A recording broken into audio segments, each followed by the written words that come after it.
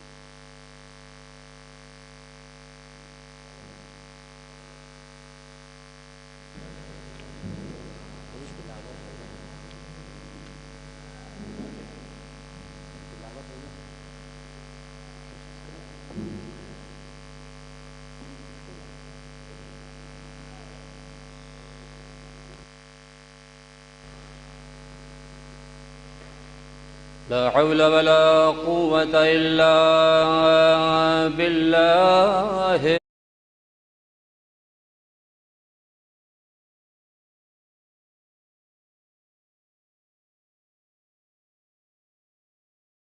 أعوذ بالله من الشيطان اللعين الرجيم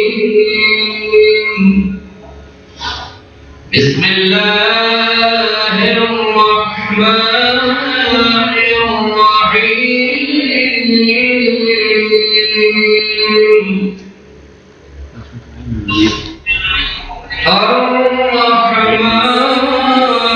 الرحمن علم القرآن خلق الإنسان علمه البيان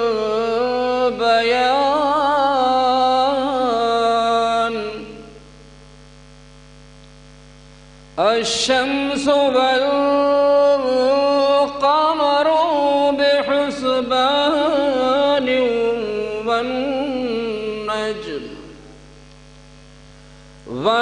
والنجم والشجر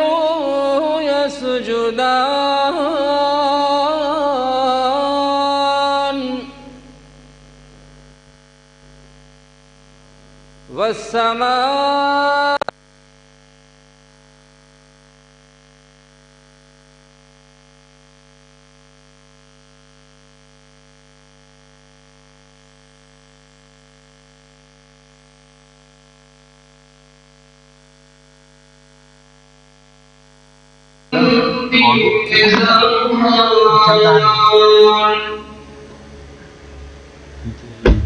فأقيم الوزن بالقسط ولا تخسر الميزان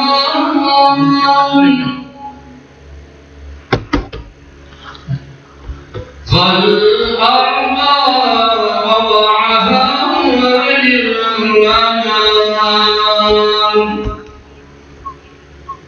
فيها فاكهة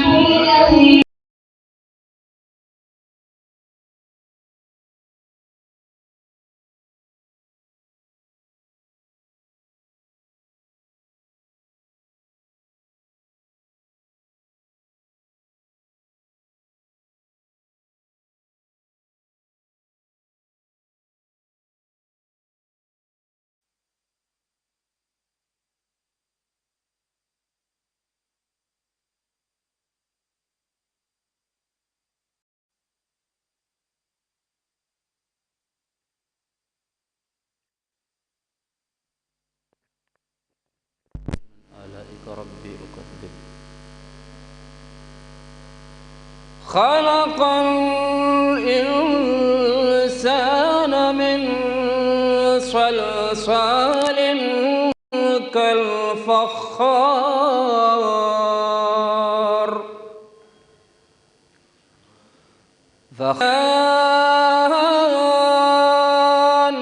من مارج من نار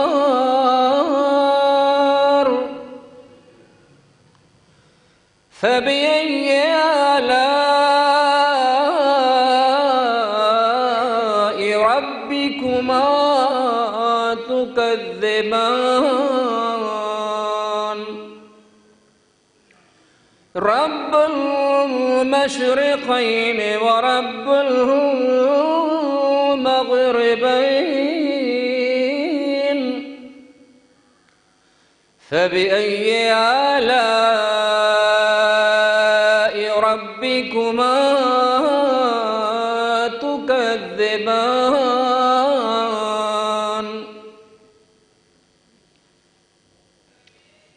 مرج البحرين يلتقيان بينهما برزخ لا يبغيان فبأي آلاء ربكما تكذبان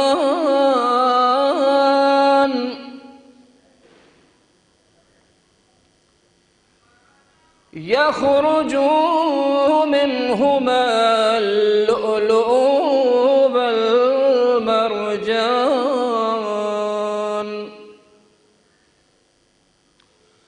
يخرج منهما اللؤلؤ والمرجان فبأي آلاء ربكما تكذبان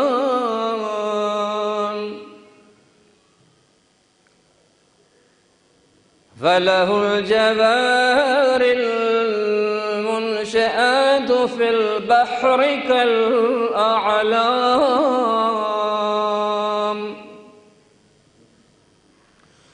فبأي آلاء ربكما تكذبان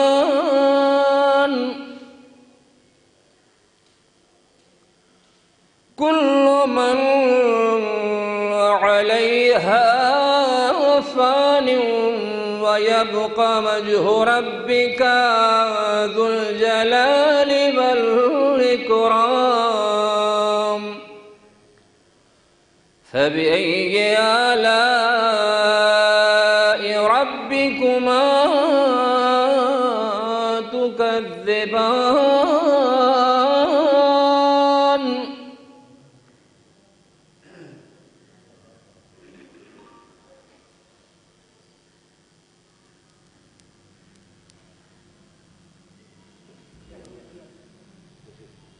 يسأله من في السماوات والأرض كل يوم هو في شأن فبأي آلاء ربكما تكذبان آمنا بالله صدق الله العلي العظيم وصدق رسول الكريم بحق محمد وآله الطيبين الطاهرين صلوات محمد وآل محمد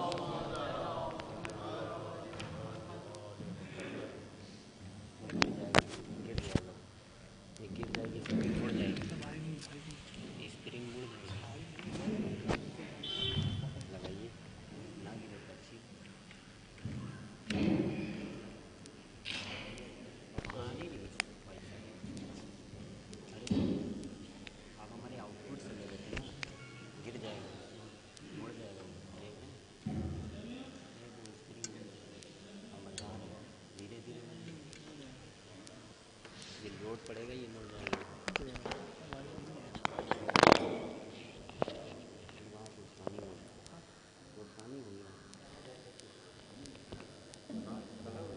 یہ میں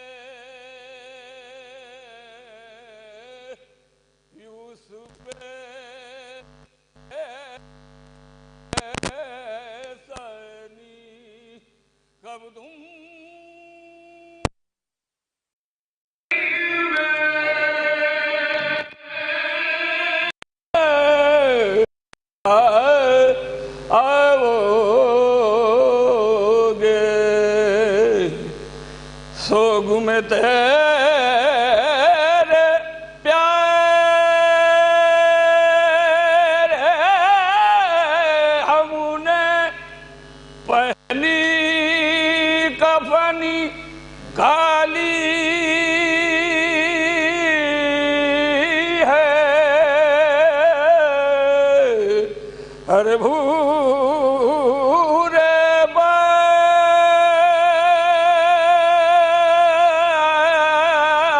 بالو والے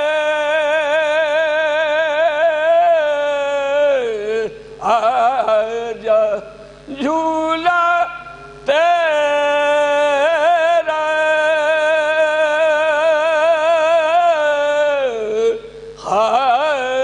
حالی ہے کہتی تھی بانو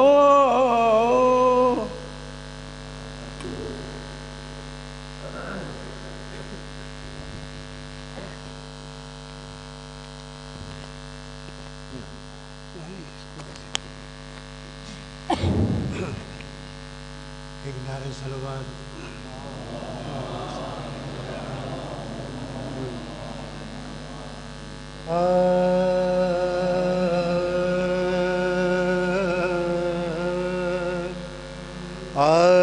جب زور تا حسین 72 کو رو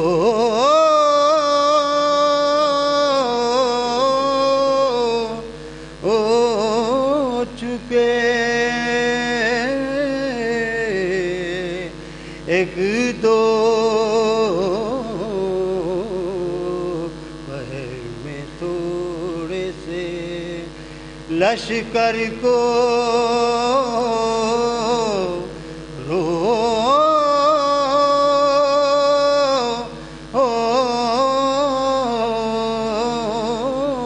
چکے ایک دو پہر میں تھوڑے سے لشکر کو رو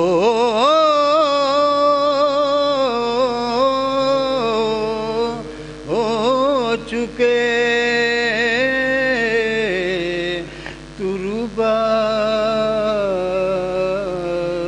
بنا کے ننھی سی اصغر کو رو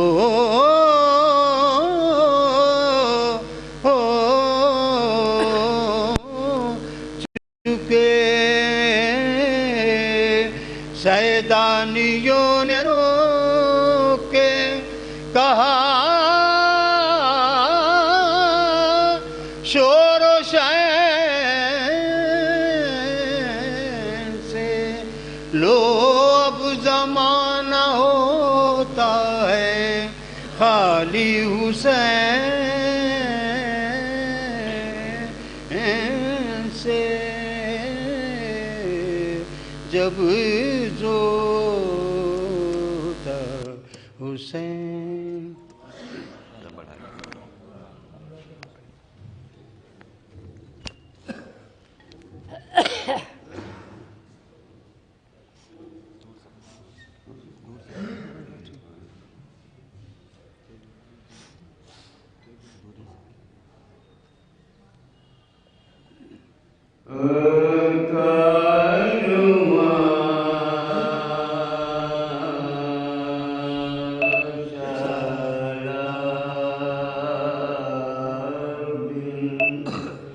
جب کاروان کربلا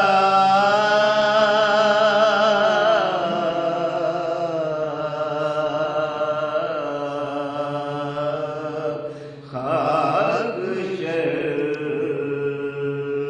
پر ڈالتا وہ دشت ویران چلا راہ میں ان بے کشوں سے تھا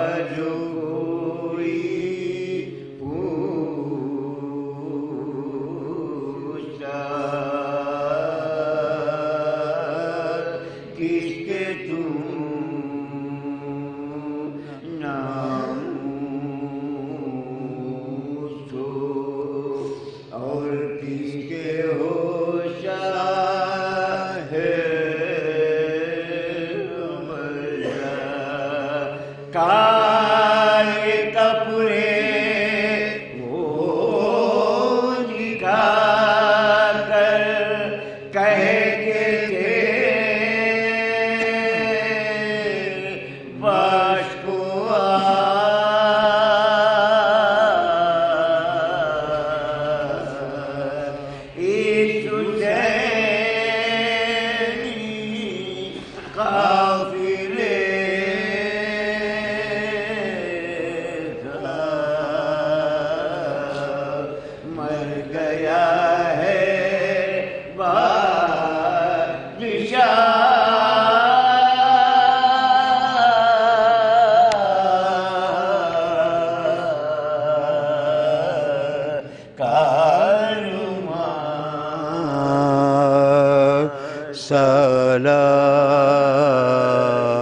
کالے کپڑے وہ دکھا کر کہتے تھے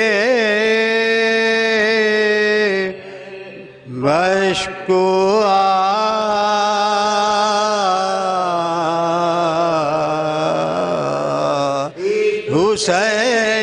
حسینی قافلے کا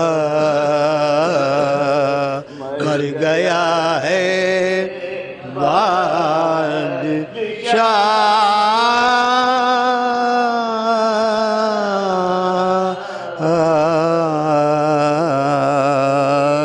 کارواں سلام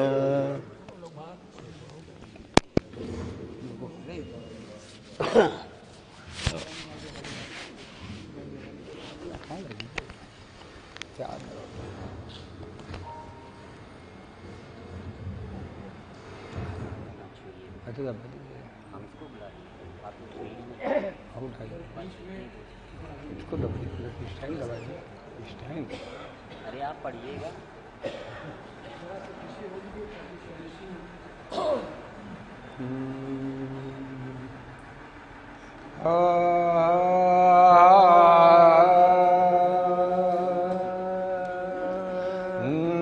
جب کہ زین العابدین ابن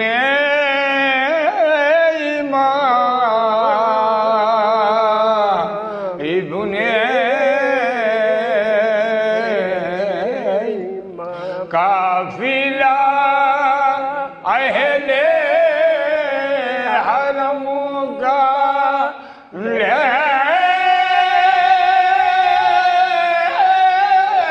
چلے عظم راہ میں پوجا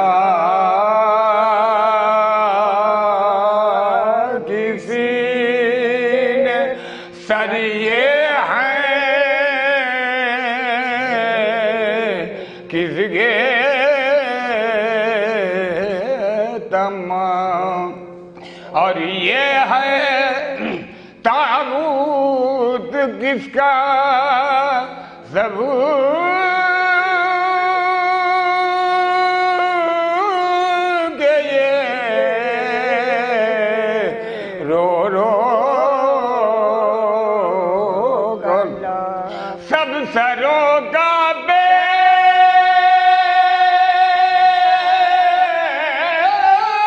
بیشوا شیر خدا کا پود ہے میرے گادھے پر سکینہ پیاس گا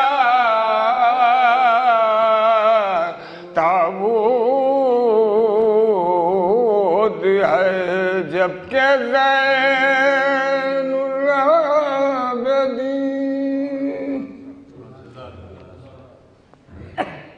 شروع کر دیا نہ کرو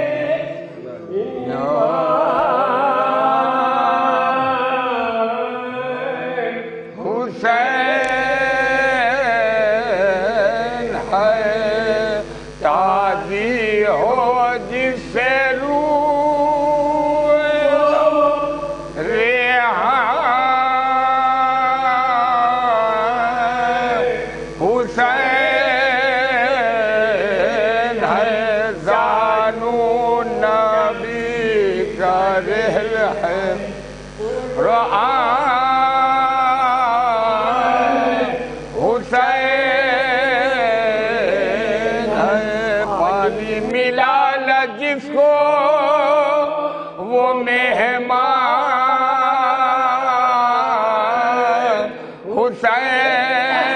حسین ہے کربلا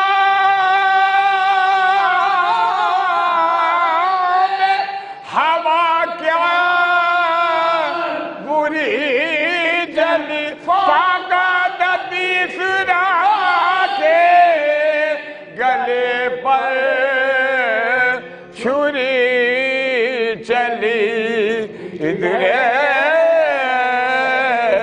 گل ہدی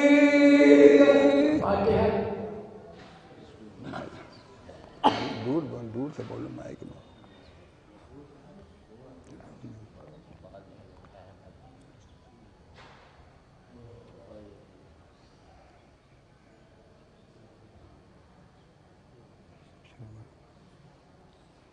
نیچے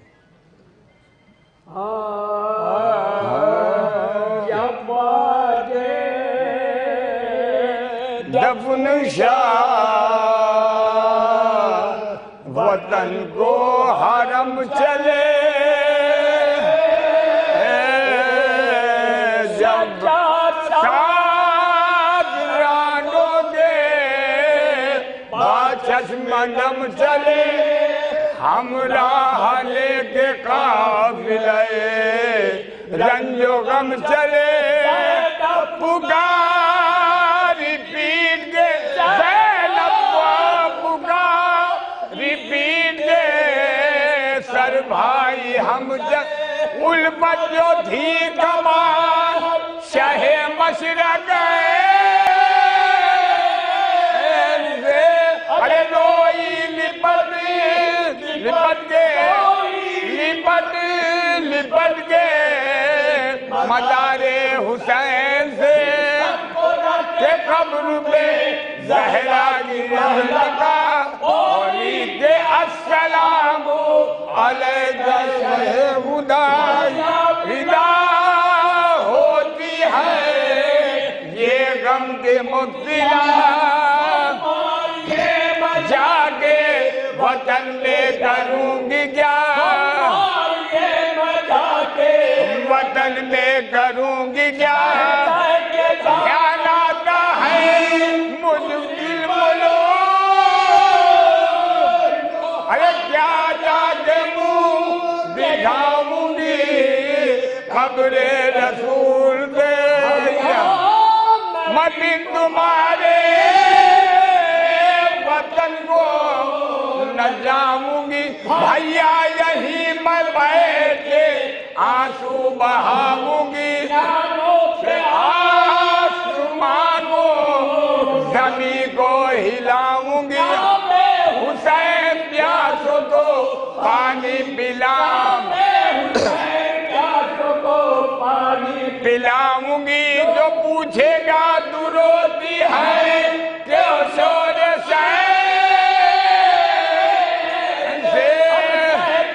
چھٹی گئی ہوں میں بھائی حسین سے زینب سے یہ سکھ ہے روتے کہتے تھے زینب سے یہ سکھ ہے چلیے خدا کے لیے اب صبح وطن دیجیے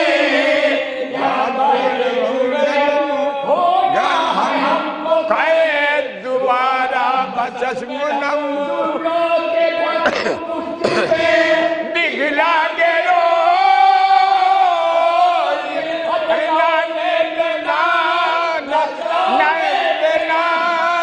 نان کے دکھلا کے روئے تم کو جفا ہوئی سناؤ تم کو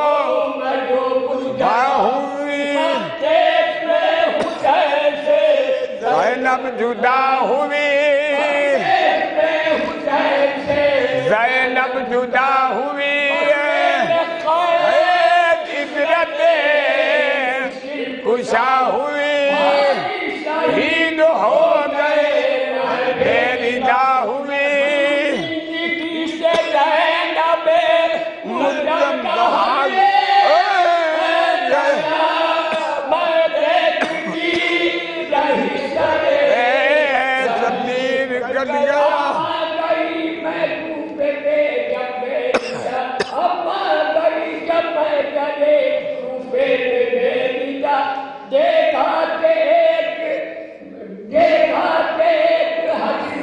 बाबा होगा भाई का तुलसा बहन को लीजिए भाई हुसैन का जो हाल उसका कहा गम का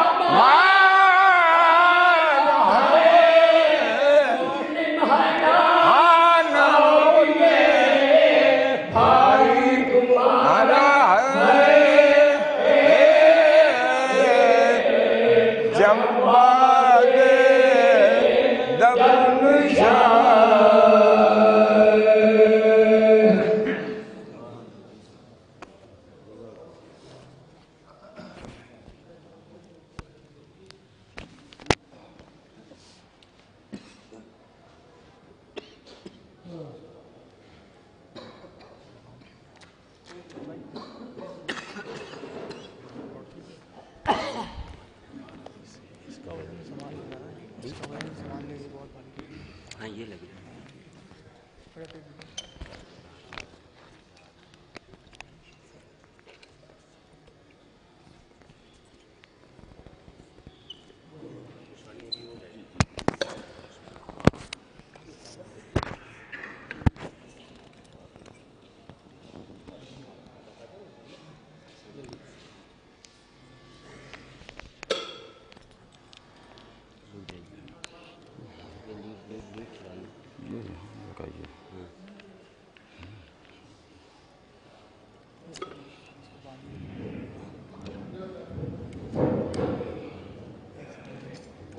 इतने माइक हमारे इस पे लगा दीजिए तो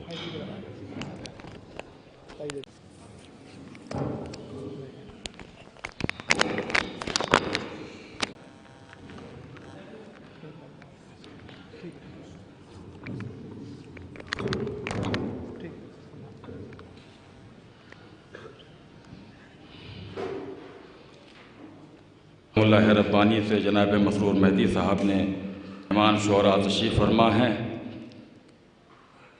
मैं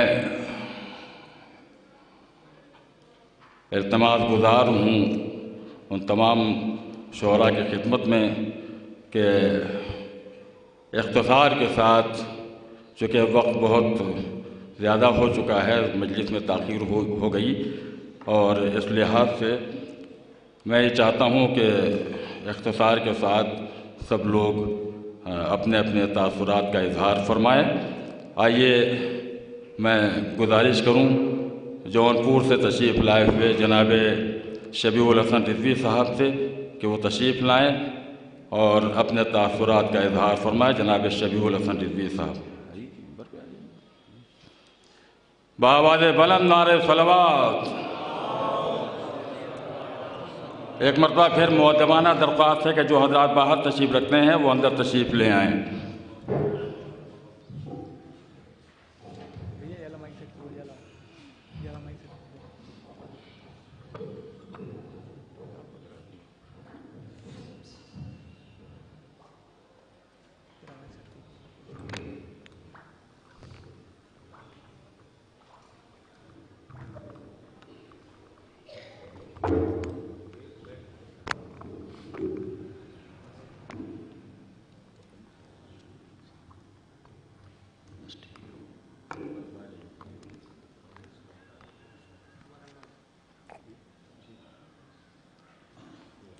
मरूम व मग़फ़ूर के दर्जात की बुलंदी के लिए मिलजुल कर बुलंद तरीन नारे सलवात देते हैं।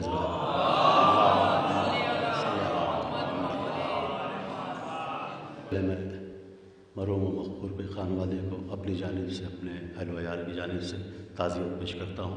एक और सलवात देते हैं।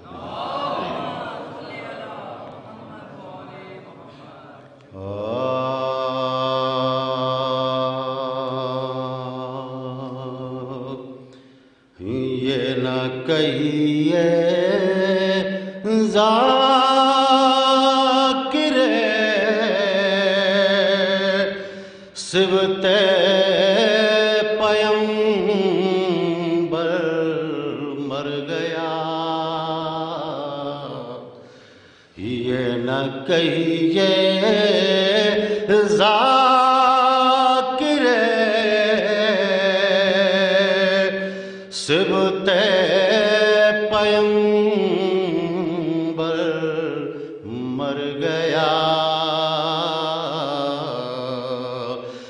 بلکہ یوں کہیے برائے خدمت سرور گیا،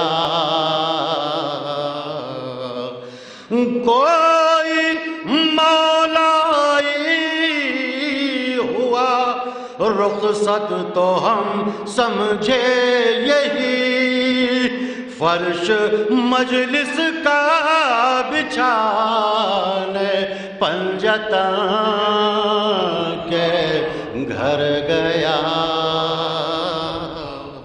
یہ نہ کہیے ذاکر صلوات بھیجتے حضرات۔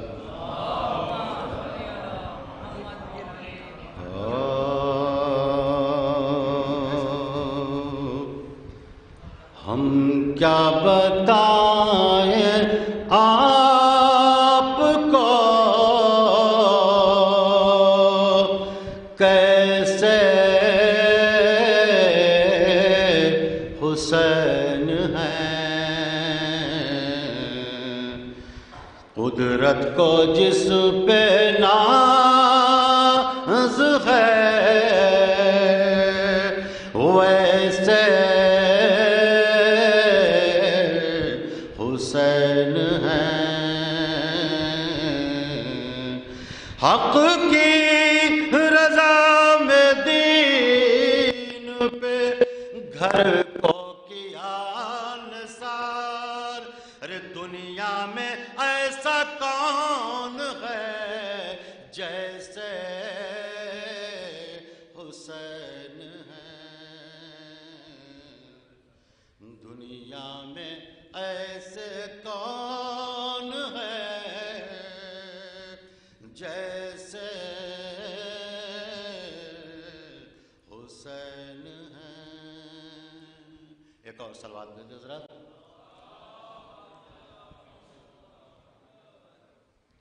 علماء کرام کی آمد پر مل جل کر بلند ترین نعرہ صلوات۔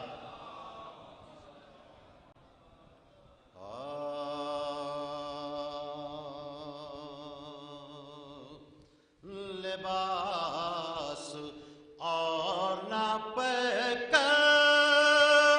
حسین دیکھتے ہیں،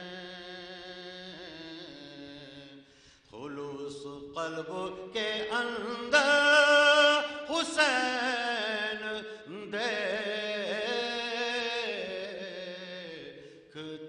ہیں،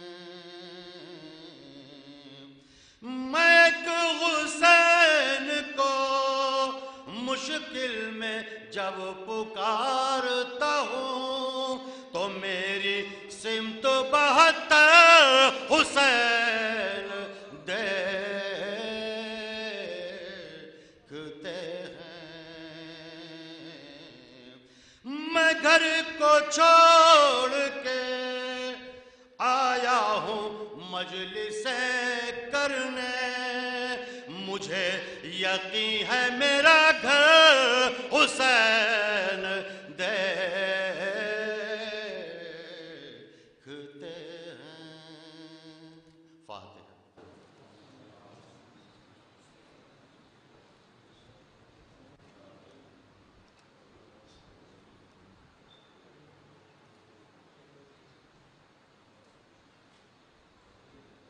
دو تین نمبر سے نظر فرماتے ہیں۔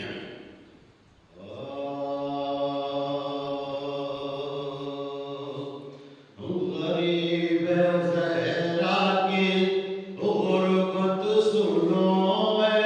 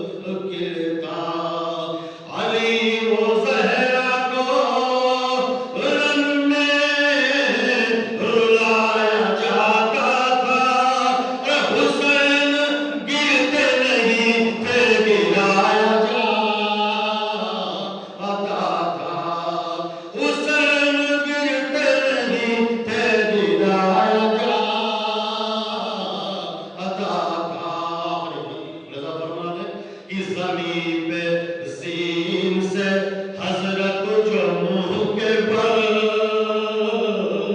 आए, जो तीर सीने में दे पुष्ट से निकाल आए, निकल के पहलू से आए, करार किस तरह अब शह को एक पल आए, रकाब पैरों से इब्ने अली की छूट गई, रे तमाम पसलियां सिबते नबी की टूट गई। हजरात, गुजारिश गुजार हूँ जनाब अंजार सीतापुरी साहब की खिदमत में कि वो तशरीफ़ लाएँ और इख्तिसार के साथ, इसलिए कि दामन वक्त में गुंजाइश नहीं है, काफ़ी ताख़ीर हो गई है। जनाब अंजार सीतापुरी साहब बावत बुलंद नारे सलावत।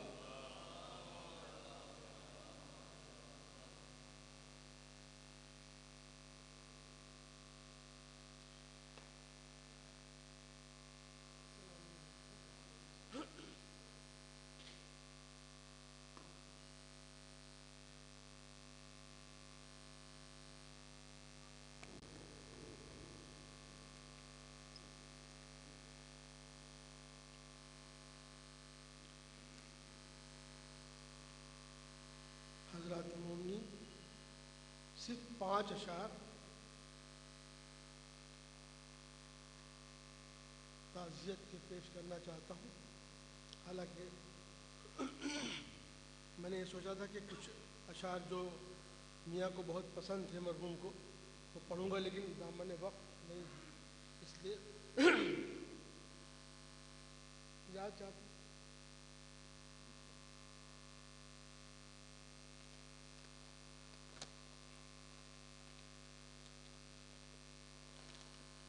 तशरीफ़ फरमा है। सिर्फ एक वजाहत ये करना चाहता हूँ कि राय साहब का नाम तो सभी लोग जानते हैं, यहाँ लिखा हुआ है, लेकिन अल मारूफ सुलेमान मियाँ कहे जाते थे। उसी से मैंने रदीफ से नायाब भाई फ़ायदा उठाते हुए हाजिर करता मौलाना तवज्जो चाहता हूँ। बिस्मिल्लाहिर्रहमानिर्रहीम। अजदाद के अखलाक की पहचान थे सुलेमान। थोड़ा इंशाल्लाह महसूस होंगे, सुनने तवज्जो चाहता हूँ। नायाब भाई देखिएगा, अजदाद के अखलाक की पहचान थे सुलेमान। मैं हाजिर करता हूँ। अजदाद के अखलाक की पहचान थे सुलेमान। अजदाद के अखलाक की पहचान थे सुलेमान। तस्वीर खुलू इंसान थे सुलेमान। तवज्जो चाहता हूँ क़िबला, ताजुल्लाह बैठे हुए हैं खास तौर से। तस्वीर खुलू से दिले इंसान थे सुलेमान। ये भी शेर तवज्जो चाहता हूँ खास तौर से। एक दुरूद पढ़ें बाव से बुलंद।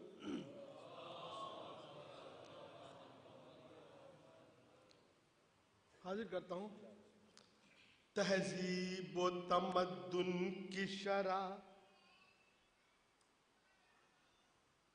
तहजीब व तमद्दुन की शरा जिसमें रकम थी। तहजीब व तमद्दुन की शरा जिसमें रकम थी। देखिए, उस पार अखलाक का जुज़दां थे सुलेमान। उस पार अखलाक का जुज़दां थे सुलेमान। हज़रत ये शेर کنبے کے تئیں فرض کو سینے سے لگائے، کنبے کے تئیں فرض کو سینے سے لگائے، گھر بھر پہ فدا بچوں پہ قربان تھے سلیمان، گھر بھر پہ فدا بچوں پہ قربان تھے سلیمان۔ حضرات یہ شعر خاص طور سے نازم ہے، یہ میں نے جو مشاہدہ کیا اس کے سلسلے میں ہے، افکار کی پورش سے بھی ہنستا ہوا چہرہ، افکار کی پورش پہ بھی ہنستا ہوا چہرہ، اور صبر اور تحمل کے تو سلطان تھے سلیمان، صبر اور تحمل کے تو سلطان تھے سلیمان۔ بس دو شعر ہیں جن کو سنانا ہے آپ کو خاص طور سے گا فرمائے۔ مجلس ہو کہ محفل ہو، زیارت ہو کہ ماتم، بہت توجہ چاہتا ہوں، مجلس ہو کہ محفل ہو، زیارت ہو کہ ماتم، مولا پا دل و جان سے قربان تھے سلیمان، مجلس ہو کہ محفل ہو، مجلس ہو کہ محفل ہو، زیارت ہو کہ ماتم، مجلس ہو کہ محفل ہو، زیارت ہو کہ ماتم، مولا پا دل و جان سے قربان تھے سلیمان۔ اور یہ آخری شعر خاص طور سے توجہ چاہتا ہوں، ایسا دیکھیے گا شاید کسی قابل ہو، بہت توجہ۔ سب منتیں کرتے ہی رہے موت سے، لیکن سب منتیں کرتے ہی رہے موت سے، لیکن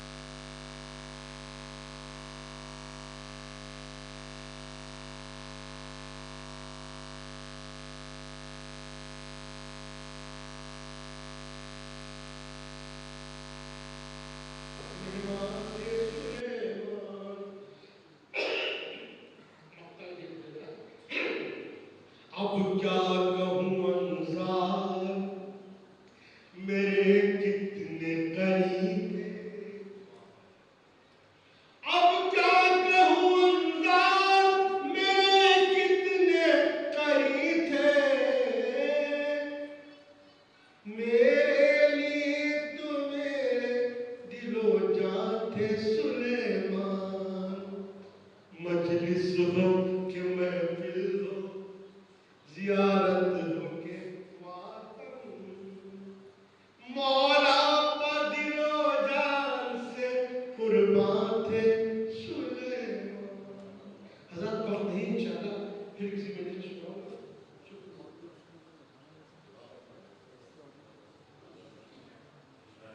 جناب انوار ستارپوری اپنے تاثرات کا اظہار فرما رہے تھے۔ آئیے بغیر کسی تمہید کے گزارش گزار ہوں جناب تاج کانپوری صاحب کی خدمت میں کہ وہ تشریف لائیں اور اپنے تاثرات کا مضمون اظہار فرمائیں۔ بابا دے بلند نعرے صلوات۔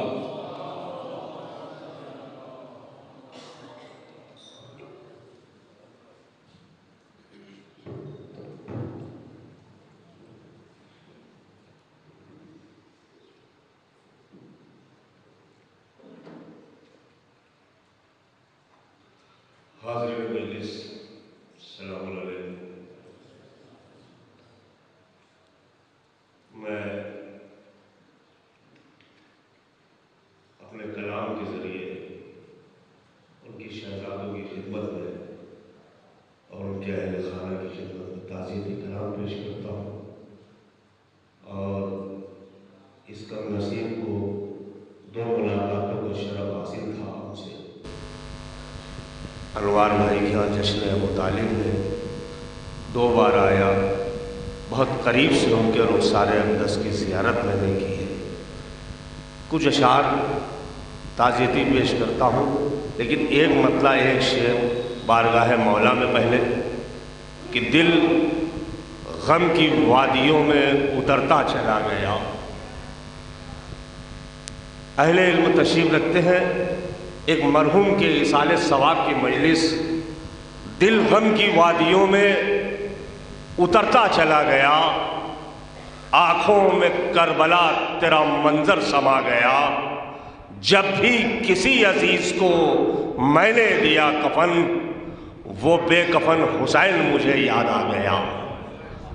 जब भी किसी अजीज को नया भाई, जब भी किसी अजीज को मैंने दिया कफन, वो बेकफन हुसैन मुझे याद आ गया, वो बेकफन हुसैन मुझे याद आ गया। मतलब अर्ज करता हूँ नायब भाई, अर्ज करता हूँ सुने कि राजा अमीर मीर थे, मीरे अदीब थे।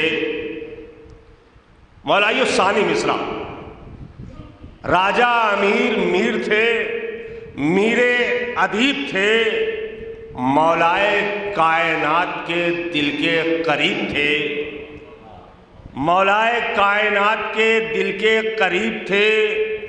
उनको कभी किसी ने अगर चुप करा दिया, नजरों से बोलने लगे ऐसे खतीब थे। उनको कभी किसी ने अगर चुप करा दिया, नजरों से बोलने लगे ऐसे खतीब थे। उनके कलम से मिलती थी मजमून को हयात, वो इल्म के हकीम अदब के तबीब थे। उनके कलम से मिलती थी मजमून को हयात, वो इल्म के हकीम अदब के तबीब थे। उनको हर एक ज़बान पा हासिल उबूर था, उनको हर एक ज़बान पा हासिल उबूर था। खादिम थे बाबे इल्म के, इल्मी अरीब थे। खादिम थे बाबे इल्म के, इल्मी अरीब थे। बतला रही है 8वीं महमूदाबाद की, बतला रही है 8वीं महमूदाबाद की।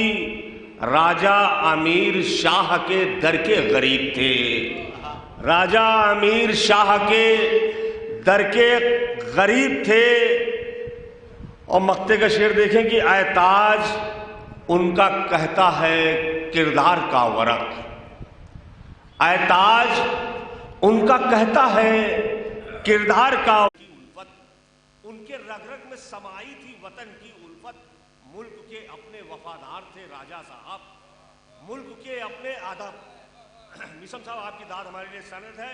मुल्क के अपने वफादार थे, उनकी रग रग में समाई थी वतन की उल्फत। मुल्क के अपने वफादार थे राजा साहब। भीड़ अहबाब की रहती थी एक आगे पीछे, भीड़ अहबाब की, नायब भाई, भीड़ अहबाब की रहती थी एक आगे पीछे। ऐसा इखलाक का दरबार थे राजा साहब, ऐसा इखलाक का दरबार थे राजा साहब। जिंदगी भर चले कानून आज़ादारी पर, जिंदगी भर चले कानून आज़ादारी पर। मजलिसे शाह की सरकार थे राजा साहब, मजलिसे शाह की सरकार थे राजा साहब। भाई बहनों के लबों, मुझे ज़्यादा सामान्य उम्री नहीं मालूम, अनवार भाई की मार्फत जो मुझे हासिल हुआ मैंने थोड़ा सा बयान किया है कि भाई बहनों के लबों पर है मुसलसल ये सदा, भाई बहनों के लबों पर है मुसलसल ये सदा, भाई बहनों के लबों पर है मुसलसल ये सदा। अपने कुनबे के वफादार थे राजा साहब, अपने कुनबे के वफादार थे राजा साहब। उनकी बख्शिश के लिए, मौलाइयों शेर सुनो, 2 शेर। उनकी बख्शिश के लिए सिर्फ यही, उनकी बख्शिश के लिए सिर्फ यही काफी है, उनकी बख्शिश यही काफी है। आज के हैदर कर्रार थे राजा साहब। अपने आका की ज़ियारत के लिए, भाई, अपने आका की ज़ियारत के लिए, अपने आका की ज़ियारत के लिए कुर्बत थे। अपने आका की जियारत के लिए तुर्बत में मौत से मिलने को तैयार थे राजा साहब। अरे मौलाइयों, एक ऐसे मर्द मुजाहिद के मजलिस में आप शरीक हुए हैं जिसने हिंदुस्तान में बोलना सिखाया है, उर्दू जबान का मालिक था, उर्दू जबान का मालिक था। अपने आका की जियारत के लिए तुर्बत में मौत से मिलने को तैयार थे राजा साहब, मौत से मिलने को तैयार थे राजा साहब। इसके शब्बीर का एक ताज था उनके सर पर। आखिरी शेर, इसके शब्बीर का एक ताज था उनके सर पर, इसलिए खुल्द के हकदार थे राजा साहब।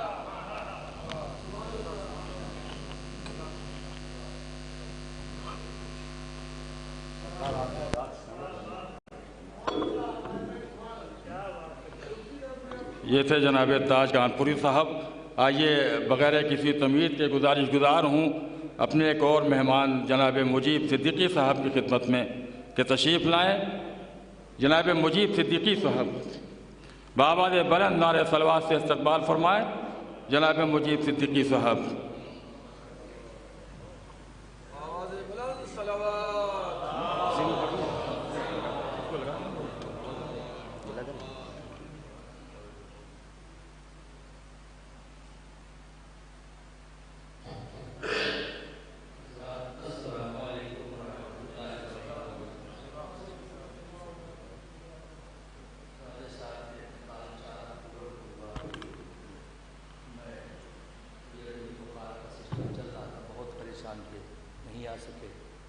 आज हाजिर हुए और इंशाअल्लाह हम अली मियाँ भैया को राजा साहब के तारीख़ वफ़ात अरबी, फ़ारसी, उर्दू तीनों ज़बान में लिख के और फ्रेम करा के देंगे। आगा मौजूद हैं। आगा एक शेर खाली उनके लिए है कि शब चुआ माहे जहाँ अफरोज़ रुखसत ख़्वाह शुद, शब चुआ माहे जहाँ अफरोज़ रुखसत ख़्वाह शुद, अश्के मन ताज़ीम कर दो आहे मन हमराह शुद, अश्के मन ताज़ीम कर दो आहे मन हमराह शुद। राजा साहब के इंतकाल पर कितनी आँखें नम हुई हैं, किसकी किसकी किन किन इदारों की उन्होंने मदद की और करते रहे। अल्लाह ताला उनके दर्जात बुलंद फरमाए, अल्लाह ताला उनको आला इल्लीयीन में जगह अता फरमाए, अल्लाह ताला उनको अहले बैत और पंजतन पाक के जवार में जगह अता फरमाए। चंद शेर एक सलाम के पढ़े देता हूँ, एक बार दूसरी पढ़ दीजिए आप लोग। यहीं का मिसरा था मगर बाद में लॉकडाउन लग गया तो तेरे पर प्रोग्राम नहीं हुआ। अनवर साहब ने दिया था कि समझ न पाया ज़माना की करबला क्या है। चंद शेर सुन लीजिए। ये हम्द क्या है, ये तस्बीह और सना क्या है, ये हम्द क्या है, ये तस्बीह और सना क्या है, ये जान लो तो समझ जाओगे खुदा क्या है, ये जान लो तो समझ जाओगे खुदा क्या है। और ये हम्द है, ना सुनिए, पढ़ो कलामे बू तालिब तो तुमको हो मालूम कि क्या है मदह नबी नाते मुस्तफ़ा क्या है। पढ़ो कलामे बू तालिब तो तुमको हो मालूम कि क्या है मदह नबी नाते मुस्तफ़ा क्या है। और अली को जानना चाहो तो अल किताब पढ़ो, अली को जानना चाहो तो अल किताब पढ़ो कि कुल कफ़ा में है ये कौन हल अता क्या है, कि कुल कफ़ा में है ये कौन हल अता क्या है। और खुदा के ज़िक्र की फैली है हर तरफ खुशबू, किसी के हाथ में तस्बीह फ़ातिमा क्या है, किसी के हाथ में तस्बीह फ़ातिमा क्या है। और नमाज रोज़ा खुम्सो ज़कात व हज व जिहाद ये सब न हो तो फिर ईमान से फ़ायदा क्या है, ये सब न हो और नहीं खबर है कि क्या है हलाल क्या है हराम, नहीं तमीज़ भला क्या है और बुरा क्या है। कभी तो फिक्र हो संजीदगी से गौर करें कि हमसे करबो बला का मुतालबा क्या है, कि हमसे करबो बला का मुतालबा क्या है। और खिलाफ जुल्म है दावत हुसैन की अब तक, खिलाफ जुल्म है दावत हुसैन की अब तक। وگرنہ کہیے کہ حل من کی پھر صدا کیا ہے، وگرنہ کہیے. اور یہ مکالمہ ہے 2-3 شعر میں. کہا جب اس نے کہ یہ خاک کربلا کیا ہے، عجیب لوگ ہیں مٹی میں بھی شفا کیا ہے. کہا جب اس نے کہ یہ خاک کربلا کیا ہے، عجیب لوگ ہیں مٹی میں بھی شفا کیا ہے. کہا یہ میں نے کی ہے ابن بوتراب وہاں، تجھے خبر بھی ہے کہ ان کا واقعہ کیا ہے. اور زمین کرب و بلا میں ہے جذب خون حسین، اثر ہے اس کا کہاں تک تجھے پتا کیا ہے، اثر ہے اس کا کہاں تک تجھے پتا کیا ہے. اور جمال جلوہ حسنین سے ہوا معلوم، جمال جلوہ حسنین سے ہوا معلوم. تجلی رخ زیبائے مصطفیٰ کیا ہے، تجلی رخ زیبائے مصطفیٰ کیا ہے. جمال جلوہ حسنین سے ہوا معلوم، تجلی رخ زیبائے مصطفیٰ کیا ہے.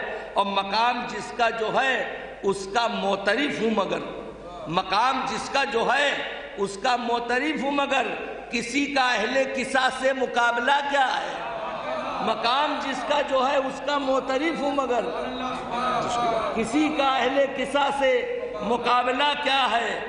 ہو مدح آل نبی کیسے جب نہیں معلوم، ہو مدح آل نبی کیسے جب نہیں معلوم. جناب قمبر و فضہ کا مرتبہ کیا ہے، جناب قمبر و فضہ کا مرتبہ کیا ہے. اور جسے تھی جس کی ضرورت ملی وہ شے اس کو، جسے تھی جس کی ضرورت ملی وہ شے اس کو. کسے خبر ہے کہ اس در پہ اور کیا کیا ہے، کسے خبر ہے کہ اس در پہ اور کیا کیا. اور چھوٹے سرکار کی شان میں 2 شعر، جس میں سلام کا ایک شعر وہ ہے جو ہمیں پسند ہے. ہے نہر زیر قدم پھر بھی پیاس پر قبضہ، ہے نہر زیر قدم پھر بھی پیاس پر قبضہ.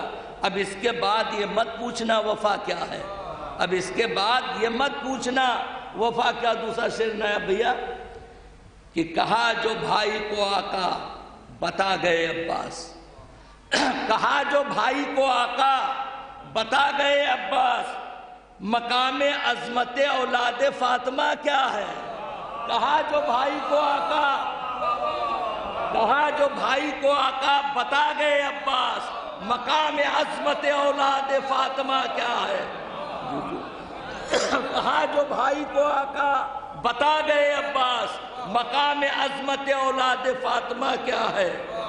اور تضمین بہت سی شرحیں ہوئیں 14 صدی میں مگر سمجھ نہ پایا زمانہ کہ کربلا کیا ہے. اور سمجھ جو پاتا نکل آتا کیر ذلت سے، سمجھ نہ پایا زمانہ کہ کربلا کیا ہے. اور آخری شعر وہی ہے خلد جہاں پر ہے خلد کا سردار، وہی ہے خلد جہاں پر ہے خلد کا سردار. ہمیں بتاؤ نہ جنت کا راستہ کیا ہے.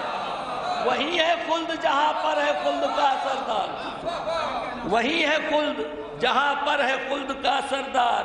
ہمیں بتاؤ نا جنت کا راستہ کیا ہے. اور ہمارے اشک عزا کے مقابلے میں مجیب یہ لالو گوہرو یہ در بے بہا کیا ہے. اور کہا جو بھائی کو آقا بتا گئے عباس. مقام عظمت اولاد فاطمہ کیا ہے. انشاءاللہ وہ ہم تب پورا کر کے فریم کرا کے بھیا کو دیں گے انشاءاللہ.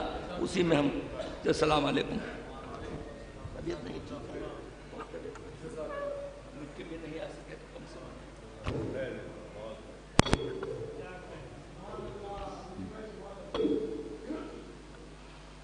حضرات جناب مجی صدیقی صاحب بارگاہ مولا میں منظوم گلہائے عقیدت نظر فرما رہے تھے.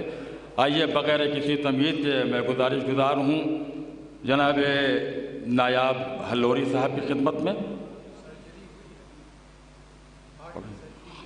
جی ہارٹ سرجری کے باوجود بھی جناب نایاب ہلوری صاحب اس مجلس ایصال ثواب میں تشریف لائے ہیں. ہم پروردگار عالم کی بارگاہ میں دعا کرتے ہیں کہ پروردگار بحق محمد و آل محمد صحت کاملہ عطا فرمائے.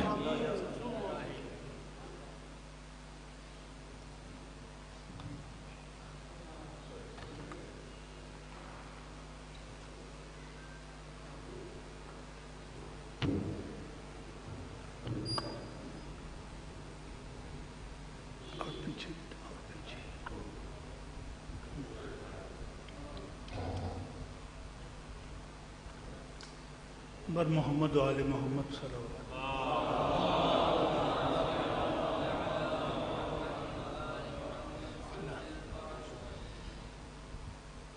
सबसे पहले मैं ताज़ियत पेश करता हूँ दोनों भाई की हुजूर, और ये यहाँ जब से आया हूँ राजा साहब की सूरत तो ऐसा लग रहा है जैसे अभी यहाँ से निकलेंगे। बहरहाल मैं तासुरात चंद मिसरों हाजिर कर रहा हूँ, बहुत जल्दी क्योंकि वक्त काफ़ी हो चुका है। समाप्त फरमाएं। तू सरे बज़्म है फिर भी नजर आता ही नहीं। क्या कहना है, क्या अच्छा मिलता है? तो अहले इल्म तशरीफ फरमाए खास तौर से। तू सरे बज़्म है फिर भी नजर आता ही नहीं। ऐसा लगता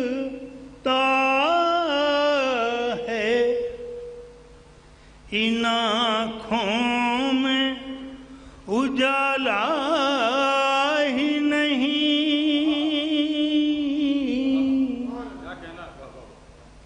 ऐसा लगता है इन आँखों में उजाला ही नहीं। ओ कैसे तस्लीम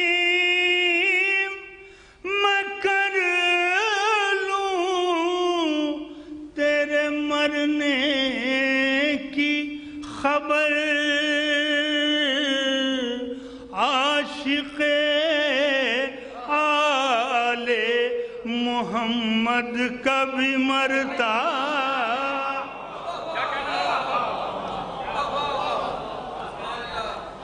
कैसे तस्लीम मैं कर लूं तेरे मरने की खबर।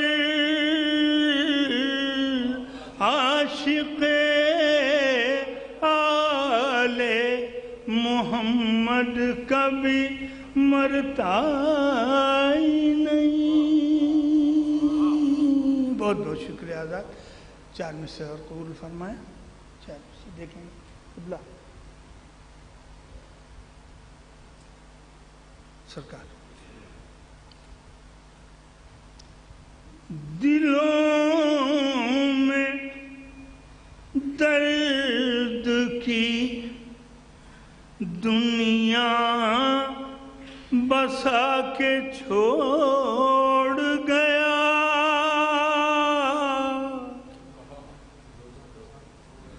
वो घर को खाने गिरिया बना के छोड़ गया।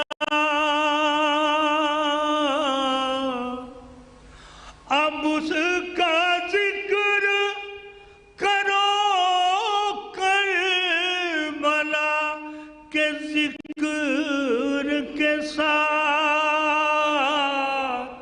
वो अपना गम शह में मिला के छोड़ गया। वो अपना गम शह में मिला के छोड़ गया। और आखिर में हज़रात एक मतला और 3 शेर और समाप्त कर लें। एक मिसरा था कि ज़ैनब ने इनकलाब का चेहरा बदल दिया। ज़ैनब ने इनकलाब का चेहरा बदल। इमरान भाई देखिएगा चेहरा बदल दिया। मतलब हाजिर कर रहा हूँ मियाँ साहब।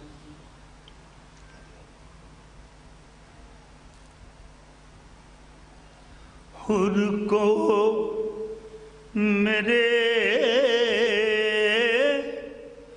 हुसैन ने ऐसा बदल दिया। देखे मुझे हुर को मेरे हुसैन ने ऐसा बदल दिया। नजरें वही रही, नजरिया बदल दिया। नजरें वही रही, नजरिया बदल दिया। सरकार शेर देखें कि हीरों को रोशनी में परखते हैं जौहरी। देखें हीरों को रोशनी में परखते हैं जौहरी। शब्बीर ने मगर ये तरीका बदल दिया। शब्बीर ने मगर ये तरीका बदल दिया। और ये उन हज़रात को शामिल कर रहा हूँ इस शेर में जिनकी आंखें गम हुसैन में बशक्ल फरात बहा करती हैं। देखिए सख्त है ज़मीन से उठी तो आँखों में आ गई। सख्त है ज़मीन से उठी तो आँखों में आ गई। अब्बास ने फुरात का रास्ता बदल दिया। अब्बास ने फुरात का रास्ता बदल दिया। ज़ैनब ने इनकलाब का चेहरा बदल दिया। अश्के अज़ा को रख दिया तलवार की जगह। अश्के अज़ा को रख दिया तलवार की जगह। ज़ैनब ने इनकलाब का चेहरा बदल दिया। ज़ैनब ने इनकलाब का चेहरा बदल दिया। और एक शेर ये अक़ीदे का। और बहरहाल आप तो जानते ही हैं कि ओपन हार्ट सर्जरी, फिर पहले रेसिस्ट अटैक, कई हाजिर कर रहा हूँ कि फर्शे अज़ा पचैन से बैठा हुआ था मैं। फर्शे अज़ा पचैन से बैठा हुआ था मैं। मौत आई देखा और इरादा बदल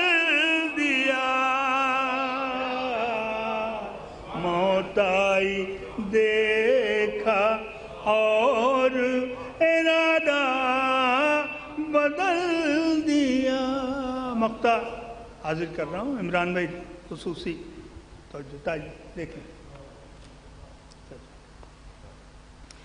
कि नायाब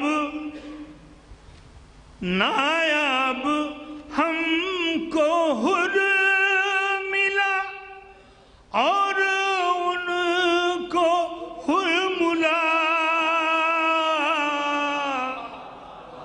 नायाब हमको हुर मिला और उनको हुरमुला। नजरों के हेर फेर ने इमला बदल दिया।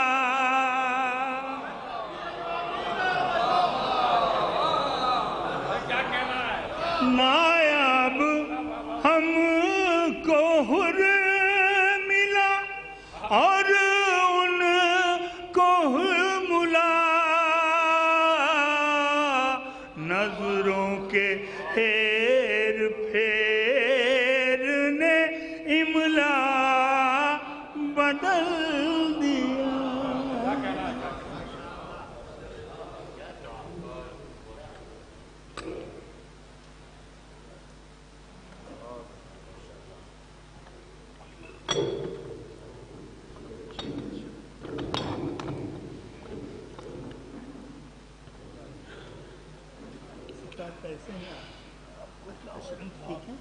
ये थे जनाब डॉक्टर नायाब हलौरी साहब जो अपना कलाम बारगाह मौला की नज़र फरमा रहे थे।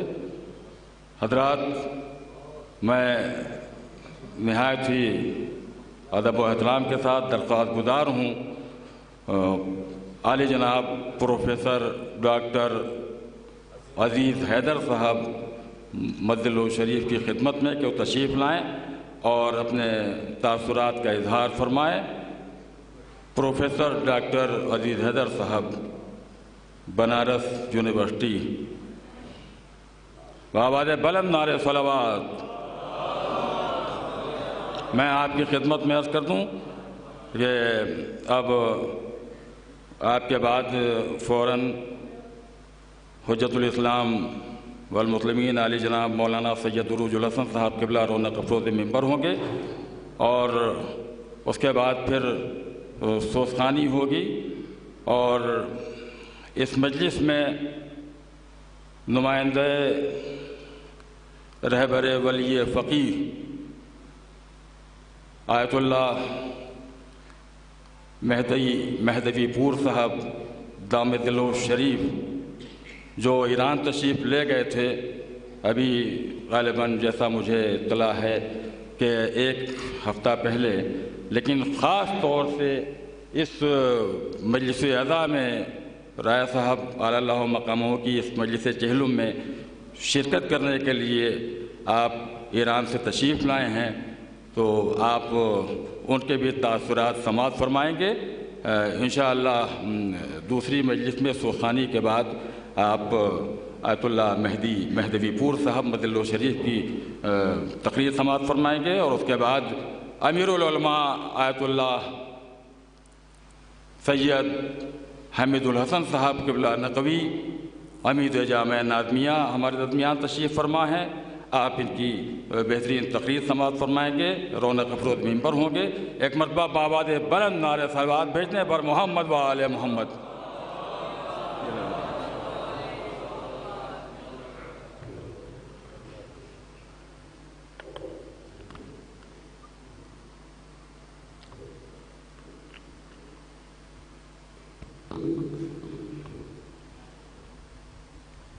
हज़ार दो कते हैं पहले मदे हिमायत में। मद्दा जिसके नाम का खुद जुल जलाल है, उस जिंदगी में ऐब का होना मुहाल है। कितने ही नाम मौत के धारे में बह गए, एक नाम में अहले बैत है जो लाजवाल है। दूसरा कता تنویر حق ہے عین صداقت حسین ہے، فتح مبین کی بولتی آیت حسین ہے، ہر انقلاب دیکھتا ہے سوئے کربلا، ہر دور ہر صدی کی ضرورت حسین ہے، ہر دور ہر صدی کی ضرورت حسین ہے۔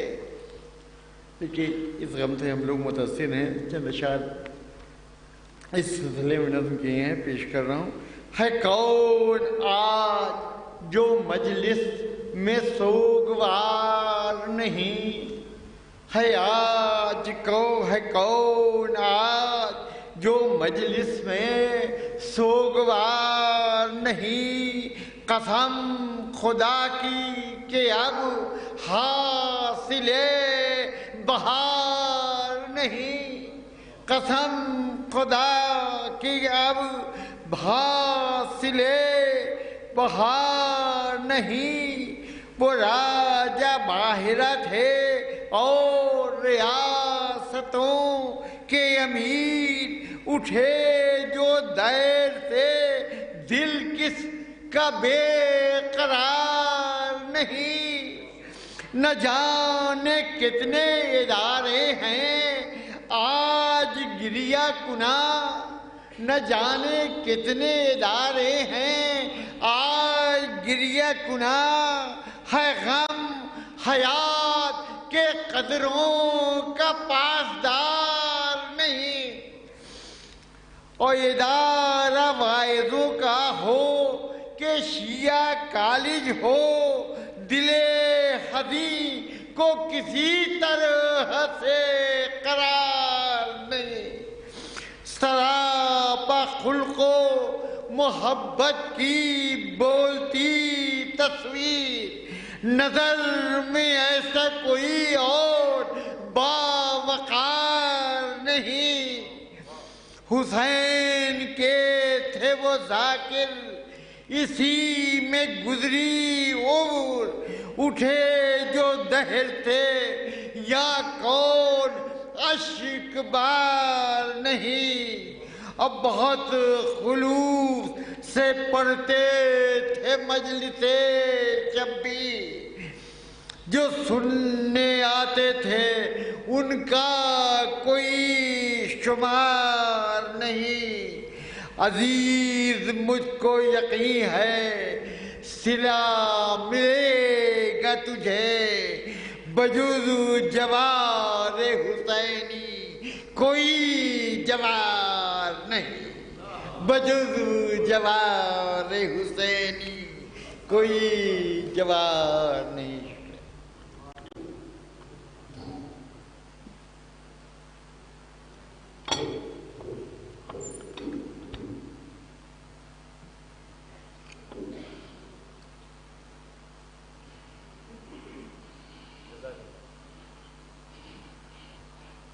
آئیے میں گزارش گزار ہوں نہایت ہی ادب و احترام کے ساتھ حجت الاسلام والمسلمین عالی جناب مولانا سید عروج الحسن رضوی صاحب قبلہ کی خدمت میں کہ وہ تشریف لائیں اور اپنی بصیرت افروز تقریر سے ہم سب کو محظوظ فرمائیں، بآواز بلند نعرہ صلوات بر محمد و آل محمد۔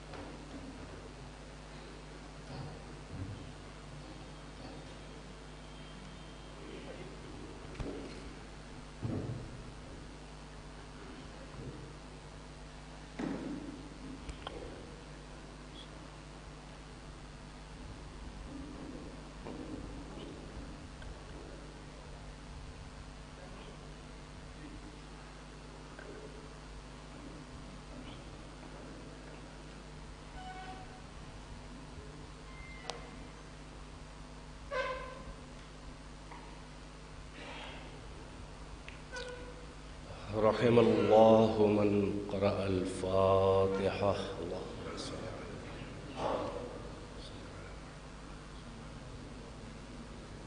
بسم الله الرحمن الرحيم.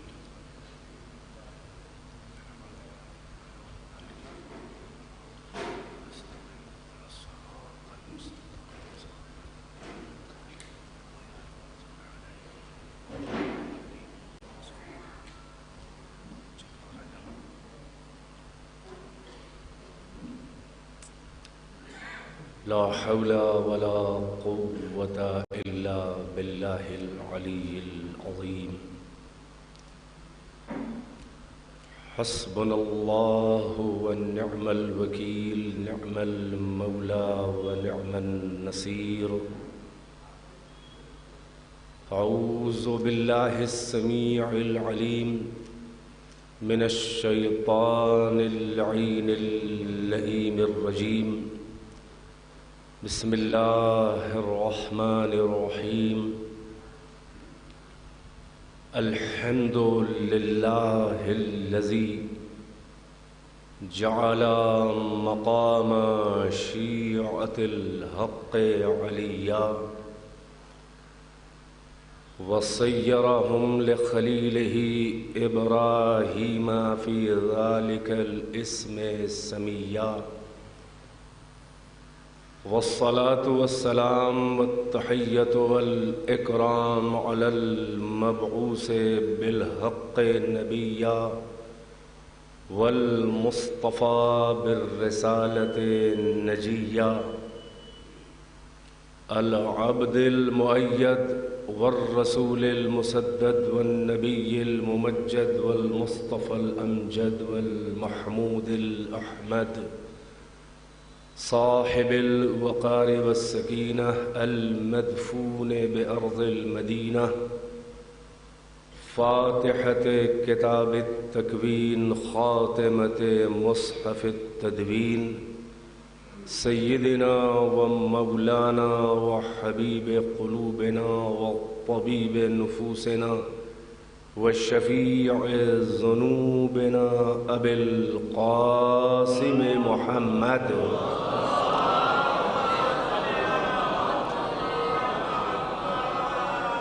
وآله الطيبين الطاهرين المعصومين، أعلام الورى ومصابيح الدجى، وأمان لأهل السرى الذين أذهب الله عنهم الرجس وطهرهم تطهيرا.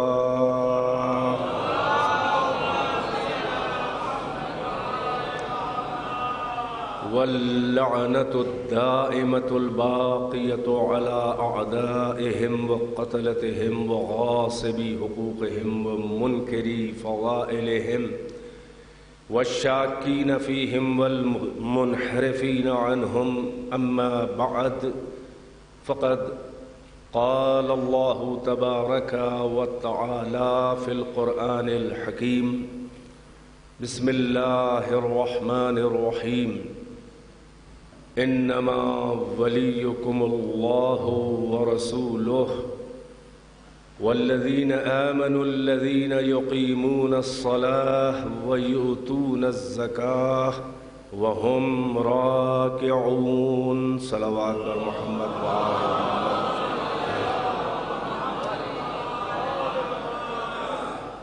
کس دل سے کہوں کہ ایک بار سورہ فاتحہ اور 3 بار سورہ توحید کی تلاوت فرمائیں، اور بقیت السلف اشتہار ولا اور عزا جناب راجہ محمد امیر محمد خان المعروف بسلیمان علی اللہ مقامہ کی روح کو ایصال فرما دیں۔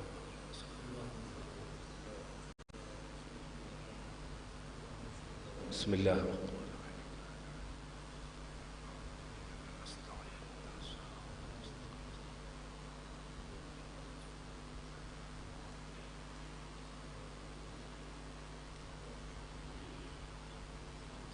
الحمدللہ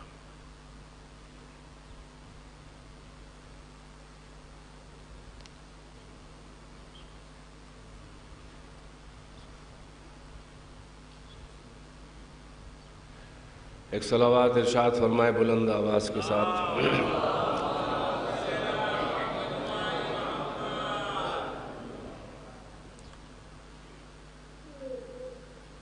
یہ مجلس ایک ایسی ہمگیر شخصیت کی ہے، ایصال ثواب کی مجلس، کہ جو جامع صفات حسنہ بھی تھے اور جن کی شخصیت کثیر الابعاد یعنی ملٹی ڈائمنشنل پرسنالٹی اگر کہا جا سکتا ہے تو تاریخ میں ایسی ہی شخصیتوں کو کہا جا سکتا ہے۔ اپنے اخلاق، اپنے علم، اپنے صفات اور اس میں توازن،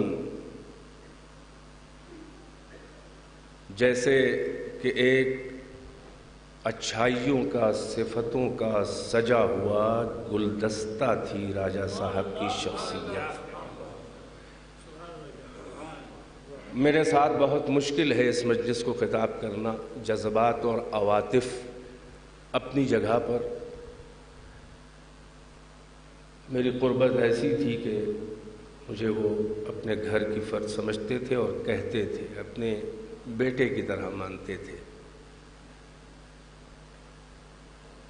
اور جس سے بہت قریب ہو، کوئی خطیب، کوئی ذاکر، کوئی شاعر، کوئی مداح، بہت مشکل ہوتی ہے کہ وہ عدل سے کام لے۔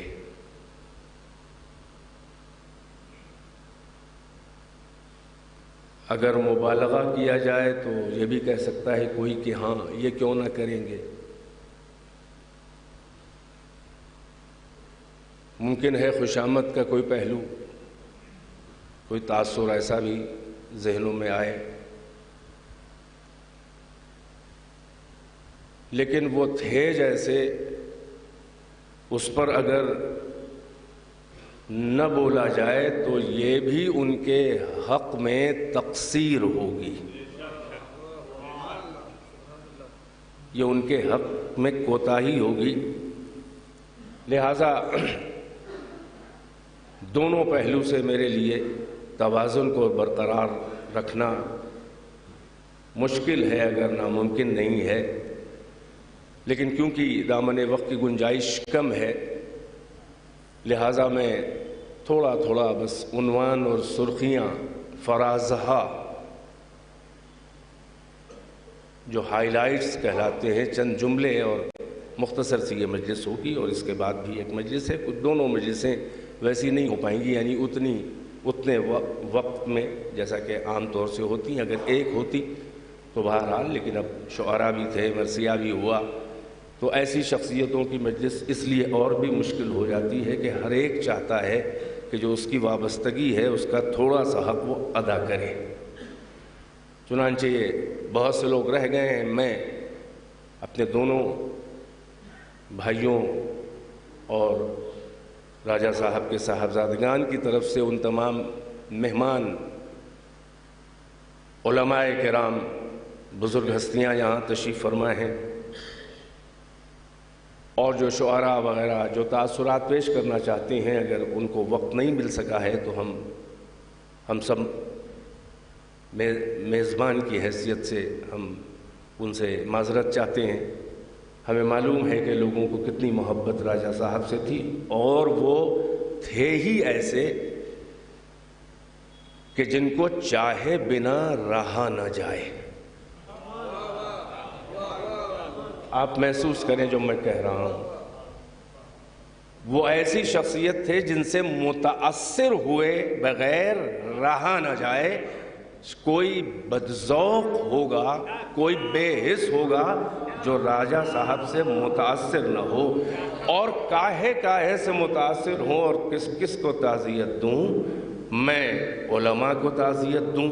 جب علماء میں بیٹھتے تھے تو لگتا تھا کہ کوئی عالم دین بول رہا ہے، جب شعراء میں بیٹھتے تھے تو لگتا تھا کوئی ادیب معتبر بول رہا ہے۔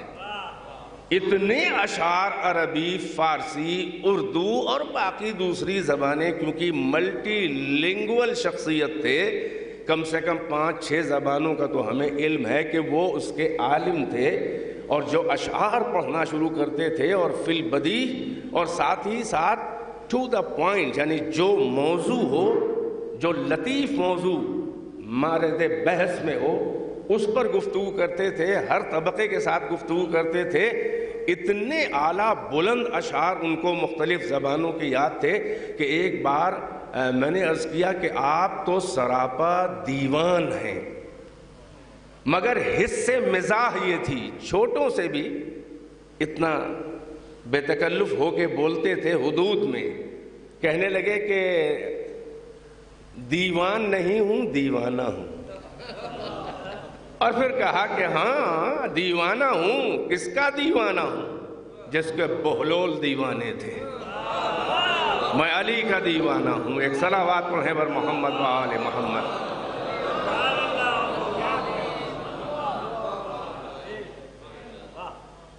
تمام علوم جدیدہ کے اوپر ان کی دسترس تھی۔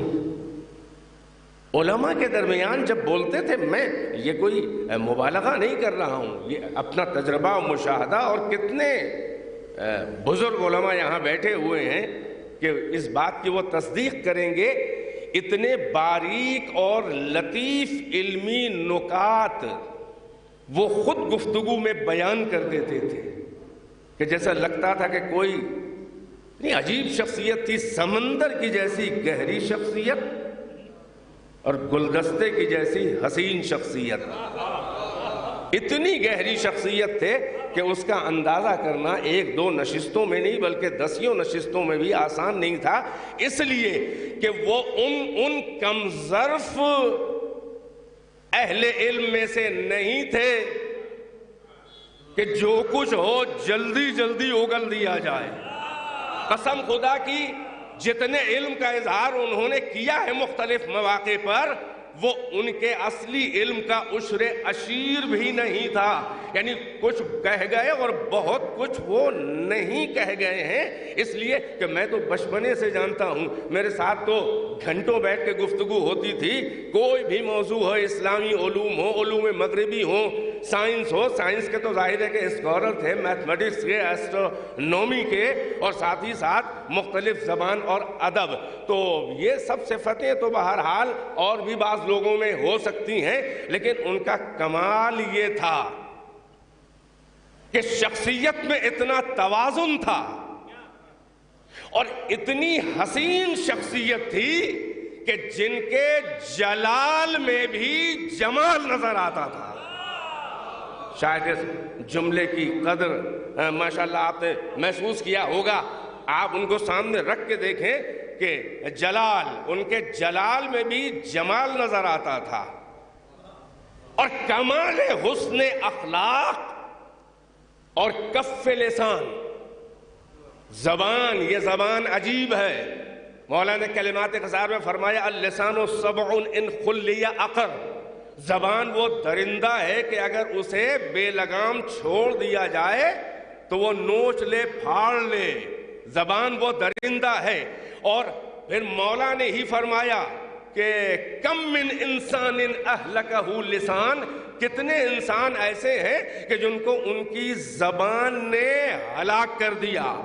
اگر زبان کو سلیقے سے چلانے کا گر اور سلیقہ سیکھنا ہے تو پھر یہ راجہ صاحب کو کوئی گفتگو کرتے ہوئے دیکھے، قسم اللہ کی میں نے کبھی راجہ صاحب کو بد کلامی کرتے ہوئے نہیں دیکھا، میں نے کبھی کوئی جسارت کرنے والے کے لیے بھی برے الفاظ استعمال کرتے ہوئے نہیں دیکھا۔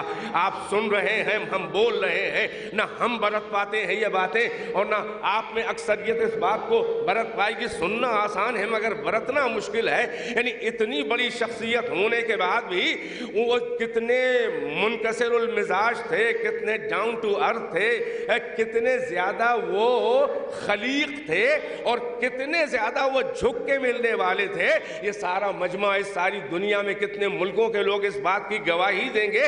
یعنی کمال یہ ہے کہ حسن اخلاق ایسا تھا کہ ان کے حسن اخلاق کو دیکھ کے ان کے آقا یاد آ جائیں. کم سے کم ایسا تو شیعہ ہو جو ائمہ کے کردار کا کسی نہ کسی جہت سے آئینہ دار ہو، کہ زبان سے دعویٰ نہ کرنا پڑے کہ ہم شیعہ علی ہیں، بلکہ اس کے کردار کو دیکھ کے کہے کوئی کہ یہ تو علی کا شیعہ لگ رہا ہے، یہ تو حسین کا شیعہ لگ رہا ہے. اور ان کی شخصیت ہی یہی تھی. مگر انسان کی شخصیت کی سب سے بڑی پہچان یہ ہے کہ جیسے ہی اس کا نام لیا جائے اور اس کا تصور آئے، جو صفت سب سے پہلے ابھر کے آپ کے لوح ذہن پر آئے وہی شخصیت کا اعتبار ہوتا ہے. یعنی نام لے کے شخصیت ذہن میں جو آئے اور جو صفت سب سے پہلے ابھر کے آئے وہی اس شخصیت کی پہچان ہوتی ہے. اب آپ بتائیے راجہ صاحب، جب نام لیا جاتا ہے یا کبھی اکیلے میں آپ کو یاد آئے تو آپ بتائیں کیا یاد آیا آگے آگے؟ بھئی سب سے پہلے یاد آتا ہے ولائے علی، عشق علی، عزائے حسین. ارے حسن اخلاق، وہ ایسا تبسم ریز گفتگو کہ ایک مسکراہٹ میں دلوں کا شکار کر لے. یہ راجہ صاحب کی شخصیت تھی. ایک صلوات پڑھنے پر محمد و آل محمد.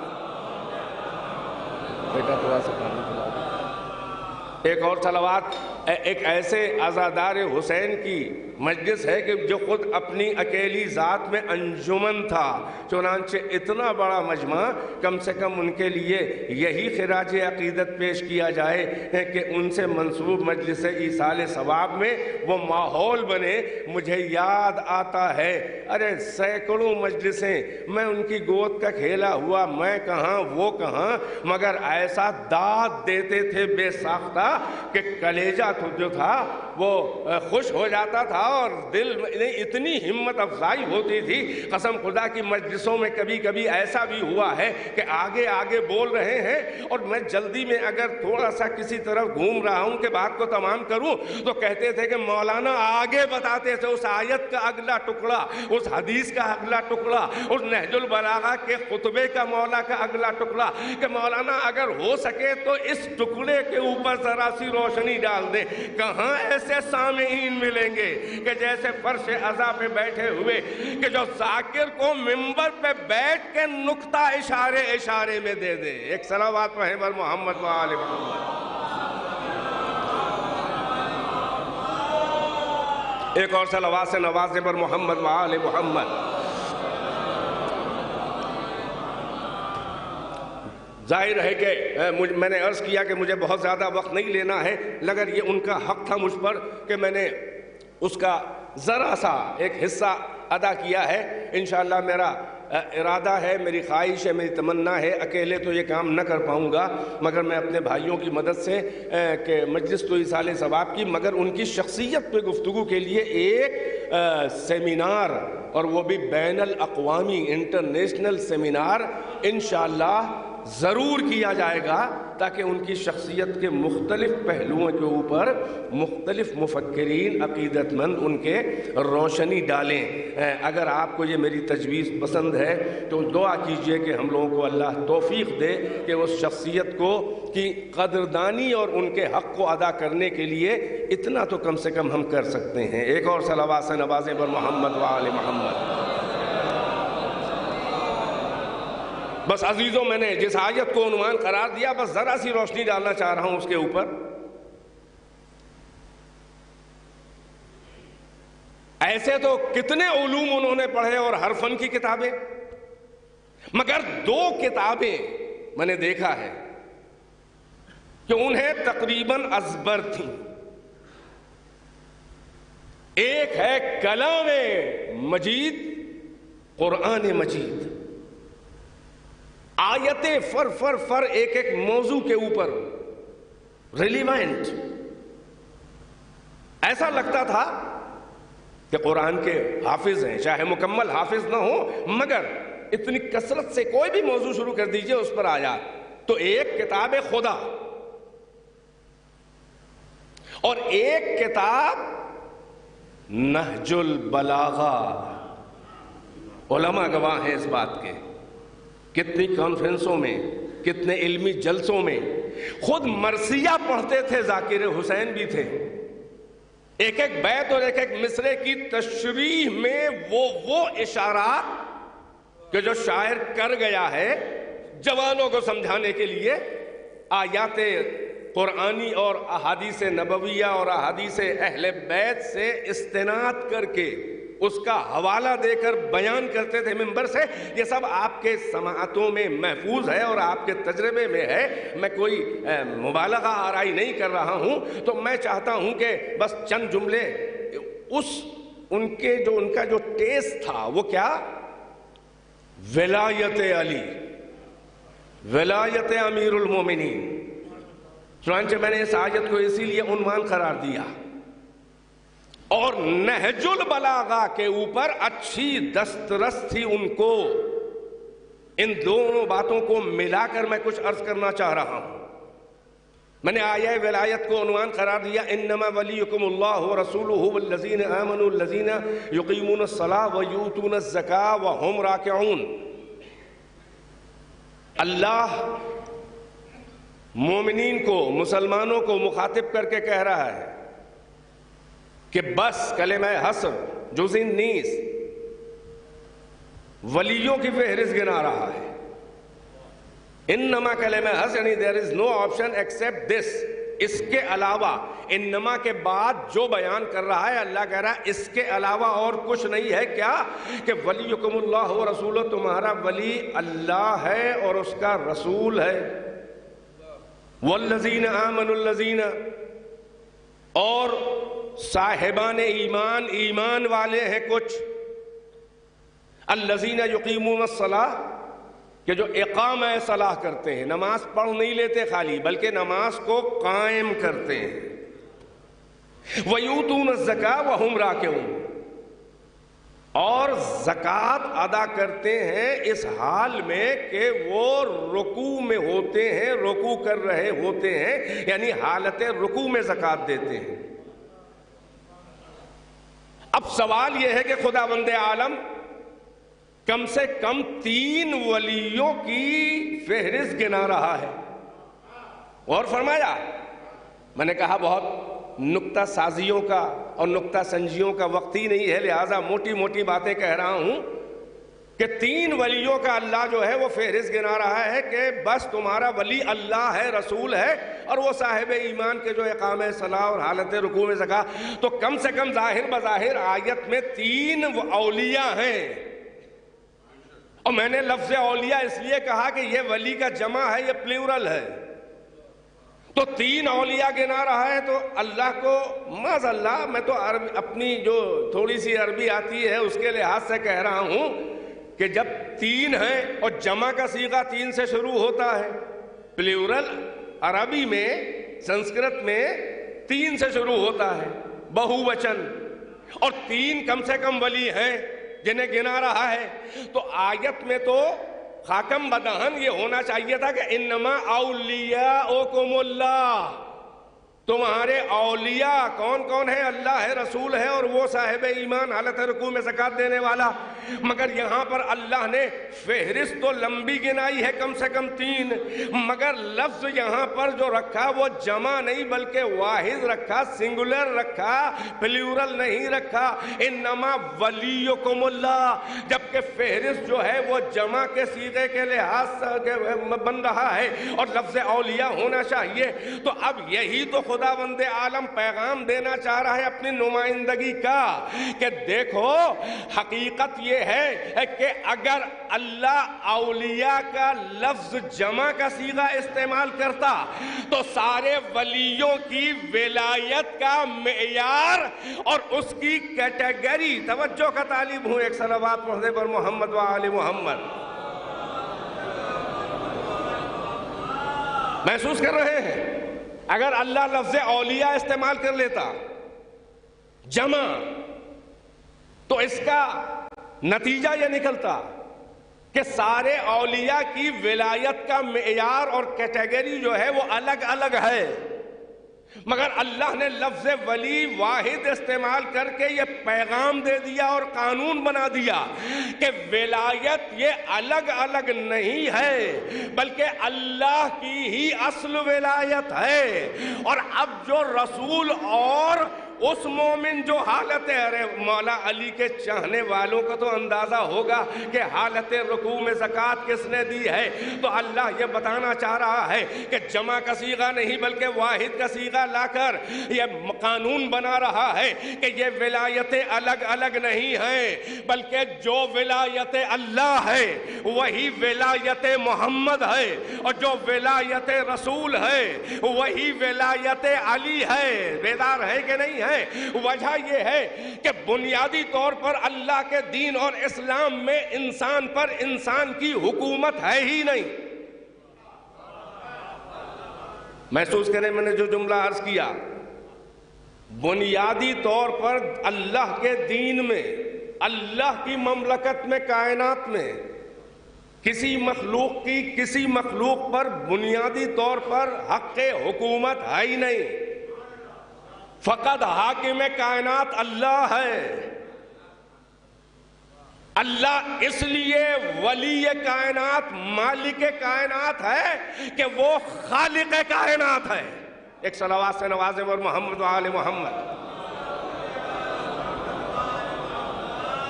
یعنی اصل میں اللہ خالق ہے تو جو خالق کائنات ہے وہی مالک کائنات ہے. اور ولایت کہتے ہیں اس کائنات پر مکمل تسلط, تصرف اور حق حکمرانی. ماشاءاللہ اہل علم ہے. ولایت یعنی اس ساری کائنات پر حق حکمرانی, اسی کو کہتے ہیں ولی. یہی ولایت, یہی حکومت. یعنی ولی وہ ہوتا ہے, مالک کائنات وہ ہوتا ہے کہ جو کائنات کی اشیاء اور مخلوقات کو جو حکم دے یہ کائنات اسی کے حکم کی تابع ہو اور وہ حکم دے اور کائنات اس کا کہنا بھی مانے. بھائی محسوس کر رہے ہیں؟ یعنی یہ دنیا داری والی یہ چندے کی حکومت نہیں ہے, یہ ولایت اللہ ہے. ولی وہ ہوتا ہے کہ کائنات سے جو کہہ دے وہ اطاعت کرے. اب کسی کو اللہ کا نمائندہ بننے کا بڑا ہوکا ہے تو ذرا باہر نکل کے ارے سورج کو اشارہ کر کے دیکھے تو ساری اوقات کھل کے آ جائے گی سامنے. صلوات پڑھنے پر محمد و آل محمد. ایک اور صلوات سے نوازیں.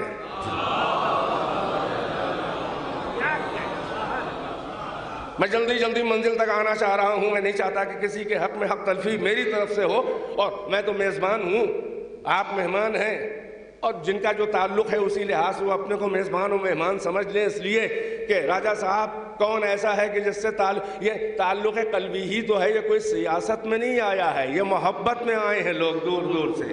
محبت کی جو مقناطیسی کشش ہوتی ہے وہ سیاست اور دنیا داری میں نہیں ہوتی ہے, ورنہ مرنے کے بعد اتنے لوگ جمع نہ نہیں ہوتے اگر کوئی دنیاوی غرض ہو. یعنی کمال ہے یہ وہ بزم پروانہ نہیں ہے کہ جو محتاج چراغ و شمع ہو, یہ وہ بزم پروانہ ہے کہ شمع چھپ بھی گئی ہے مٹی میں مگر پروانے منتشر نہیں ہوئے ہیں, آج بھی آئے ہیں. اور یہ کہاں سے آیا ہے؟ یہ میراث چلی آ رہی ہے شہدائے کربلا کی کہ جو علی حسین کے عزاداروں کو ملی ہے.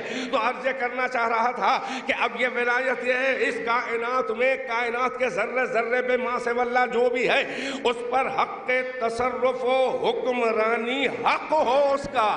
یعنی مارے باندھے کا معاملہ نہ ہو, زبردستی نہیں بلکہ حق ہو, اور یہ کائنات اس کا کہنا مانے. تو اللہ اس لیے مالک کائنات ہے کہ وہ خالق کائنات ہے.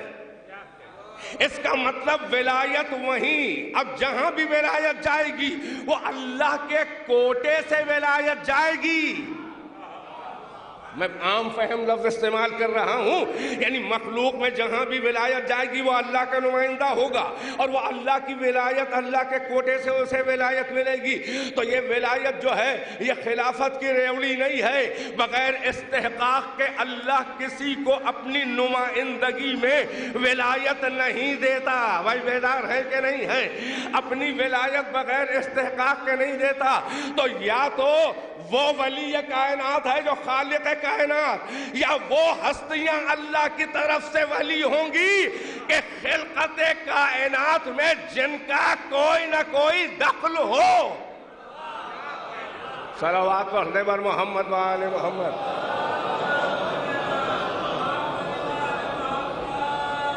ایک اور صلوات سے نوازے، میں آپ کے مولا کے فضائل پڑھ رہا ہوں، ایک اور صلوات سے نواز دیں۔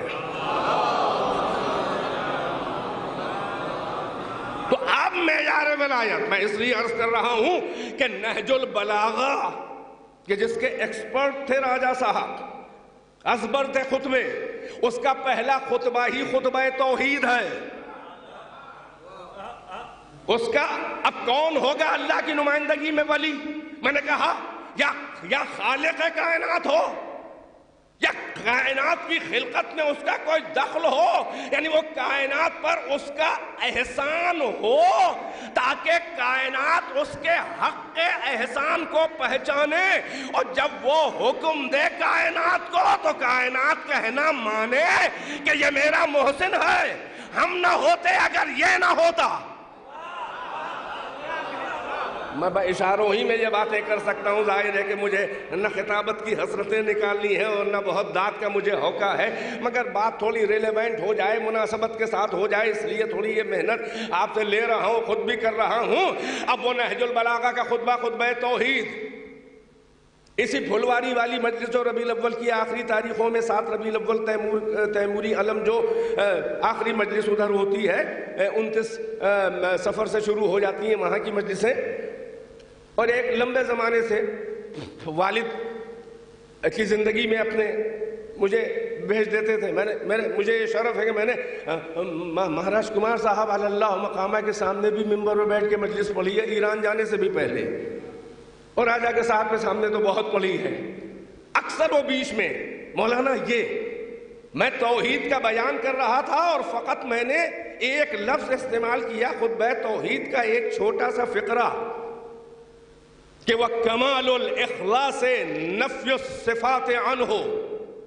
وقت نہیں ہے کہ میں تشریح کروں، یعنی توحید اول الدین معرفتو، خطبہ اول، خطبہ توحید۔ مولا نے فرمایا کہ اول الدین کیا ہے، یعنی ابتدا دین کی یہ ہے کہ اللہ کی، اس کی معرفت، اور پھر آگے ٹکڑے بڑھتے رہے کہ کمال معرفت و کمال معرفتی التصدیق بہ، اس کی معرفت کا کمال یہ ہے کہ اس کی تصدیق کی جائے کہ وہ ہے۔ توجہ ہے؟ پھر آگے بڑھا کہ کمال تصدیق یہ ہے کہ اس کی توحید مانی جائے، وحدانیت۔ کمال توحید یہ ہے کہ اخلاص ہو اس کو ماننے میں، یعنی یہ صفت جلال ہے کہ کوئی اور اس میں شریک نہ ہو، اخلاص ہو، خالص بس اسی کو مانے، یکتا و یگانا، اور بلا شریک و بلا کف و ان پیرلل، بے ہمتا، یکتا یگانا۔ یہ یہاں تک پہنچا تھا کہ انہوں نے کہا کہ مولانا اس کے آگے کا فقرہ پڑھ دیا، من عدہ فقد حدہ، یہ انہوں نے پڑھا۔ ظاہر ہے کہ وقت نہیں تھا تشریح کا، اب اس وقت ان کا حکم تھا، اور بہت مشکل ہوتا ہے کہ جب کوئی بزرگ بیچ سے کہہ دے اور فرمائش کر دے تو اب اپنی بھی تو اتنی حیثیت ہو۔ بہرحال مولا کی تائید تھی، ان کا حکم تھا، اور عزت مجمع میں بچانا مشکل ہوتی ہے، یعنی اتنا مطالعہ تھا ان کا۔ مگر میں نے اس خطبے کا ذکر اس لیے کیا کہ ان کا یہ خطبہ بہت پسند تھا، اب یہاں میں پھر آپ کو لے آؤں اس ایک جملے کے بعد کہ اب وہ کون ہے کہ جو ولی کائنات اللہ کی نمائندگی میں وہی اللہ والی ولایت جب نزول کرے تو پیکر مخلوق میں یہ ولایت نمائندگی یہ پروردگار اور نمائندگی یہ مطلق یعنی ایبسولوٹ کون اللہ کا نمائندہ ہو تو یہ ولایت کس استحقاق پہ جائے؟ ایسا تو نہیں ہے کہ اللہ جسے چاہے بنا دے، اللہ حیثیت دیکھ کے اللہ نفس کی توانائی اور قدرت اور وجود کے وزن کو دیکھ کے ذمہ داری دیتا ہے۔ تو اب اسی نہج البلاغہ کے اس خطبے کے آگے مولا کائنات نے خلقت کائنات اور خلقت ملائکہ اور خلقت آدم ابو البشر یہ سب آپ جا کے پلیز میری گزارش ہے کہ نہج البلاغہ جس کو جس زبان میں ٹرانسلیشن آتا ہو اسے جا کے پڑھے۔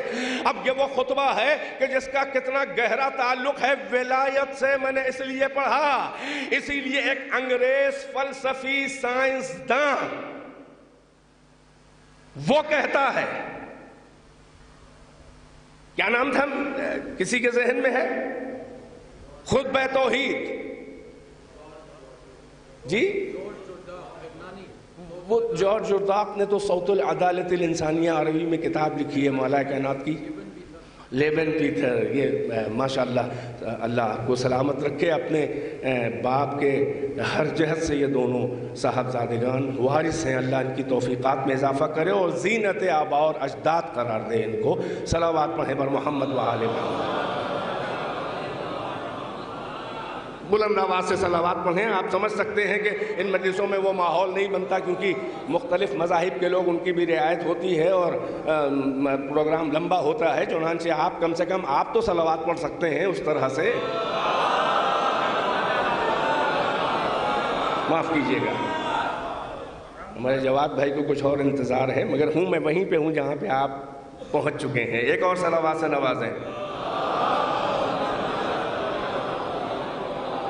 وہ فلسفی، وہ مغرب کا فلسفی کہ جو مسلم نہیں ہے، اس نے یہ لکھا ہے کہ میں نے ایک کتاب ہے اسلامک ٹریڈیشنز میں نہج البلاغہ، ظاہر ہے دوسرے ٹرانسلیشن پڑھا ہوگا انگلش میں، وہ کہہ رہا اس کا پہلا سرمن اور پہلا جو خطبہ ہے یہی نہج البلاغہ کا پہلا خطبہ، خطبہ توحید جس کی بات کی جو راجہ صاحب کو بہت پسند تھا، وہ کہتا ہے کہ میں نے اس خطبے کو پڑھا اور دیکھ کے پہلی ہی نظر میں دنگ اور حیران رہ گیا، پھر میں نے بغور عمیق مطالعہ، کیونکہ سائنسداں تھا نا، فلسفی تھا نا، آفاق اور انفس کی آیات پروردگار اور مخلوقات کا بغور مشاہدہ اور تفکر کر چکا تھا نا، فلسفی تھا۔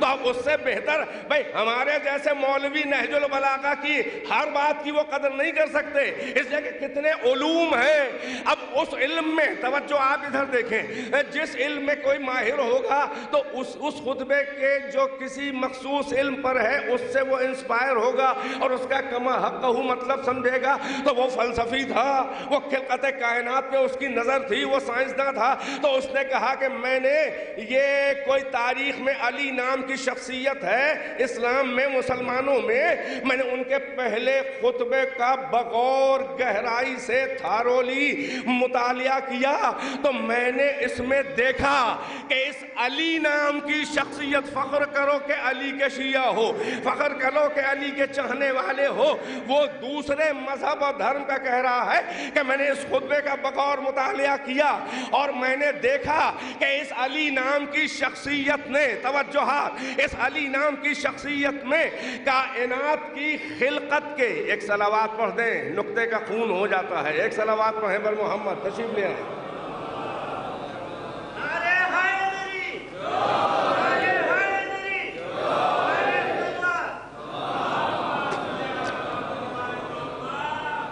وہ کہتا ہے کہ میں نے بغور مطالعہ کیا گہرائی سے اور میں نے دیکھا کہ اس علی نام کی شخصیت نے اس خطبے میں کائنات کی خلقت، یونیورس کے کریشن، خلقت کائنات کے بڑے گہرے گہرے رموز اور اسرار اور رازوں سے ایسا پردہ ہٹایا ہے کہ مجھے تو یہ لگ رہا ہے کہ یا تو یہ کائنات اسی نے پیدا کی ہے نہیں میں ادھر نہیں جا رہا ہوں کہ وہ ہاں میں ظاہر ہے کہ میں حدود شریعت میں رہتا ہوں، میں اس کا نظریہ پیش کر رہا ہوں بات کو تمام کرنے کے لیے۔ وہ کہتا ہے کہ ایسے خلقت کائنات کے رموز و اسرار سے اس شخص نے ایسا پردہ ہٹایا کہ مجھے یہ لگ رہا ہے کہ یا تو کائنات اسی شخص نے پیدا کی ہے، یا کم سے کم جملہ ضائع نہ جائے، یا تو کائنات اسی شخص نے پیدا کی ہے، یا تو کائنات اسی شخص نے پیدا کی ہے۔ وہ کہتا ہے یا تو کائنات اسی شخص نے پیدا کی ہے، اور یا کم سے کم کائنات پیدا ہو رہی تھی اور یہ کھڑا ہوا دیکھ رہا تھا۔ صلوات۔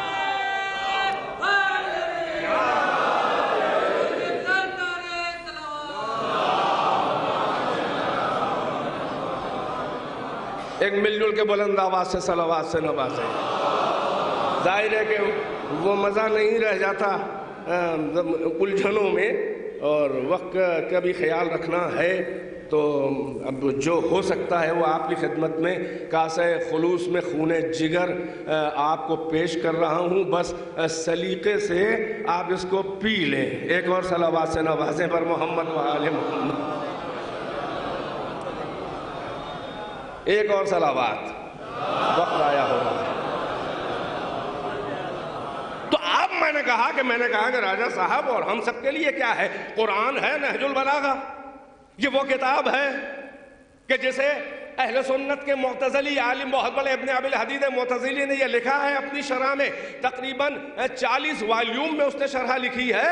اس میں وہ یہ کہتا ہے کہ یہ کلام جو مولا کائنات کا ہے ایسے فصاحت و بلاغت و صنائع لفظیہ و معنویہ، اتنا ایلوکوینس ہے اور اتنا ریٹوریکل ان کا یہ کلام ہے کہ اس نے یہ جملہ اس کا مشہور ہو گیا عالم اسلامی میں کہ نہج البلاغہ کی پہچان علی کا کلام کیا ہے؟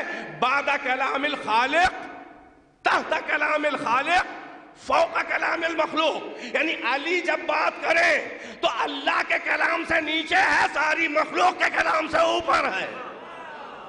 اور حقیقت میں نہج البلاغہ، ارے یہ وہ خطبے، یہ مکمل علی کی فصاحت و بلاغت اور علم کی گہرائی اور گیرائی جو علی کے پاس تھا، جس کو اللہ کہے ومن عندہ علم الکتاب، یعنی کتاب کائنات وجودی کا علم اگر ایک نقطے میں سمو دیا جائے تو وہ علی ومن عندہ علم الکتاب وکل شیء احصیناہ فی امام مبین۔ اللہ کہہ رہے ہم نے ہر شے کو جمع کر دیا، ایسا کر دیا امام مبین میں۔ مگر سنیے، یہ تارے بڑے بڑے ادباء نے اس بات کا اعتراف کیا ہے کہ یہ میرے مولا کے فصاحت و بلاغت کا وہ نمونہ نہیں ہے کہ جس نے بڑے وہ فصیح و بلیغ تھے، بلکہ مخلوق کے سطح ذہن پہ اترنے کے بعد، کیونکہ سامعین کے معیار کے مطابق کلام کرنے والا متکلم عاقل ہوتا ہے۔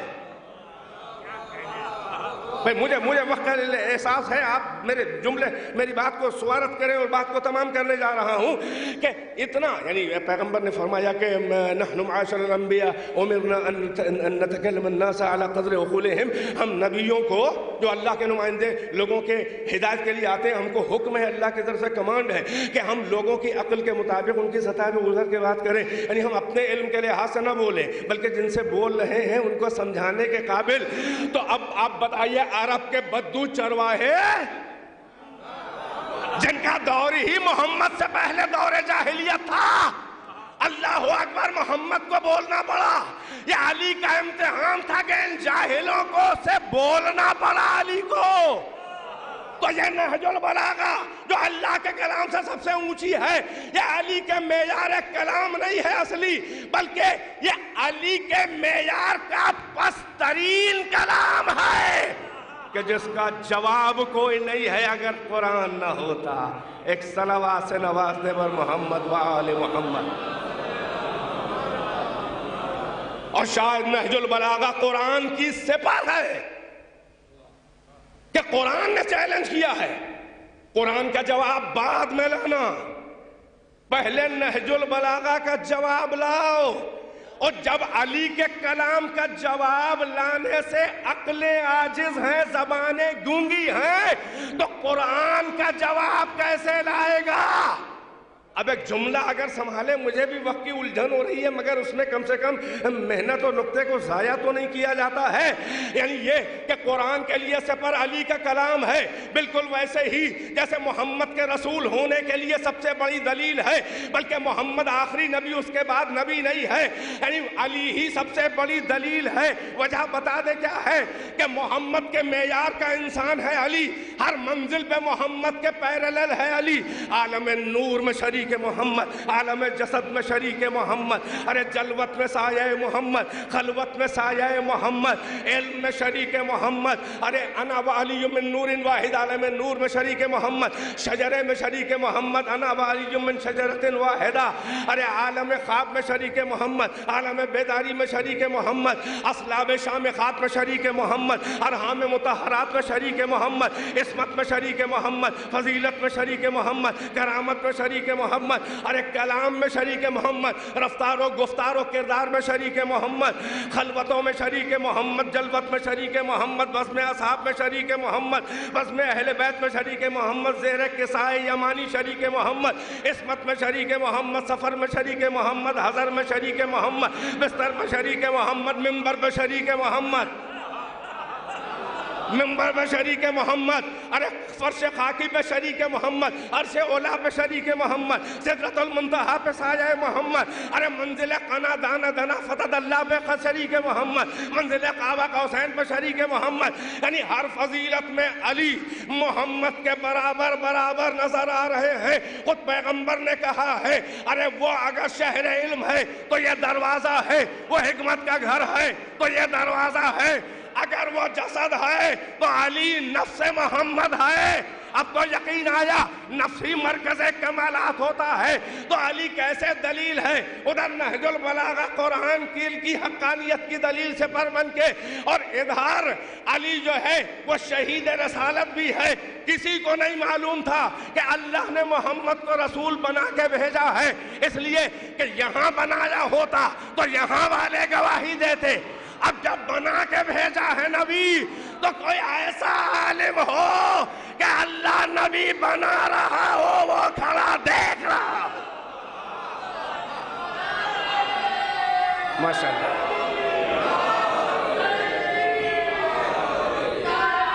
بس عزیز ہو ماشاءاللہ.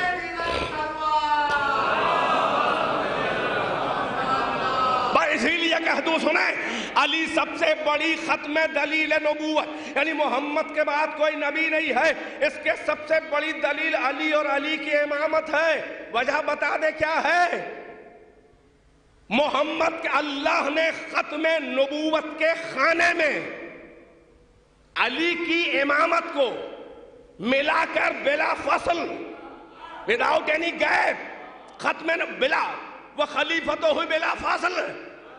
یہ کیوں، اس پر کیوں لوگ سیخ پا ہو جاتے ہیں. سنیں، اللہ نے ختم نبوت کے خانے میں علی کی امامت کو بلا فصل ملا کے اس لیے رکھا کہ بیچ میں کوئی جھوٹا نبی گھسنے نہ پائے. جیسے ہی محمد کے بعد کوئی کہے کہ میں نبی، علی محمد کے وزن، ان کے اسٹیٹس کی وزنی شخصیت لے کے آگے بڑھ کے عین اللہ ہی آنکھوں سے گھور کے کہوں گا کہ اپنی حیثیت میں رہے. جب محمد کے بعد ان کے معیار کا انسان نبی نہیں ہے تو میرے ہوتے ہوئے کوئی نبی کہاں سے ہو جائے گا. صلوات پڑھ دے بر محمد و آل محمد. بس یہ جملہ اور بات تمام. تو یہ ذہن میں آ گیا نا، میں اپنی طرف سے نہیں کہہ رہا ہوں، میں اپنی طرف سے نہیں کہہ رہا ہوں. پیغمبر نے فرمایا یا علی اما ترضا ان تکون منی بمنزلت ہارون من موسیٰ الا انہ لا نبی بعدی. اے علی کیا تم اس پہ خوش نہیں ہو، راضی نہیں ہو کہ تم کو مجھ سے وہی نسبت ہے جو ہارون کو موسیٰ سے تھی. فرق بس یہ ہے ان دو اور ہم دو میں دونوں بھائی، مگر میرے بعد کوئی نبی نہیں ہوگا. بھائی جملہ سنبھال لے، یہ حدیث منزلت کہلاتی ہے. اب جملہ سنبھالے، یعنی علی کے ہوتے ہوئے کوئی محمد کے بعد نبی نہیں ہو سکتا کیونکہ علی موجود ہے. تو جب علی کے ہوتے ہوئے کوئی اگلا نبی نہیں ہو سکتا تو علی کے ہوتے ہوئے کوئی خلیفہ کیسے ہو جائے گا. صلوات پر محمد و آل محمد.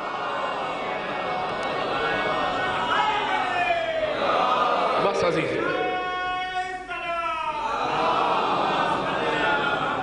یہ ہے خطبہ توحید اور یہ ہے آیہ ولایت۔ وہ شخصیت ہی ایسی تھی کہ جس کے لیے کم سے کم اس کے آقا کے اتنے فضائل تو پڑھے جائیں، اس لیے کہ ہمارا عقیدہ اور ہمارے عقیدے کی جان، ہماری زندگی اور بندگی، ہمارا معاش اور معاد، ہماری دنیا اور آخرت زیر سایہ ولایت علی ہے، اس لیے کہ علی کی ولایت رسول اللہ کی ولایت ہے، رسول اللہ کی ولایت اللہ کی ولایت ہے۔ یہ چندے کی حکومتیں نہیں ہیں۔ خلافت نیچے سے اوپر جانا چاہتی ہے اور امامت و ولایت اوپر سے نیچے آتی ہے، بس یہی فرق ہے۔ خلیفہ بعد میں ہوتا ہے، ولی اور امام ساتھ میں ہوتا ہے۔ من کنت مولاہ فہذا علی مولا۔ بس عزیزو، جس کی شناختی ہی تھی عشق علی اور جو اشتہار عزاداری تھا، آپ فرش عزا پہ دیکھتے ہیں، ہم بھی اپنے میں کمی محسوس کرتے ہیں، کچھ دیر مصائب سنیں یا کوئی برسیے کا ایسا بند یا مصرع دل پہ لگا نہیں لگا، آنکھوں میں آنسو آ گئے اور کیفیت بن گئی تو تھوڑا سا دل بھر کے رو لیا۔ مگر میں آپ سب کی گواہیوں کے ساتھ یہ کہہ رہا ہوں، یہ عجیب حسین کا عزادار تھا۔ ادھر نام حسین آیا، ادھر چہرے کو دیکھ کے، چہرہ ان کا دیکھ کے رونا آ جائے، ہے نا؟ جلوسوں میں دیکھتے تھے نا کہ ان کا چہرہ دیکھ لو تو لگتا تھا کہ یہ صاحب عزا ہے، یہ صاحب عزا ہے۔ میں مبالغہ نہیں کرنا چاہ رہا ہوں، مگر یہ جملے حقیقت ہیں۔ آنکھوں میں ایسے آنسو ڈبڈباتے تھے کہ جیسے کوئی غم حسین کی فرات چمک رہی ہو، وہ موٹے موٹے آنسو۔ اور ذرا سا حیثیتیں نئے رئیسوں کی بدل جاتی ہیں تو جوتے نہیں اترتے، سر کے اوپر اگر کیپ ہے، ہیٹ ہے تو وہ نہیں ہٹتی، گاڑی پہ بیٹھ کے زیارتیں یا مختلف انداز، اور کہاں آ کے اس طرح سے رونا۔ مگر اتنا بڑا صاحب ریاست تو ان کی ایک ادنا سی پہچان تھی، ریاست نہ ہو کر بھی جس میں رئیسانہ شان ہو، وہ شخصیت تھی معتبر راجہ صاحب کی۔ وہ علی کی وجہ سے، وہ حسین کی وجہ سے پا برہنا، سر پہ خاک، سر پہ بھوسا پا۔ یہ تلوار جو رکھی ہے یہ کوئی نمائش نہیں ہے، یہ نظر دے کے امام بارگاہ میں حضرت اللہ سے عہد کہ حضرت حجت کی نصرت کریں گے، اس تلوار سے قاتلان حسین سے بدلہ لیں گے اگر امام اذن دے گا۔ بس ایسا کہاں ملے گا کہ جو اپنی ریاست کی شان، بلکہ عزاداری کی حیثیت سے، ایک عزادار کی حیثیت سے وہ شان پیدا کر لی تھی اپنے کردار میں کہ دیکھ کے انسان یہ سمجھ جائے کہ کیسا آئینہ جیسا کردار ہے۔ پشتینی ذاکر مقیم الدولہ حضرت وہب راجہ نواب علی، وہ بھی شاعر، متخلص المتخلص وہب، اس کے بعد راجہ امیر الدولہ امیر حسن صاحب امیر الدولہ سحر، ان کا المتخلص بسحر، اس کے بعد مہاراجہ صاحب محمود آباد متخلص بمحب، اس کے بعد راجہ صاحب مرحوم، ان مرحوم راجہ صاحب کے والد المتخلص محبوب، اور ان کے بھائی مہاراج کمار صاحب بیرائٹ لا کہ جس کا کردار بھی علمائی تھا، شکل بھی علمائی، اور ساتھ ہی ساتھ ان کا علم، نہج البلاغہ کا انگلش میں ترجمہ، صحیفہ کاملہ کا، صرف الدین موسوی لبنان کے عالم کی وہ کتاب المراجعات دا رائٹ پاتھ نام سے میں نے مشہد کی لائبریری میں دیکھا تھا 1995 میں، وہ خود المتخلص بحب یہ خاندانی مداح اور میر انیس کے مکتب سے جڑے اپنے کو شاگرد مانتے تھے، انہی کی تأسی۔ راجہ صاحب مرحوم کا کوئی مرثی، بعض ایسے بھی مرثیے ہیں کہ جس کو نہ معلوم ہو کس کا ہے، سنایا جائے، پوچھا جائے کس کا ہے تو وہ بے ساختہ کہے گا کہ یہ تو میر انیس بول رہے ہیں، یہ کمال تھا. یعنی حق تھا راجہ صاحب کو کہیں کہ 5ویں پشت ہے شبیر کی مداحی میں. بس عزادارو، ایک حسین کے عزادار کے لیے اتنا بڑا مجمع. ارے 40ویں میں تو کوئی 1 مہینے کا وقت ہے، ارادہ کر کے امریکہ اور چائنا سے بھی آ سکتا ہے، مگر جنازے کا وہ جمع غفیر اور کچھ غلط فہمیوں کی وجہ سے بہت سے لوگوں کا نہ آ پانا، اس کے باوجود کیا اس مجمع کو دیکھ کے دل نہیں پھٹتا کہ ایک عزادار کا پرسہ دینے بیٹوں کو، ان کی زوجہ، ان کی وفادار زوجہ، ان کے مقصد میں معاون زوجہ، ان کے بیٹے، ان کی تربیت کے بہترین نمونہ، ان کو پرسہ دینے آپ آ گئے. کیا دل نہیں پھٹتا کہ حسین کے ایک غلام، ایک عزادار کو اتنا مجمع جمع ہو گیا؟ ہائے وہ حسین غریب الوطن، ہائے وہ حسین غریب الوطن. مگر کمال ہے اس خاندان کا.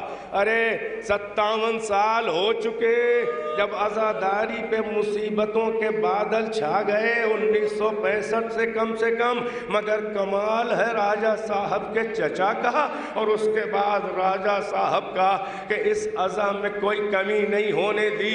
کتنے سازشوں نے سخت امتحان لیے، مگر راجہ صاحب کے والد مرحوم کا یہ شعر پڑھوں گا کہ ہزاروں فتنہ خوابیدہ بہر امتحان اٹھے، ہزاروں فتنہ خوابیدہ بہر امتحان اٹھے، مگر در سے تیری الفت کے متوالے کہاں اٹھے. یہ کمٹمنٹ تھا. بس عزادارو آؤ راجہ صاحب کی روح کو خوش کرنے کے لیے آؤ زہرا کے اس غریب الوطن کو رو لیا جائے. ارے کہ جس کے مددگار ارے بھائی بھی تھا، بیٹے بھی، بھانجے بھی، بھتیجے بھی، مگر ایک وقت ایسا آیا کہ نہ لشکر، نہ سپاہ، نہ کثرت الناس، نہ قاسم، نہ علی اکبر، نہ عباس، حسین کربلا میں یکا و تنہا. ارے کوئی مددگار نہیں ہے.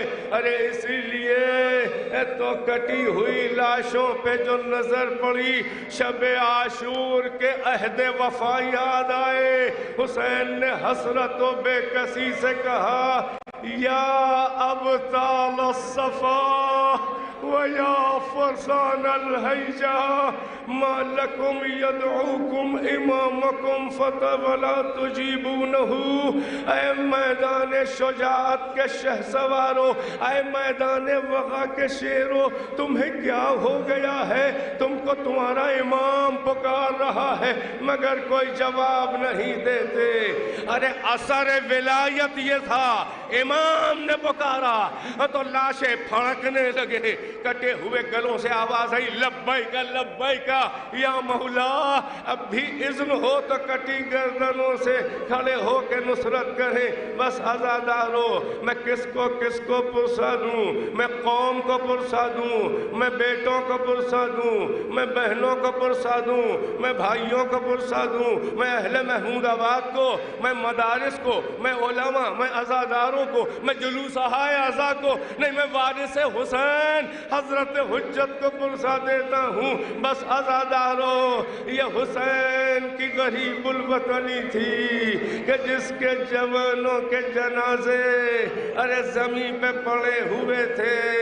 ارے حسین نے ہر ایک کا جنازہ اٹھایا مگر ہائے حسین کا جنازہ اٹھانے والا کوئی نہ تھا. بیٹا تھا مگر اتنی مہلت نہ تھی. ارے بہن تھی مگر جو عصر عاشور رخصت ہو گئے تو اب جو نظر پڑی سجدے میں سر کٹ رہا تھا. بھائی تھے عباس کا جیسا بازو کٹا چکے تھے، جوان تھا اکبر کا جیسا، کوئی حسین کا جنازہ اٹھانے والا نہ تھا. کس غربت کے عالم میں حسین کو سجاد نے دفن کیا.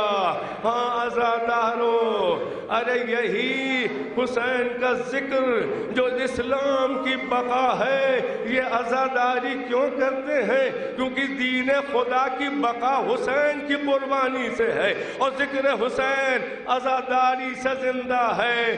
جس کی پہلی مجلس زینب نے کی اور جس بھائی کی پہلی ذاکرہ بہن تھی، ہاں عزادارو، یہ عزاداری وراثت ارے زین العابدین کی ہے، جو بابا کے بعد 35 سال روتا رہا، ہائے میرا باپ پیاسا مارا گیا، ہائے میرا بابا بھوکا مارا گیا، جس کا جنازہ بے گور کفن پڑا۔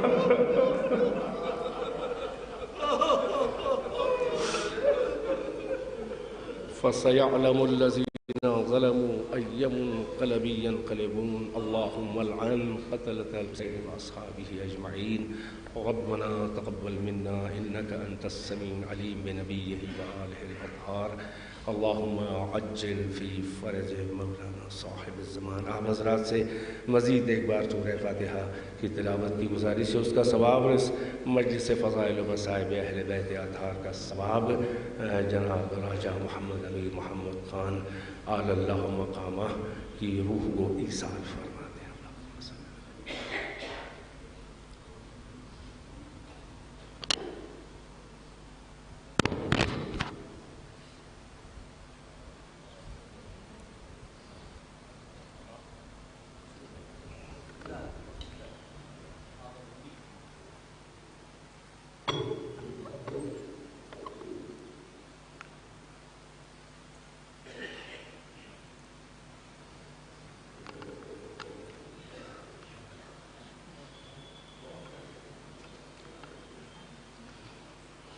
آپ حضرات فرش ادا پر تشریف رکھیں، اور یہ بیچ میں یہ شینشین ہے سامنے، لہذا کر دیں۔ افسوس خوانی کا آغاز ہونے جا رہا ہے۔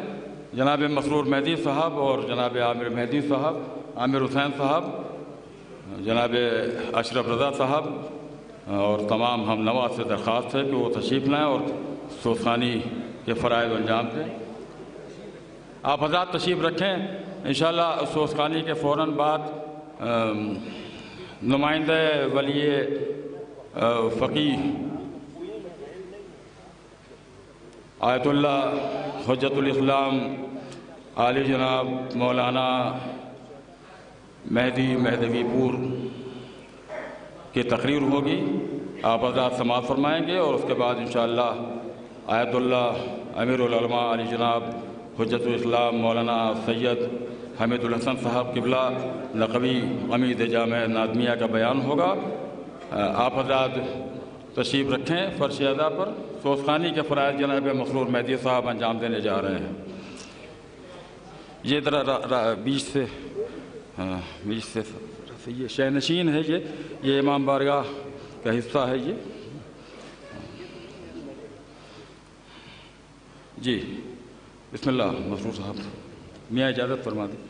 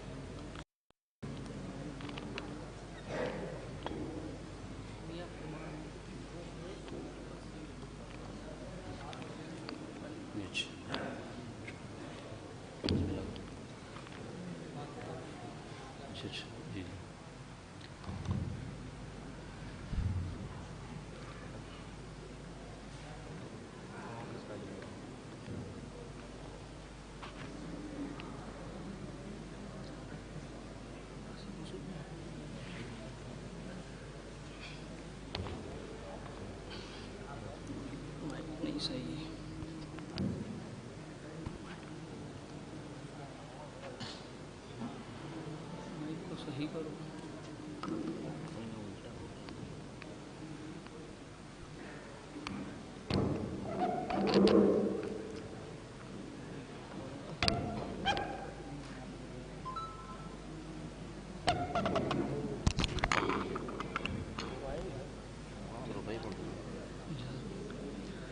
صلوات اور محمد وآل محمد. اللهم صل على محمد وآل محمد.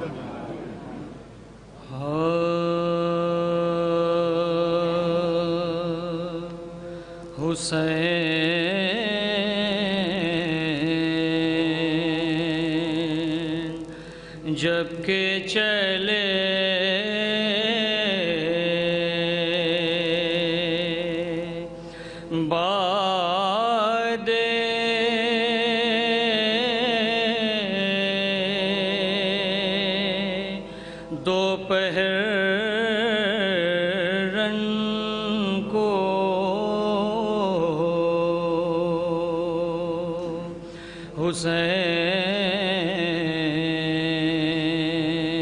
حسین جب کہ چلے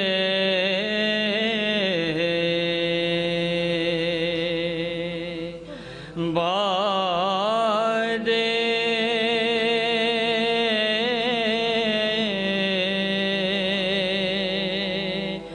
دوپہر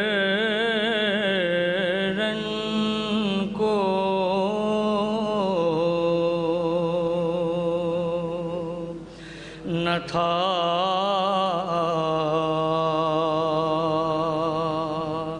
کوئی کہ جو تھا میں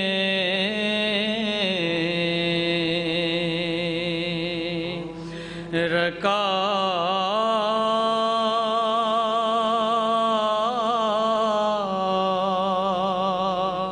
بے توسن کو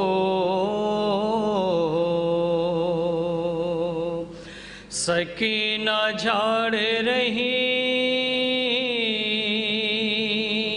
تھی ابا کے دامن کو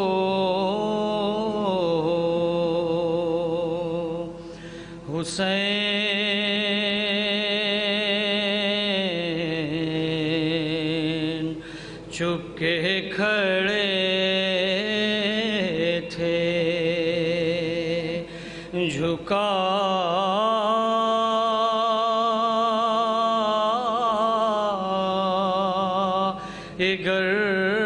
گردن کو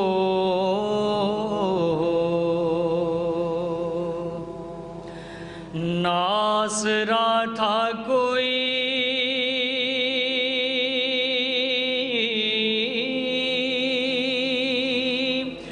شاہ کربلائی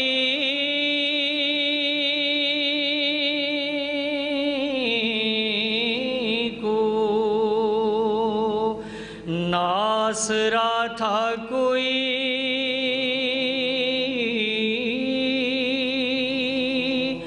شاہ کربلائی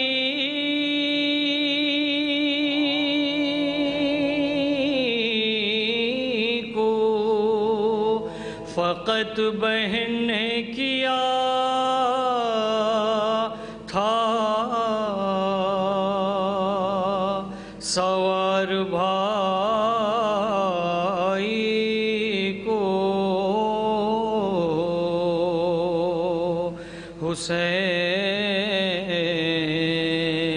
حسین جب کہ چلے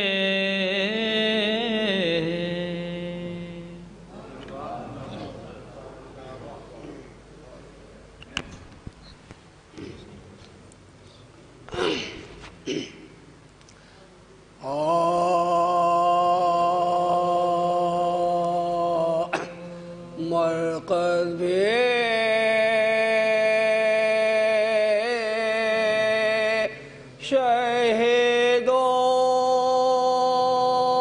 شہیدوں کے بر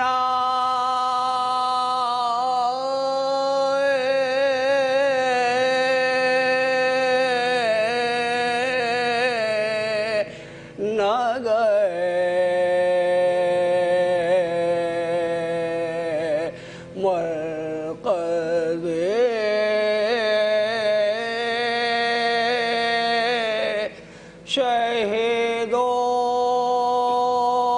کے بنائے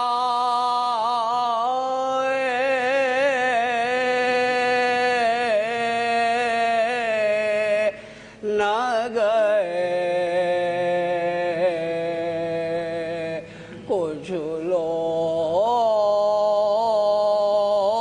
لوگ فاتح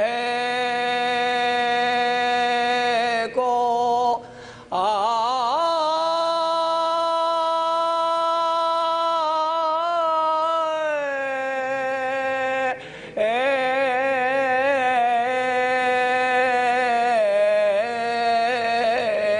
نہ گئے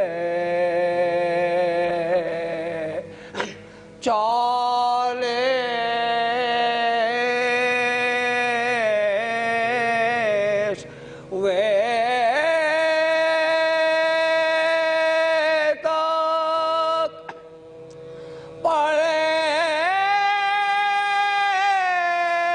رہے ریتی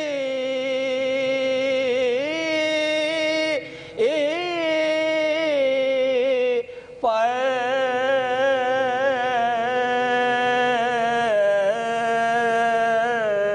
وہ پھول بھی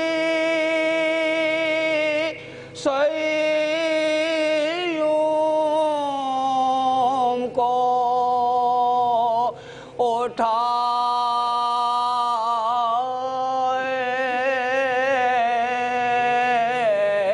اٹھائے نہ گئے مرکز شہیدوں کے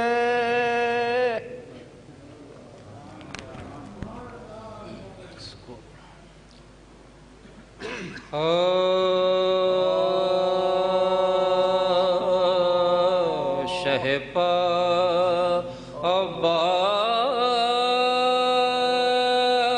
عباس نے جب پیاس کی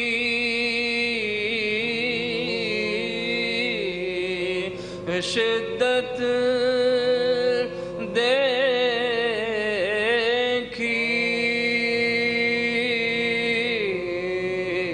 روکے کی عرض بڑی ہم نے مصیبت دیکھی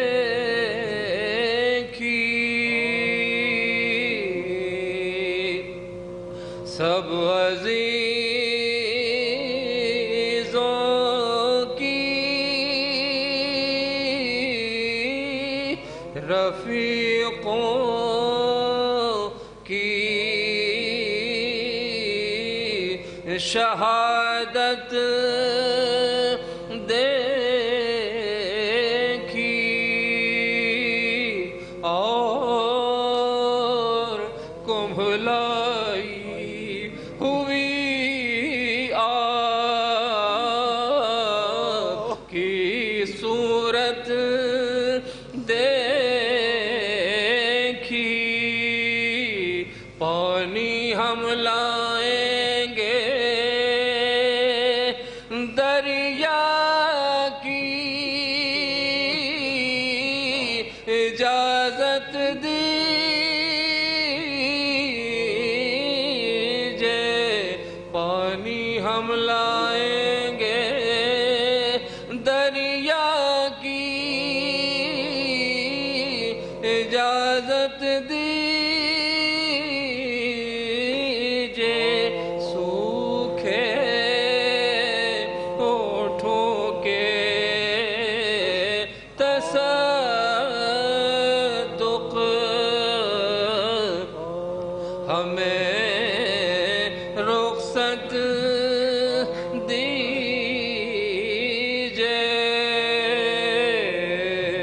شہپا عباس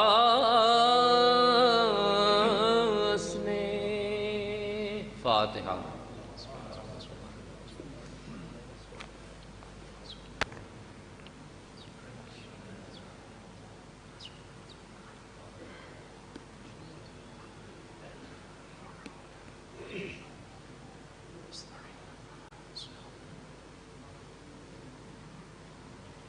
مرثیے کے چند بند پیش خدمت حضرات سماعت فرمائیں.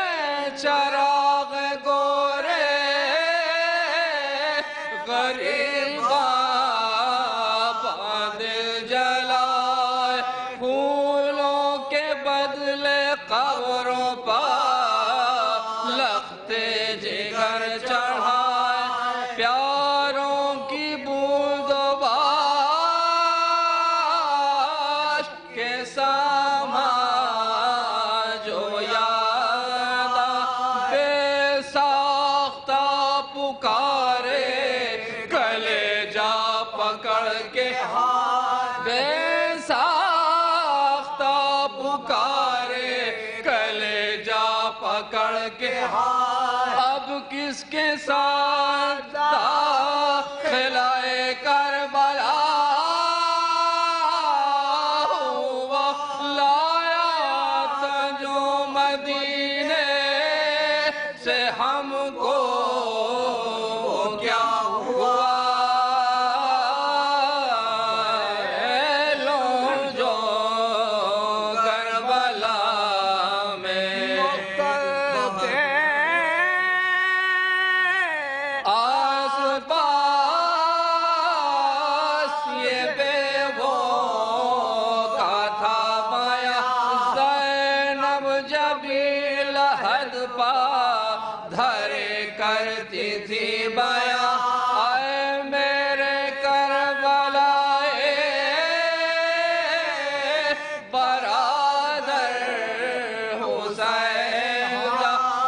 شیر تین دل سے تمہاری ہے مہمان ہم شیر تین دل سے تمہاری ہے مہمان اللہ میری بات بھی پوچھی نہ اپنے زندہ کی واردات بھی پوچھی نہ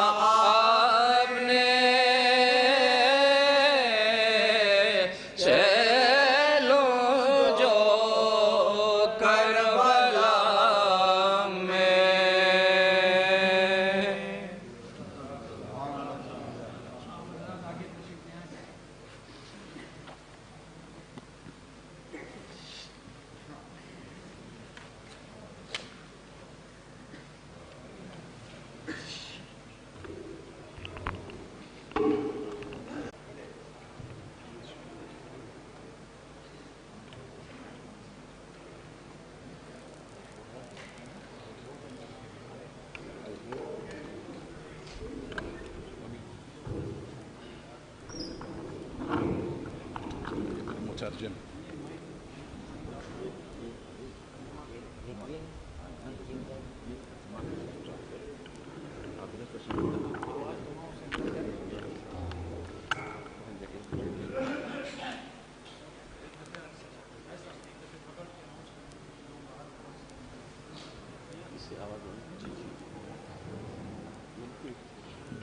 حضرات باہر تشریف رکھتے ہیں ان سے درخواست ہے کہ اندر تشریف لے آئیں۔ نمائندہ رہبر ولی امر مسلمین آیت اللہ حجت الاسلام مہدی مہدوی پور صاحب قبلہ دامت اللہ شریف رونق افرود ممبر ہو چکے ہیں۔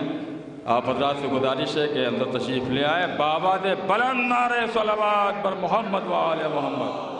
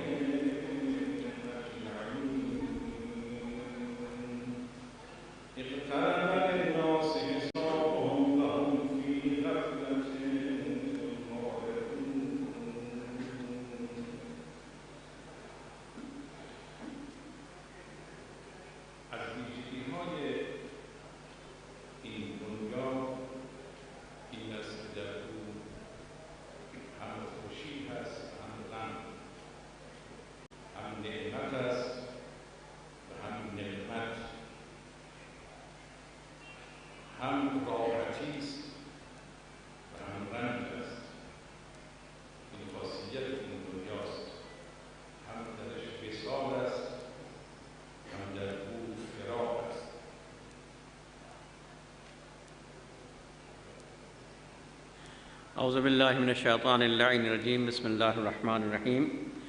خطبہ مسنونہ کے بعد آپ نے قرآن کریم کی آیت شریفہ کی تلاوت فرمائی۔ اقترب للناس حسابهم وهم فی غفلۃ معرضون۔ اس کے بعد آپ نے فرمایا کہ اس دنیا کی ایک خاصیت یہ ہے، ایک صفت یہ ہے کہ یہاں پر خوشی بھی پائی جاتی ہے اور غم بھی پایا جاتا ہے، یہاں نعمتوں کی فراوانیاں بھی ہیں اور یہاں زحمتیں بھی ہوتی ہیں، یہاں کے اوپر وصال بھی پایا جاتا ہے اور انسان فراق سے بھی ہمکنار ہوتا ہے۔ عزیزان، خوشی مطلق، راحتی مطلق در آخرت است برای اهل ایمان، ولی دنیا چون جای امتحان و آزمایش است، لذا دام بالبلاء محفوفه. هر گلی کنارش خاری است و هر شادی کنارش غم است و هر راحتی کنارش رنج است.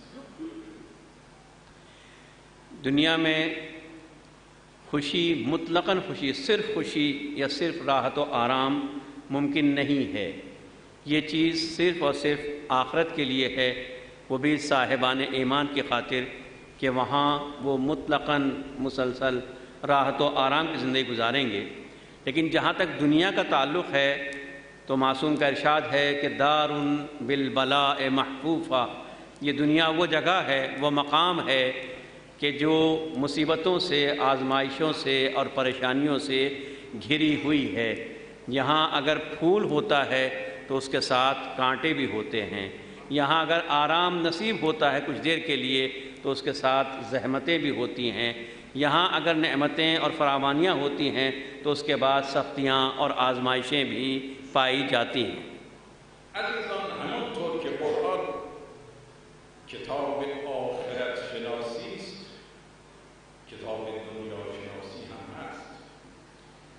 آیا دنیا بد است یا دنیا خوب است؟ جناب این را مولای کائنات امیر المؤمنین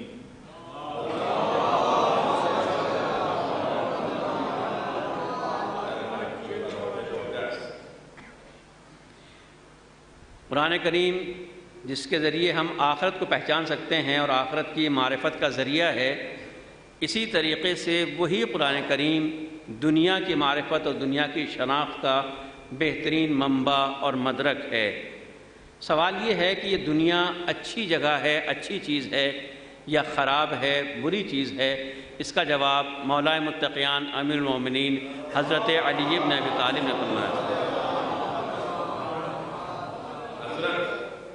می‌فرمایند من ابصر بها بصرته و من ابصر الیها اعمته. این یک کلام بسیار مهم است. می‌فرماید کسی که ابصر بها بصرته، کسی که به وسیله دنیا و در دنیا نگاه بکند موجب عبرت و آگاهی و بصیرت است. اما من ابصر الیها اعمته، اما اگر کسی فقط نگاهش به دنیا باشه، هدفش دنیا باشه، نه اینکه دنیا وسیله باشه، بلکه نگاهش به عنوان یک هدف دنیا باشد، اعمت و دنیا او را کور می کند، نمی‌تواند حقایق این دنیا را درک کند. آپ نے ارشاد فرمایا، مولا متقیان کا ارشاد ہے کہ من ابصر بہا، دنیا بہترین چیز ہے، اچھی ہے یا خراب ہے؟ اس کے بارے میں مولا متقیان کا ارشاد ہے کہ من ابصر بہا بصرت ہو ومن ابصر الیہا اعمت ہو۔ جو انسان دنیا کے ذریعے دیکھنا چاہے گا، دنیا کو دیکھنے کا وسیلہ بنائے گا، ذریعہ بنائے گا، دنیا اسے بصیرت عطا کرے گی، عبرت کا سامان فراہم عطا کرے گی، اسے شعور و معرفت عطا کرے گی، وہ اس کے ذریعے سے حقائق کو دیکھ سکتا ہے۔ لیکن ومن ابصر الیہا، جو اپنی نظروں کو دنیا میں گاڑ دے، دنیا کا ہو کے رہ جائے، دنیا کی طرف ہی دیکھتا رہے اور دنیا سے عبرت حاصل نہ کرے، دنیا کو ذریعہ اور وسیلہ نہ بنائے، تو وہ دنیا انسان کو اندھا بنا دیتی ہے، پھر وہ حقائق کو نہیں دیکھ سکتا ہے۔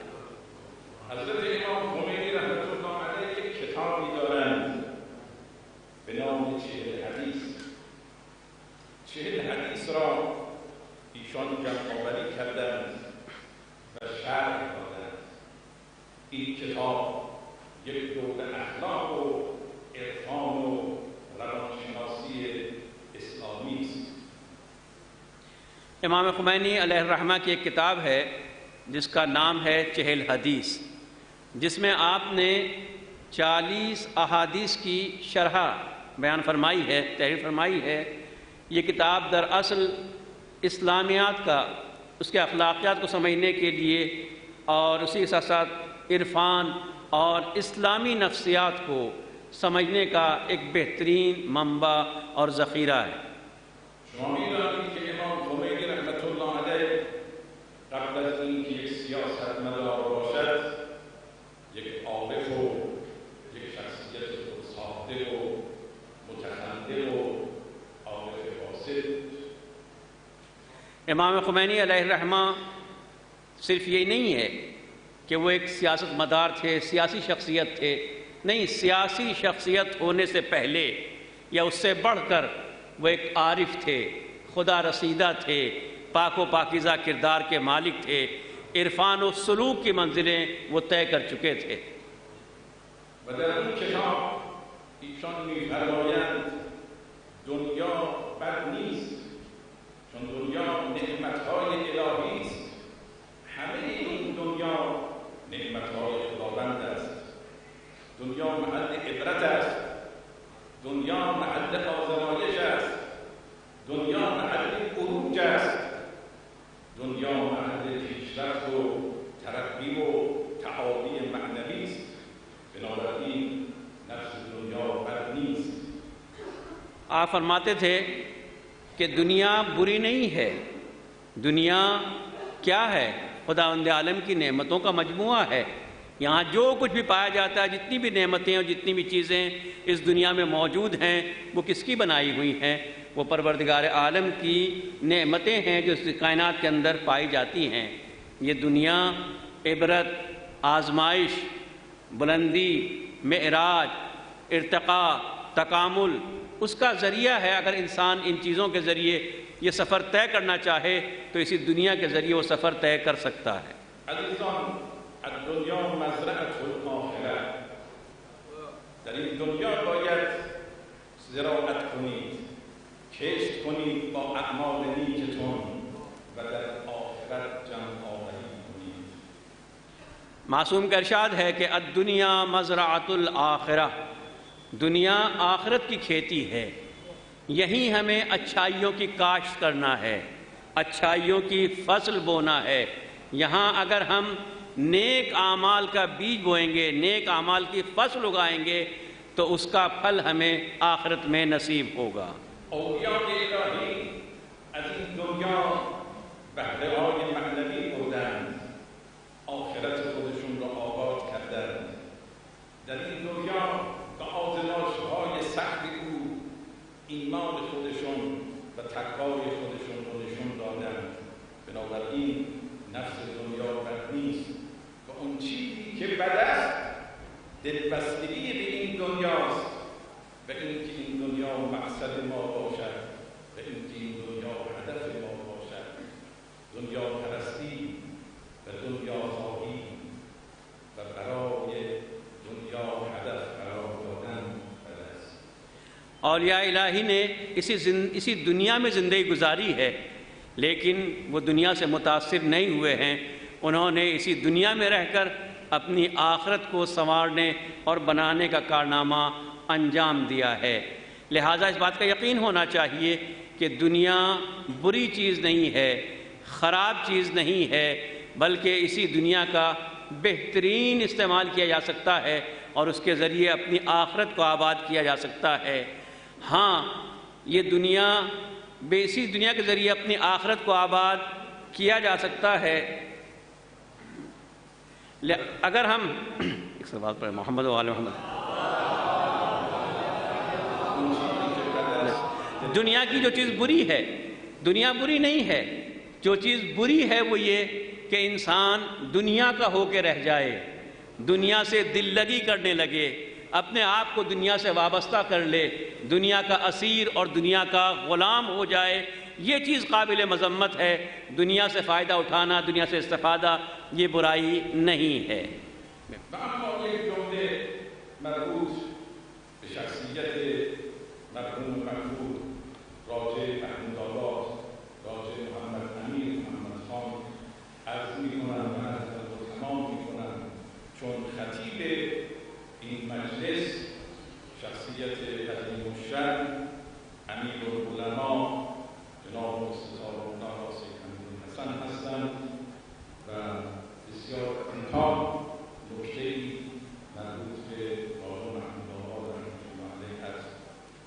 ایک بات مجھے مرحوم و مغفور راجہ محمود آباد صاحب، راجہ محمد امیر خان صاحب طیبہ سرا کے سلسلے میں عرض کرنا ہے، بہت ہی مختصر لفظوں میں، اس لیے کہ ابھی ایک اور مجلس ہونا ہے، اور اس مجلس کے خطیب عظیم الشان شخصیت کے مالک امیر العلماء حضرت حمید الحسن صاحب قبلہ ہیں، وہ اس مجلس کو خطاب فرمائیں گے، لہذا مختصر وقت میں مختصر لفظوں میں اپنی بات مکمل کرنا چاہتا ہوں۔ مرحوم قاضی محمود آباد شخصیتی بود، هم اندیشمند بود و هم شخصیتی خدمتگزار، فردی عقیل بود، شاعر بود، اسلام شناس بود، هم فیزیکدان بود، هم متافیزیکدان و یک شخصیت جامع اطراف بود، اهل مطالعه و اهل کتاب بود، دارای اندیشه بود، فرد دانشمندی بود، یک شخصیت با فضیلت۔ مرحوم راجہ محمود آباد صاحب ایک انسان، عظیم انسان، دانشمند، دانشور، خدمت گزار، ادیب، شاعر، اسلام شناس، فلسفہ شناس، اسی کے ساتھ ساتھ مختلف علوم کے ماہر، عالم طبیعیات سے بھی واقف اور مابعد طبیعیات کے اوپر بھی نظر رکھنے والے، مختلف صفات ان کے اندر جمع تھیں۔ ہم کہہ سکتے ہیں کہ وہ ایک ہمہ جہت شخصیت کے مالک تھے۔ همانطور که عرض کردم یکی از مصیبت‌های این دنیا این است که انسان در این دنیا دوستان خوبش را از دست می‌دهد و هر چند باری باید در غم از دست دادن دوستی عزادار باشد۔ جیسا کہ میں نے ابتدا میں عرض کیا کہ اس دنیا کی ایک صفت یہ ہے کہ انسان کبھی نہ کبھی یا مختلف مواقع کے اوپر غم میں مبتلا ہوتا ہے، اپنے دوستوں کو کھو دیتا ہے، اور وقتاً فوقتاً تھوڑے تھوڑے فاصلے کے بعد اسے غم سے اور اپنے بالخصوص اپنے دوستوں کی فرقت سے دوچار ہونا پڑتا ہے۔ و از همه مهمتر این است که مرحوم راجا محمود آباد نسبت به عزاداری سید الشهدا و برپا کردن مجلس عزاداری مخصوصا در محمود آباد همانند پدرش و جدش اهتمام ویژه‌ای داشت، خدمتگزار بود، در بیرون از اینجا راجا بود اما در مجلس حسین غلام بود۔ ایک اہم بات یہ ہے کہ آپ کی ذات عزاداری کے فروغ میں اور اس کے قیام میں بہت پیش رہا کرتی تھی۔ محمود آباد میں جس طریقے سے ان کے والد بزرگوار عزاداری قائم کیا کرتے تھے، عزاداری کیا کرتے تھے، اسی طریقے سے خود مرحوم بھی عزاداری میں بڑھ چڑھ کر حصہ لیا کرتے تھے اور پیش رہا کرتے تھے مختلف انداز سے۔ بہت ہی بہترین جملہ آپ نے فرمایا کہ اس امام باڑے کی حدود سے باہر وہ راجہ تھے، لیکن جب یہاں قدم رکھتے تھے تو ایک غلام کے طریقے سے حاضر ہوا کرتے تھے۔ در نوکری امام حسین علیہ السلام و خدمتگزاری در عزادار سید الشهدا با تمام وجودش و سرمایه‌اش به میدان می‌آمد و هر سال دغدغه داشت که امسال عزاداری بهتر از سال قبل باشه۔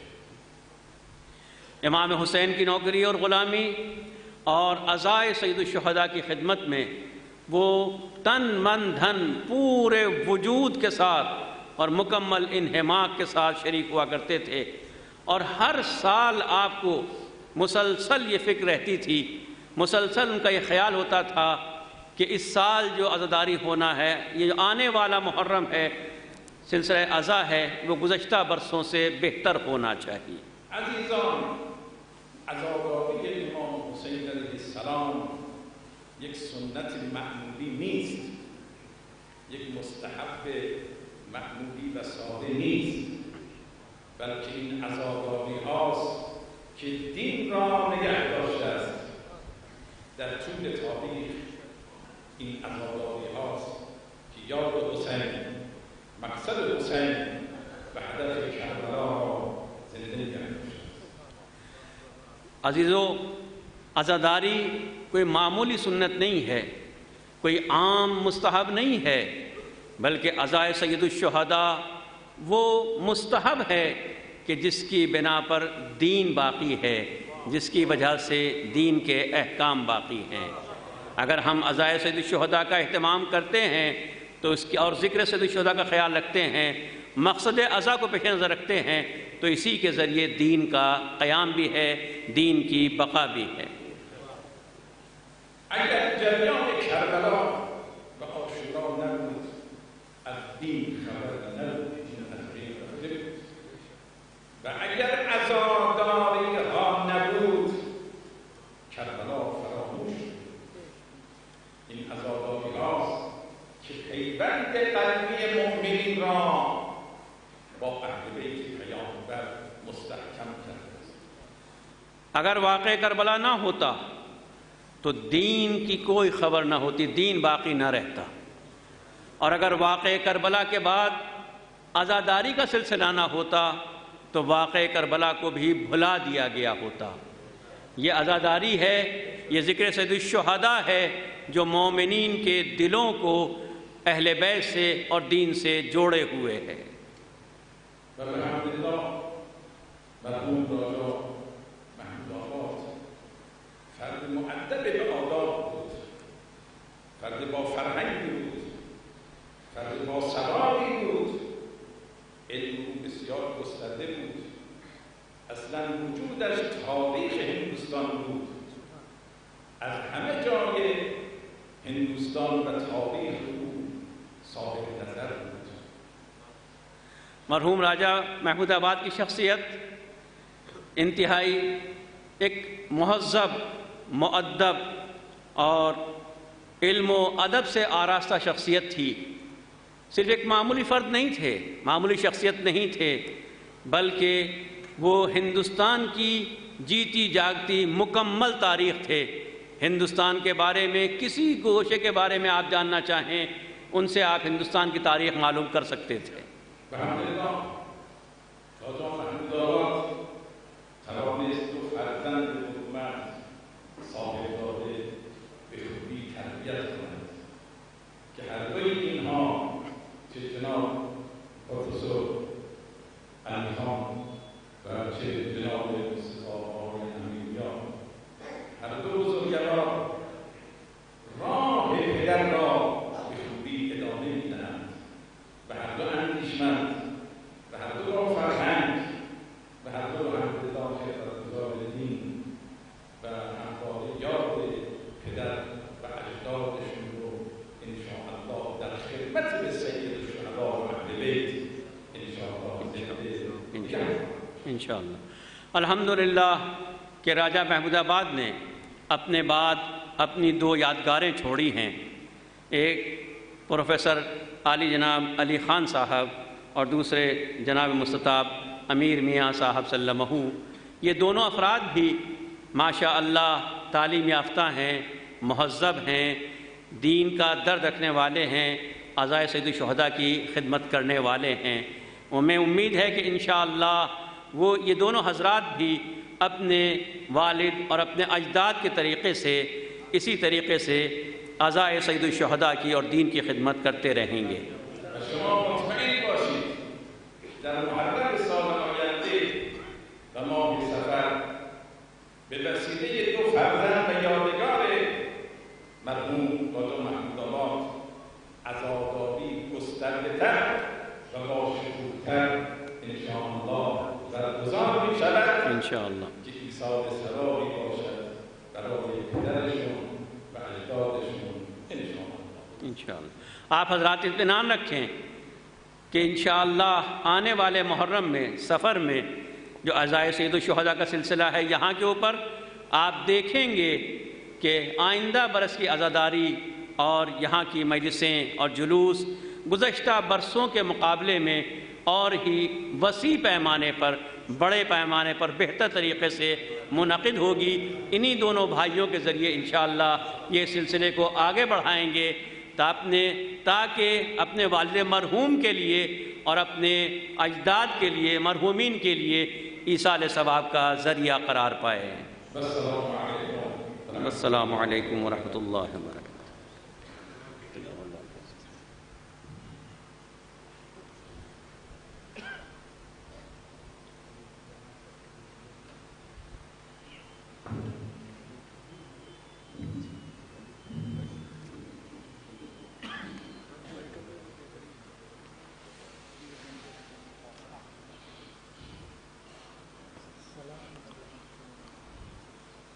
حضرات، میں نہایت ہی مؤدبانہ درخواست گزار ہوں امیر العلماء آیت اللہ حجت الاسلام مولانا سید حامد الحسن صاحب قبلہ نقبی عمید جامع ناظمیہ لکھنؤ کی خدمت میں کہ وہ تشریف لائیں اور فضائل و مصائب سرکار سید الشہداء بیان فرمائیں۔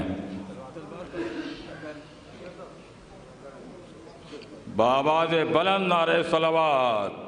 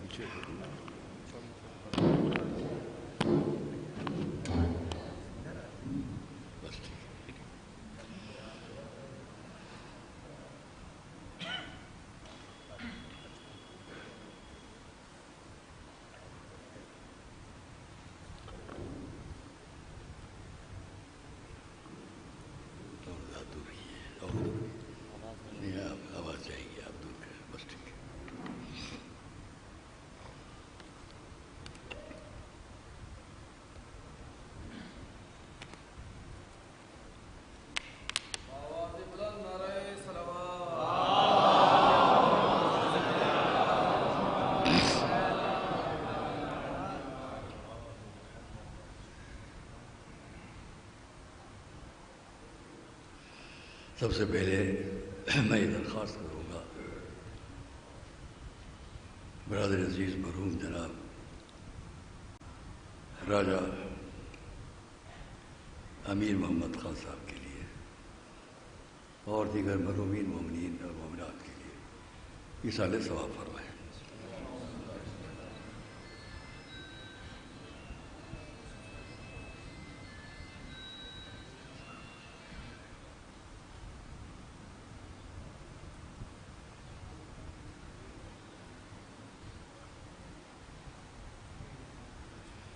أعوذ بالله السميع العليم من الشيطان اللعين الرجيم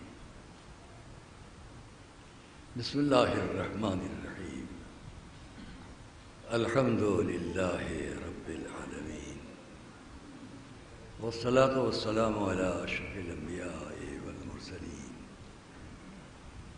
سيدنا ونبينا وشفيعنا أبي القاسم محمد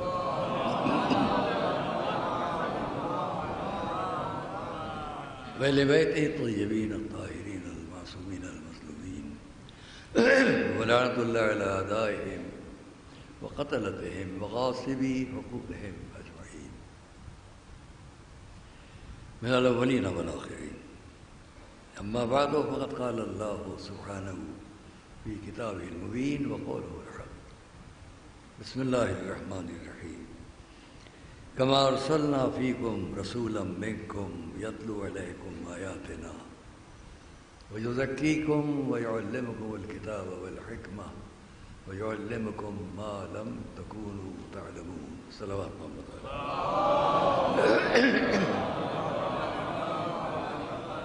عزیزان گرامی، ہم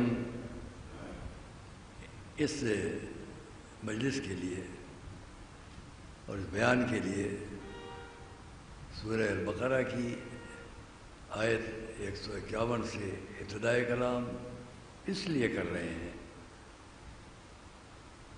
کہ اس میں ہمیں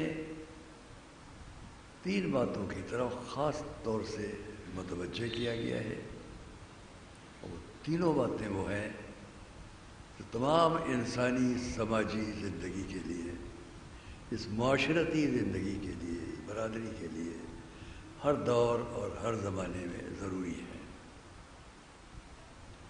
جہاں یہ خطاب کیا گیا کہ جیسا کہ ہم نے بھیجا تم میں رسول کو تم میں سے، جو تم پر ہماری نشانیاں بتلائے گا، سنائے گا، پڑھ کر بتلائے گا، اور تمہارے نفس کو، تم کو اندر سے پاک کرے گا، اور تم کو کتاب اور حکمت کی تعلیم دے گا، اور تمہیں وہ سب کچھ بتلائے گا جو تم نہیں جانتے۔ اس کے بعد کی آیت فوراً چھوٹا سا فقرہ ہے، فاذکرونی اذکرکم واشکرونی ولا تکفرون۔ لیکن میں اس بات پر آپ کے سامنے یہ عرض کر دوں کہ قرآن کریم علم کی کتاب ہے، اور صرف علم کی کتاب نہیں ہے۔ دنیا کے بہت سے علماء، عالم، قابل، فاضل، مختلف نظریات، مختلف عقائد، مختلف ذہن کے ساتھ علم پر بڑی بات کرتے ہیں، اور علم کی بڑی اہمیت دیتے ہیں۔ لیکن کچھ وہ ہیں کہ جو صرف علم کو کافی نہیں سمجھتے، اور اس لیے جب قرآن نے بات کی تو صرف علم کی بات نہیں کی، علم کے ساتھ عمل کی بات بھی کی۔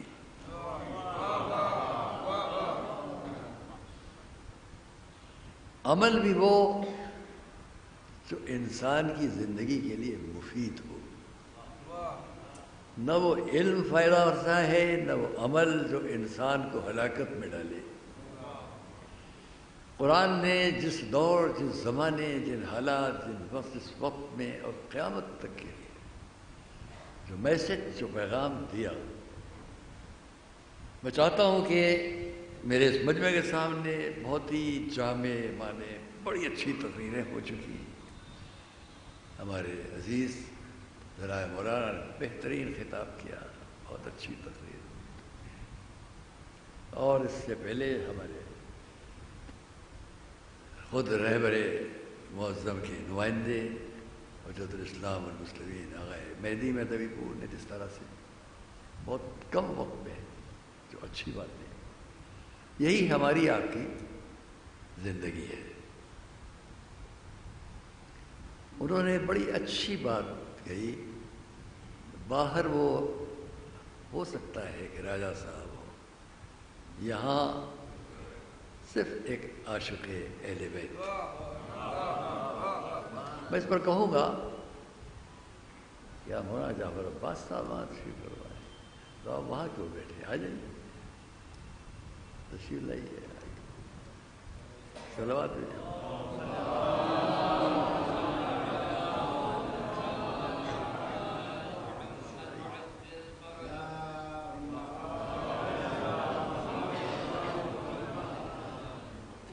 اور یہ بہت دیر تک مجھے باتیں نہیں کرنا ہے، کیونکہ مجھے ایک اور بھی امانت ہے اس مجلس میں، جس کا میرا وعدہ ہے جناب امیر محمد خان صاحب سے اور پروفیسر علی صاحب سے۔ گفتگو میں کچھ باتیں ہماری ہوئی، اس کو میں یہاں پیش کروں گا، جو مرثیت سے متعلق ہے انشاءاللہ۔ ہاں، یہ عرض کر لیں ہم آپ کے سامنے کہ علم اور عمل، اور علم بھی وہ جو مفید ہو، عمل بھی وہ جو ہماری معاشرتی زندگی کو فائدہ پہنچائے۔ نہ میں واپس لے چلوں آپ کو اب سے تقریباً 1458 سال پہلے، جب قرآنی پیغام ظاہر بظاہر پیش ہو رہا ہے. اس وقت چاروں طرف زندگی تھی، جو ماحول تھا وہ میں اس لیے کہ ہر طبقہ فکر کے افراد تک یہ بات پہنچ رہی ہے اور اس کو سمجھیں. جانتے ہیں وہ، صرف میری طرف سے ایک تجدید ہے ذہنی طور پر ان باتوں کی. ہم یہاں جو حضرات ہیں، جو باہر ہیں، جو اور جہاں تک کیسٹ کے ذریعے، ریکارڈ کے ذریعے سن رہے ہیں، تقریباً 1460 سال پہلے، 1460 سال، میں نے 2 سال بڑھا دیے. اس وقت یہ قرآن ظاہر بظاہر جب آ رہا ہے، پہلے ایک سورہ، پھر چند آیتیں، پھر اس طرح 23 سال کی مدت میں یہ قرآن آیا، جو ظاہر بظاہر ہمارے سامنے ہے. اور اس قرآنی ترتیب اور جو ہمارے سامنے ترتیب ہے، اس پر نہ جائیے گا کہ اسی طرح سب ہے. قرآن کریم 13 سال مکے میں حضور کے ذریعے آتا رہا اور 10 سال مدینے میں آیا. مکہ اور مدینہ یہ 2 بڑے شہر اس زمانے کے، مکہ یثرب یا مدینہ. یہ تقریباً 1460 سال پہلے آپ چلے جائیں کہ حضور کی زندگی اب تقریباً کہنا چاہیے کہ 40 سال ہو چکے ہیں. 23 سال میں یہ قرآن آیا ہے. اس 23 سال میں 114 سورے آئے، 114. 114 سوروں میں سے 86 سورے مکے میں آئے، 28 سورے مدینے میں آئے، 114 ہو گئے. ان 114 سوروں میں جو مکے میں آئے اور 28 سورے جو مدینے میں آئے، اور یہ 114 سورے جو قرآن کے 23 سال میں آئے، ان میں یاد رکھیے گا کوئی آیت، کوئی سورہ قرآن میں اپنی کسی دوسری آیت، کسی دوسرے سورے کو تردید نہیں کرتا، کنٹراڈکشن نہیں کرتا. اب یہاں سے بہت سی باتیں کہنے کی ہیں، وہ یہاں نہیں کہنا ہے. متصد سی بات یہ ہے کہ جب تردید نہیں ہے، کنٹراڈکشن نہیں، نسخ کی بات الگ ہے، یہ منسوخ کیا گیا کام، یہ ہے، تردید نہیں ہے. عجیب بات ہے، جب یہ قرآن 23 سال میں شان میں آیا، مکے میں پہلی بار جب آواز دی گئی، ایک چھوٹے سے مجمع کو ایک ٹیلے پر جمع کر کے آواز دی گئی. اس ٹیلے کے چاروں طرف لوگ آ گئے. وہاں ہمارے حضور نے، ہمارے اسلام کی اس تاریخ کو، قرآن کو پیش کرنے والی شخصیت نے کچھ کہا، فرمایا، اس کا وعدہ لیا، اور پھر آپ نے اپنے فرمایا، یہ اقرار لیا کہ میں جو کہوں گا تمہیں اعتبار ہے، سب کو اعتبار ہے. یہ ذہن میں رکھیے کہ قرآن کریم شروع ہو رہا ہے، یعنی اسلامی الف بے شروع ہونے جا رہی ہے قرآن کے ذریعے مکے میں، جو پہلے سے ہے. پہلے کی تردید ہم نہیں کریں گے، جو لوگ نہیں جانتے وہ تردید کر لیں. اس مجمع میں تو سبھی جانتے ہیں، جو جہاں نہیں جانتے وہ نہیں سمجھتے، وہ کہتے ہیں قرآن یہ کیا ہے اور وہ کیا ہے، وہ کیا ہے. آپ ماشاءاللہ اہل فضل، اہل علم تشریف فرما ہے، کسی کتاب کی پہلی سطر کو پڑھ کر اور اس کتاب کی آخری سطر کو پڑھ کر کوئی فیصلہ نہیں کر سکتا. یہ دیکھا جائے گا ابتدا کیا تھی، اس کے مطابق انتہا ہے کہ نہیں ہے. سمجھدار دانشور انسان، پڑھا لکھا انسان کبھی یہ نہیں کرے گا کہ ابتدا میں کچھ کہہ رہا ہو، بیچ میں کچھ کہہ رہا ہو، آخر میں کچھ کہہ رہا ہو. سننے والے سمجھیں گے کہ یہاں سے بات مرتبط نہیں ہے. ضروری ہے کہ بافضل دانشور، جب ہم اور آپ اس بزم کے اندر بیٹھے ہوئے دانشوری کا معیار یہ سمجھتے ہیں جہاں سے بات شروع کرو اسی کے ربط میں آخر تک بات ختم کرو. تو جس نے یہ قرآن دیا ہے، جس نے عقلیں دی ہیں، جو عقلوں کا خالق ہے، صلوات محمد و آل محمد پر، وہاں کوئی بات ربط سے الگ نہیں ہوتی. ہاں اب ہمارے سامنے جو قرآن ہے اس میں بھی ہم اس پر بحث پر نہیں جائیں گے کہ اس کی ترتیب کا انداز کیا ہے، لیکن یہ میں نے مختصر کہہ دیا کہ 83-86 سورے جو مکے کے ہیں وہ ہرگز تردید ان کی نہیں کریں گے، وہ 28 سورے جو مدینے میں آئے. ایک لفظ بات کرتا، یہ باتیں الگ ہیں.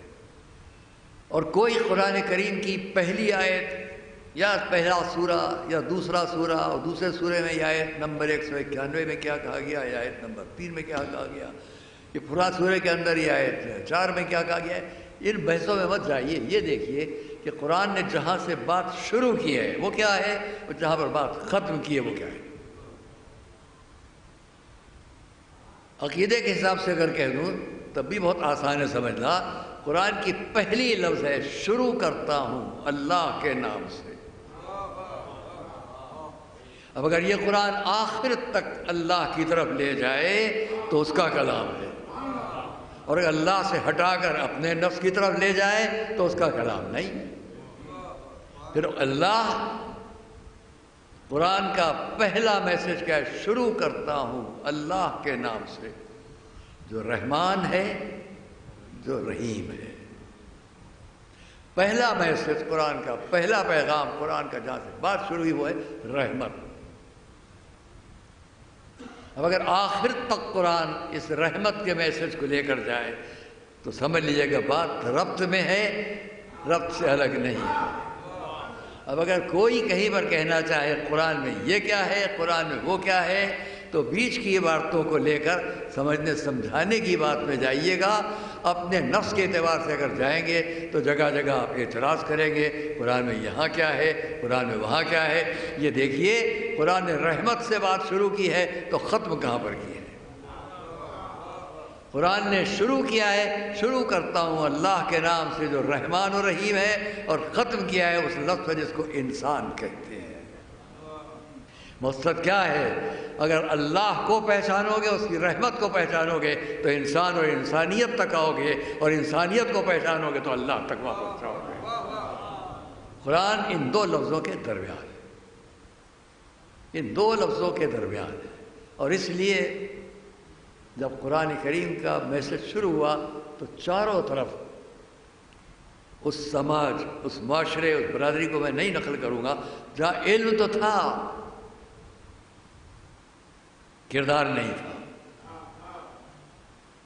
جگہ جگہ مثالیں، کتنی مثالیں، ہم آپ کا وقت خراب ہوگا. علم عرب صحرا اس پر ناز کرتا تھا کہ وہ کتنا ادبی ہے، ادب میں کتنا ماہر ہے، لیکن اس کے ساتھ ساتھ اس کی زندگی کی ساری داستانیں جو بکھری ہوئی ہیں اس زمانے کے اعتبار سے، وہاں علم نظر آتا ہے تو کردار نظر نہیں آتا ہے، اور کہیں کردار نظر آتا ہے تو علم سے خالی ہے.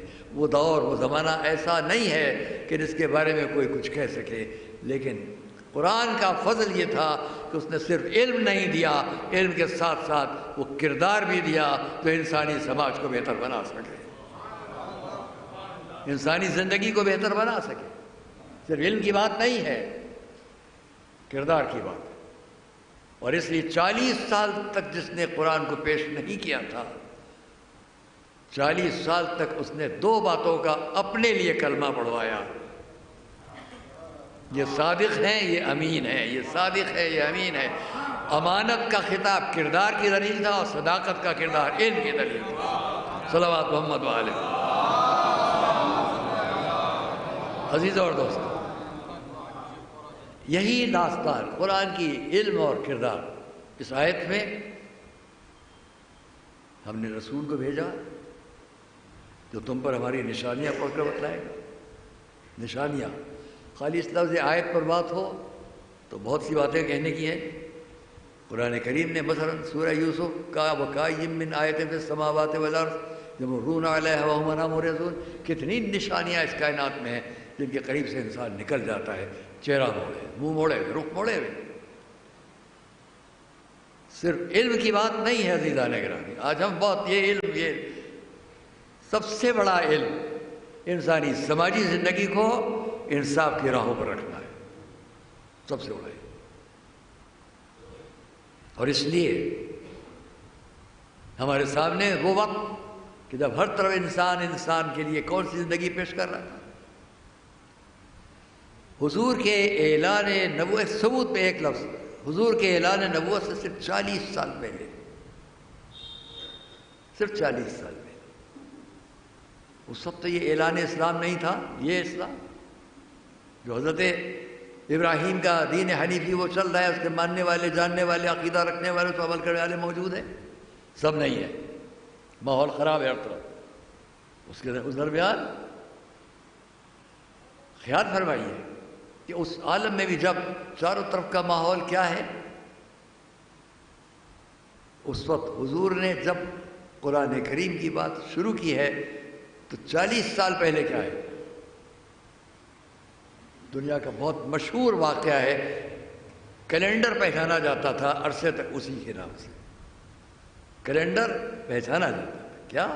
عام الفیل، ہاتھیوں کا سال. واقعہ پیش آیا، اصحاب فیل، ابرہا، واقعہ پیش آیا. یہ ابرہا جو آیا تھا مکے تک، وہ کیا کہہ رہا تھا؟ حکومت کرنے نہیں آیا ہوں، یہ گھر منہدم کرنے آیا ہوں تاکہ وہ گھر جو ہم نے بنایا ہے وہ مرکز بنے، اس گھر کی مرکزیت ہو جو ہم نے یمن میں بنایا ہے. اس گھر کی مرکزیت کو ختم کرنا ہے. وہ مذہب کی لڑائی لے کر آیا، روحانیت کی لڑائی لے کر آیا. وہ سچا ہے یا یہاں والے سچے؟ جو یہاں والے تھے انہوں نے کہا اچھا اگر روحانیت کی بات روحانیت سے ہے، مذہب کی بات مذہب سے ہے، عقیدے کی بات عقیدے سے ہے، سچائی کی بات سچائی سے ہے، تو یہاں جتنے لوگ ہیں ان کو ہم باہر کیے دیتے ہیں. مکے میں جتنے لوگ ہیں باہر چلے جاؤ، پہاڑیوں میں چلے جاؤ. اکیلا ایک شخص، وہ اکیلا کعبے کی دیوار پر ہاتھ رکھ کر مناجات کر کے پکارے گا اس کو.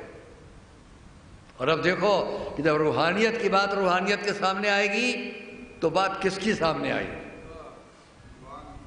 تم نے تلوار لانے کے باوجود یہ کہا کہ ہم اس کعبے کو منہدم کرنے آئے تاکہ وہ مرکز بنے.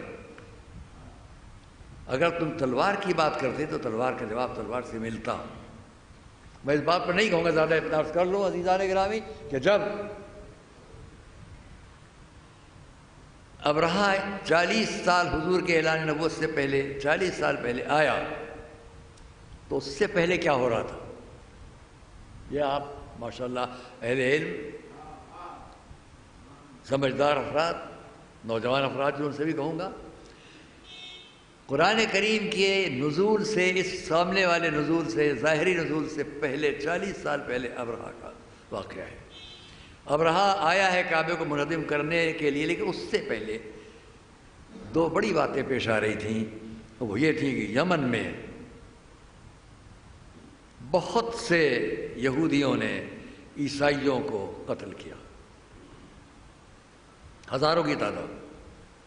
انتقام کا وقت آیا تو بہت سے عیسائیوں نے بہت سے یہودیوں کو قتل کیا، ہزاروں کی تعداد. اس لشکر کا سردار ابرہا آیا، ساتھ میں اس کے ایک ارایات دوسرا بھی سردار تھا. دونوں میں جنگ، ایک نے دوسرے کو قتل کیا. اب میں نے اس بات کو اس لیے چھیڑا کہ ابھی تو نزول قرآن سامنے نہیں ہے. اگر دین نے، علم نے جو اس وقت تک رائج تھے ہر طرف، کچھ فائدہ پہنچایا ہوتا تو ہزاروں انسان ایک عقیدے کی بنیاد پر دوسرے ہزاروں انسانوں کو کیوں قتل کر رہے تھے؟ ہزاروں عیسائیوں نے یہودیوں کو، ہزاروں یہودیوں نے عیسائیوں کو کیوں قتل کیا؟ مذہب کی بنیاد پر. اسلام تو نہیں تھا یہ سامنے کی کیفیت میں، یہ قرآن کا میسج تو نہیں تھا سامنے کی کیفیت میں. عجیب بات ہے، جب قرآن کا نزول ہو کر امن کے راستے سے سارا میسج دیتا ہے تو ہم اعتراض کرتے ہوئے چلتے ہیں، یہاں کیا ہوا، وہاں کیا ہوا، وہاں کیا ہوا. لیکن اس سے پہلے اس انسانی سماجی زندگی کو اچھے راستے پر رکھنے کے لیے سب سے بڑے 2 ہی مذہب تو تھے. وہ 2 مذہب کیوں نہیں کامیاب ہوئے اس بات پر کہ انسانی سماجی زندگی بھی بہتر نظر آتی اور انسان کے امن و سکون بھی نظر آتا؟ ایسا کیوں نہیں ہوا؟ اور جب قرآن کا نزول شروع ہوا تو مکے کے 13 سال کی زندگی میں بڑے یقین سے کہہ رہا ہوں، آپ کے سامنے بنظر انصاف کہہ رہا ہوں، قرآن کے نزول کے بعد مکے کی 13 سال کی زندگی میں ایک شخص کو دکھلا دو جسے اس قرآن کے ماننے والوں نے قتل کیا ہو. ایک مثال. جبکہ جو قرآن کو نہیں ماننے والے تھے انہوں نے ظلم کیا، اور اس کے نتیجے میں ہمارے حضور نے طے کیا حکم الہی پر کہ مکے کو چھوڑنا ہے. پہلے ایک ہجرت ہوئی، اس کے 7 سال کے بعد دوسری ہجرت ہوئی، اور پھر اس لیے چلے آئے کہ تم پر الزام لگے گا مذہب کو پھیلانے کے لیے تلوار کا، ہم پر نہیں لگے گا. صلوات محمد علیہ. اس کی بہت بڑی دلیل، جس کو ہم اور آپ شب ہجرت کے نام سے جانتے تھے، مجھے پڑھنا نہیں اتنا عرض کروں، بہت بڑی دلیل کیا ہے کہ جو لوگ اس قرآنی پیغام کے لیے شدید مخالف تھے انہوں نے ایک جرگہ کیا، جلسہ کیا، مجمع جمع کیا اور فیصلہ لیا کہ چلو یہ جو قرآن پیش کرے ان کو قتل کر دو. 40 انسان، منتخب لوگ، سلیکٹڈ لوگ، عقل، علم جو ان کے پاس تھا، اس علم کے ساتھ، اس دانش کے ساتھ، اس عقل کے ساتھ 40 آدمی جمع ہوئے. آخری فیصلہ کیا لیا؟ میرے بزرگوں اور دوستوں کے سامنے آخری فیصلہ کیا لیا؟ کہیں دکھلا دے کوئی کہ آخری فیصلہ یہ، چلو محمد کے پاس اور چل کر ان سے کہیں ہمارا یہ علم بتاتا ہے کہ آپ کا علم غلط ہے، ہمارا یہ طریقہ بتاتا ہے کہ آپ کا طریقہ غلط ہے، ہمارا یہ رسم و رواج ہمارے بتاتے ہیں کہ آپ کے رسم و رواج. کوئی بات نہیں، صرف ایک بات، اب ایک ہی فیصلہ، چلو انہیں قتل کر دو. تو پہلا میسج تلوار کا کس کی طرف سے ہے؟ قرآن پیش کرنے والوں کی طرف سے یا قرآن مخالف لوگوں نے؟ نتیجہ کیا ہوا؟ ان 40 آدمیوں سے بھی 13 چنے گئے، بعض روایات 11 چنے گئے. چلیے ہم 13 کا عدد مانے، 13 چنے گئے. اب تم جاؤ اور جا کر فیصلہ کر دو. یہ وقت کتنا نازک ہے، میں جلدی سے اس بات کو تمام کروں، کتنا نازک وقت ہے کہ یہ 13 آدمی جو آئے اس گھر کو گھیرنے کے لیے. اب اگر ان کا جواب دینے کے لیے اس گھر کے لوگ باہر آ جائیں تو راتوں رات کتنی تلوار چلے گی، کتنے لوگ قتل ہوں گے، چاہے ایک سامنے آئے چاہے چند آئے. ایسا نہیں ہوا، بلکہ دانشوری کا تقاضا ایک تھا، ہم علم لے کر آئے ہیں، خلق اور اخلاق لے کر آئے ہیں، کردار بتلانے کے لیے آئے ہیں. تو تلوار سے کردار نہیں بتایا جاتا، تلوار سے کردار نہیں سجایا جاتا ہے، یا علم سے سجایا جاتا ہے یا خلق سے سجایا جاتا ہے. اور اس لیے وہ رات وہ تھی کہ جس نے قرآن پیش کیا تھا اس نے حکم الہی پر حکم دیا تم بستر پر سو جاؤ. ایک علی کو بستر پر سلانے کے بعد، عزیزان گرامی غور فرمائیے گا، 40 میں سے 13 چنے گئے. ایک جملہ کہنا چاہتا ہوں آپ کے سامنے پیش کر رہا ہے. 40 میں سے 13 افراد کو چنا گیا. کس لیے؟ کہ ان 40 کی عقلوں کا منتخب یہ ہے 13، ان 40 کے شجاعت اور بہادری کا نمونہ یہ 13. ان 13 کو اس لیے بھیجا جا رہا ہے کہ جتنی عقل کی بات ہو اس کا بھی جواب دے سکے، اور جیسی تلوار اور شجاعت اور بہادری کا معاملہ اس کا بھی جواب دے سکے. یہ 40 میں سے 13 چنندہ لوگ، عقل کے اعتبار سے بھی سارے عرب کا انتخاب، سارے عرب کا انتخاب، اور شجاعت اور تلوار کے حساب سے بھی سارے عرب کا انتخاب. اب مجھے بتلائیے کہ بستر پر رسول جس کو سلا کر جائیں گے اسے کیسا ہونا چاہیے؟ صلوات محمد والے محمد. ایک بلند آواز میں صلوات محمد والے ہوں. اسے کیسا ہونا چاہیے؟ یہ تیرا چنے ہوئے بہادر، یہ تیرا چنے ہوئے دانشور جب صبح ہوگی تو ان کے سامنے وہ آئے گا کہ جو ان کی عقلوں کا بھی جواب دے سکے اور ان کی تلواروں کا بھی جواب دے سکے. لیکن اس طریقہ کار پہ اعتراض نہیں ہوگا کہ انسانی سماجی زندگی کو قتل و خون سے رنگین کر دیا جائے. دوستو رضی اس کی پورا اسلام، میں نے بات جہاں سے شروع کی، مقصد ایک ہے کہ ہماری اور آپ کی سماجی زندگی علم، اور وہ علم بھی وہ ہو کہ جو انسان کی بہتر زندگی، امن کی زندگی کو بہتر بنا سکے، اسے ناکام نہ کر سکے. اور اس لیے قرآن علم کی کتاب بھی ہے اور کردار کی کتاب بھی ہے. اس بدترین ماحول میں جب قرآن کا نزول ہوا شروع تو اس کا مقصد ایک ہی تھا کہ تمہیں علم بھی عطا کیا جائے گا اور تمہیں کردار بھی عطا کیا جائے گا. صلوات محمد والے. اور جس نے یہ کتاب حکم الہی پر پہنچائی اسی کا جملہ ہے ویل لمن لا یعلم. وہ ویل بعد میں تمام کروں گا جملہ، اسی کا جملہ ہے ویل لمن لا یعلم. افسوس اس پر ہے جو علم نہ حاصل کرے. لیکن اس پر بات نہیں تمام ہوتی. وہ ویل لمن علم ثم لم يعمل. اس سے زیادہ افسوس اس پر ہے جو علم تو حاصل کرے مگر اس پر عمل نہ کر سکے. صلوات محمد وآل محمد.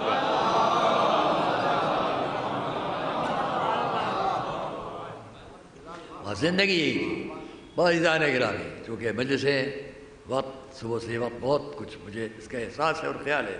یہ بات کو تمام کرنے کی ناتمام بھی نہ رہے. میں اتنا کہوں گا آپ کے سامنے کہ دیکھیے، اس جملے کو بعد میں تمام کر دوں گا. میرے سامنے مذہبی زندگی، ریلیجن، عقیدہ، اعتقاد، بلیو اینڈ ایکشن، علم اور عمل منحصر اس بات پر کہ ہم مذہبی زندگی کو اپنائیں. مذہبی زندگی سے آزادی کوئی اچھی بات تو نہیں ہے، لیکن مذہبی زندگی کو اس لیے اپنائیں. میں کسی بھی مذہب کے لیے یہ تنقید نہیں کرتا ہوں. ہر مذہب چند باتیں پیش کرتا ہے. پہلی بات، اسے غیبی قوت و طاقت پر یقین، ایمان. اس کی طرف سے کچھ ایسے لوگوں کو یہاں آنا کہ جو آ کر اس کی مرضی، اس کی رضا، اس کے منشا کو ہم تک پہنچائیں. یہ دوسری بات ہو گئی. تیسری بات، آنے والوں کے لیے کچھ ثبوت ادھر سے دے دیے جائیں کہ تم پہچانواؤ کہ تم ہماری طرف سے گئے ہو، اور کچھ کردار تمہیں ایسے دے دیے جائیں کہ لوگ خود بخود تمہیں محبت دیں اور پہچانیں. یہ ہے مذہب کی مختصر سی بات. اور اسی بنیاد پر ہم دیکھ رہے ہیں کہ جو ادھر سے آنے والا تھا جب آیا تو اس سے پہلے کہ وہ اسلام کا اعلان کرتا اس کو صادق اور امین، صادق اور امین، صادق اور امین. ہر طرف کلمہ اس کا پڑھا جا رہا ہے، یہ سچے ہیں، یہ امانتدار. اور جب وہ اتنے سچے اور امانتدار اور ایماندار اپنا کلمہ پڑھوا لیا تب قرآنی احکام پیش کرنا شروع کیے. عزیز اور دوستو، اور اس لیے ہم اگر جس جگہ بیٹھے ہوئے ہیں، میں یہاں 15 سال شاید ہوتے ہیں، غالباً 15 سال ہوتے ہیں، ایک مجلس پڑھنے آیا تھا. ہمارے مرحوم بھائی، ان کی خواہش تھی اور ہم یہاں آئے. دوستو اور عزیزو، ایک بات کہوں گا جو میں نے ابھی شروع میں پیدا کیا. شاید اب سے 63 سال 63 ایئرس پہلے کی بات ہے، 63 سال پہلے کی شاید بات ہے کہ میں یہاں سے لکھنؤ سے باہر ایک جگہ ہے اناؤ، وہاں گیا تھا. اور یہ بھی عرض کر دوں کہ بہت کم سنی سے میں بھی اس خانوادے سے ایک محبت رکھتا ہوں، اس لیے بھی کہ میرے بزرگوں کے ان کے تعلقات بہت اچھے تھے، سرکار نبی ملت اور سرکار مہاراجہ محمد آباد، پھر میرے والد اور جناب راجہ صاحب، خود جناب مہاراج کمار صاحب، پھر خود میں نے جتنا کچھ، اس لیے نہیں جاتا تھا کہ وہاں بس اچھا لگے گا، اس لیے بیٹھتا تھا کہ سیکھنے کو ملے گا، سیکھنے کو ملے گا۔ اور مجھے ان تفصیلات میں جانا نہیں ہے، ورنہ بڑا وقت صرف ہو جائے گا کہ ہم کہاں کہاں گئے اس لیے کہ کچھ سیکھیں۔ ان کے دونوں بھائی تشریف فرمایا، خدا ان کو لمبی زندگی توفیقات عطا کرے کہ زیادہ سے زیادہ اپنے بزرگوں کے امور کو اور بہتر سے بہتر بنائیں۔ ہم نے ان کے دادا کے سامنے بہت بہت گزارا ہے، کبھی یہاں، کبھی لکھنؤ میں، کبھی اور جگہوں پر، عراق میں۔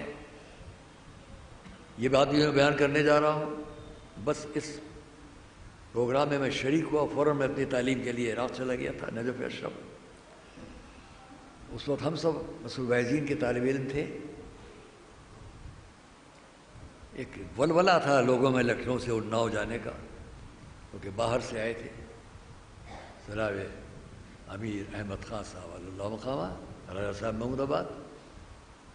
شاید اس پورے مجمع میں ممکن ہے آپ اگر، لیکن امید کم ہے، اس پورے مجمع میں اس بات کا عینی شاہد بیان کرنے والا شاید اکیلا میں ہوں۔ اور اس لیے میں یہ عرض کر دوں کہ ایک پروگرام وہاں پر منتخب کیا گیا اناؤ میں کہ باہر سے تشریف لائے سرکار راجہ صاحب، آپ کے دادا، اور وہ اس میں ورثیہ پڑھیں گے۔ میں اس ورثیے کے سلسلے میں کچھ بھی نہ پڑھتا شاید، لیکن گھر پر کچھ ذکر ہو رہا تھا تو آپ نے جو ذکر کیا وہ میں دل اجازت ہے کہہ دوں۔ ایک صلوات پہلے پڑھیں ہم۔ اور یہ ایک حقیقت ہے کہ میں چند جملوں میں شاید ایک ہی جملے یا دو جملے بعد تمام کر دوں۔ اس خانوادے کو جتنا میں بچپنے سے آج تک دیکھتا چلا ہوں، خدا نے 4 نعمتوں سے نوازا ہے۔ 4 دولتیں اس گھرانے کو ملی ہیں، اس خانوادے کو ملی ہے، بلا تفریق کہہ رہا ہوں۔ اس خانوادے کو اوپر سے جب تک میں جہاں سے میں نے دیکھا یا جہاں سے اوپر تک کا سنا، 4 دولتیں ملی ہیں۔ پہلی دولت ہے دنیا، وہ بھی ملی ہے۔ دوسری دولت اس خانوادے کو دولت اخلاق ملی ہے، دولت خلق و اخلاق۔ تیسری دولت اس خانوادے کو دولت علم ملی ہے، اور چوتھی دولت آپ بتائیں گے یا میں کہوں؟ چوتھی دولت دولت ایمان ملی ہے۔ صلوات محمد علیہ وسلم۔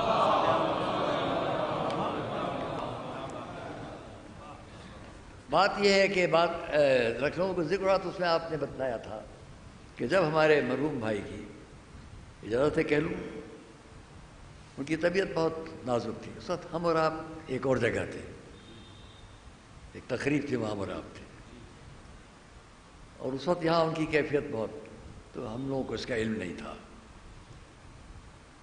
پھر بعد میں معلوم ہوا، ایک عجیب بات ہے کہ اس عالم میں جب وہ بہت ہی آخری کیفیات میں تھے، ان کو، ہمیں پروفیسر صاحب کو، ہمیں نتیجے کو آواز کان میں آئی، اگر غلط کہوں تو بتا دیجیے گا، کانوں میں آواز آئی، عجیب بات۔ اور جیسے انہوں نے کبھی اپنے دادا کو نہیں دیکھا، اپنے جد مرحوم کو کبھی نہیں دیکھا، لیکن پہلی دفعہ ان کو یہ احساس ہوا کہ اپنے جد کی آواز سن رہے ہیں، جیسے ان کے کان میں یہ کہا گیا ان کے والد کے لیے جو اس کیفیات میں تھے، جس کیفیت میں، ان کو میری آواز سنا دو، ان کو میری آواز سنا دو۔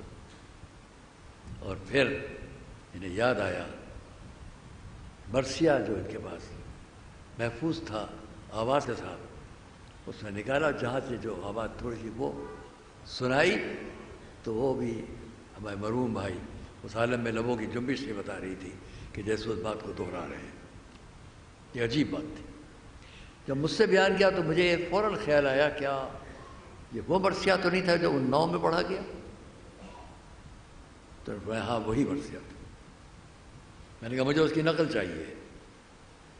عزیزم علی محمد صاحب کے ذریعے وہ نقل بھیجی گئی۔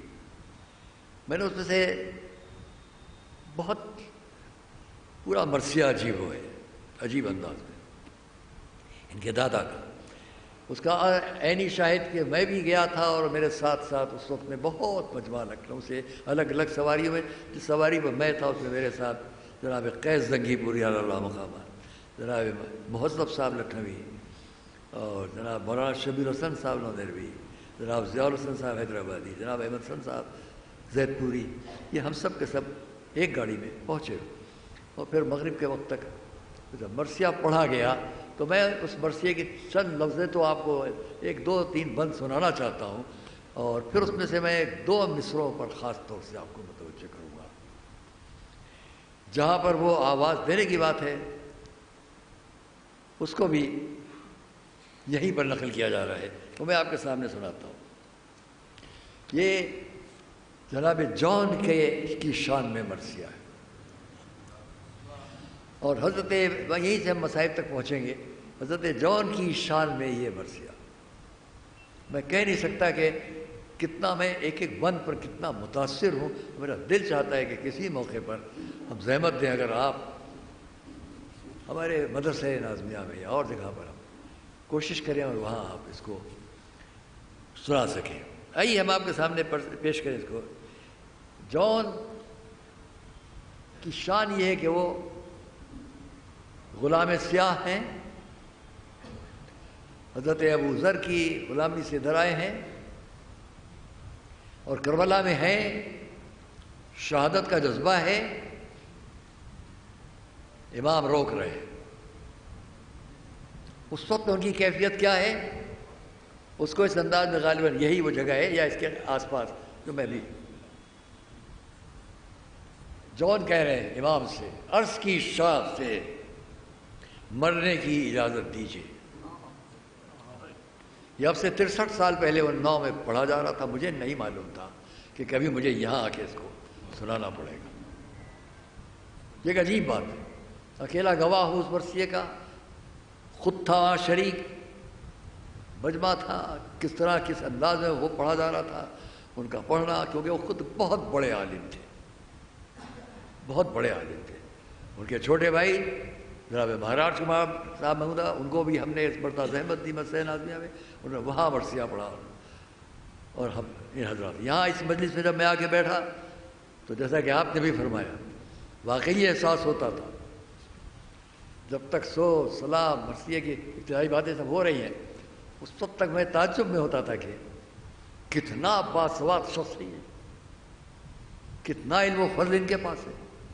جو کچھ پڑھا جا رہا ہے اس کے آگے آگے آگے آگے آگے آگے وہ اپنا کلام پیش کرتے جاتے تھے۔ پڑھنے والے بعد میں تمام کریں گے، اس سے پہلے وہ اس کو تمام کرتے تھے، سلیمان میاں۔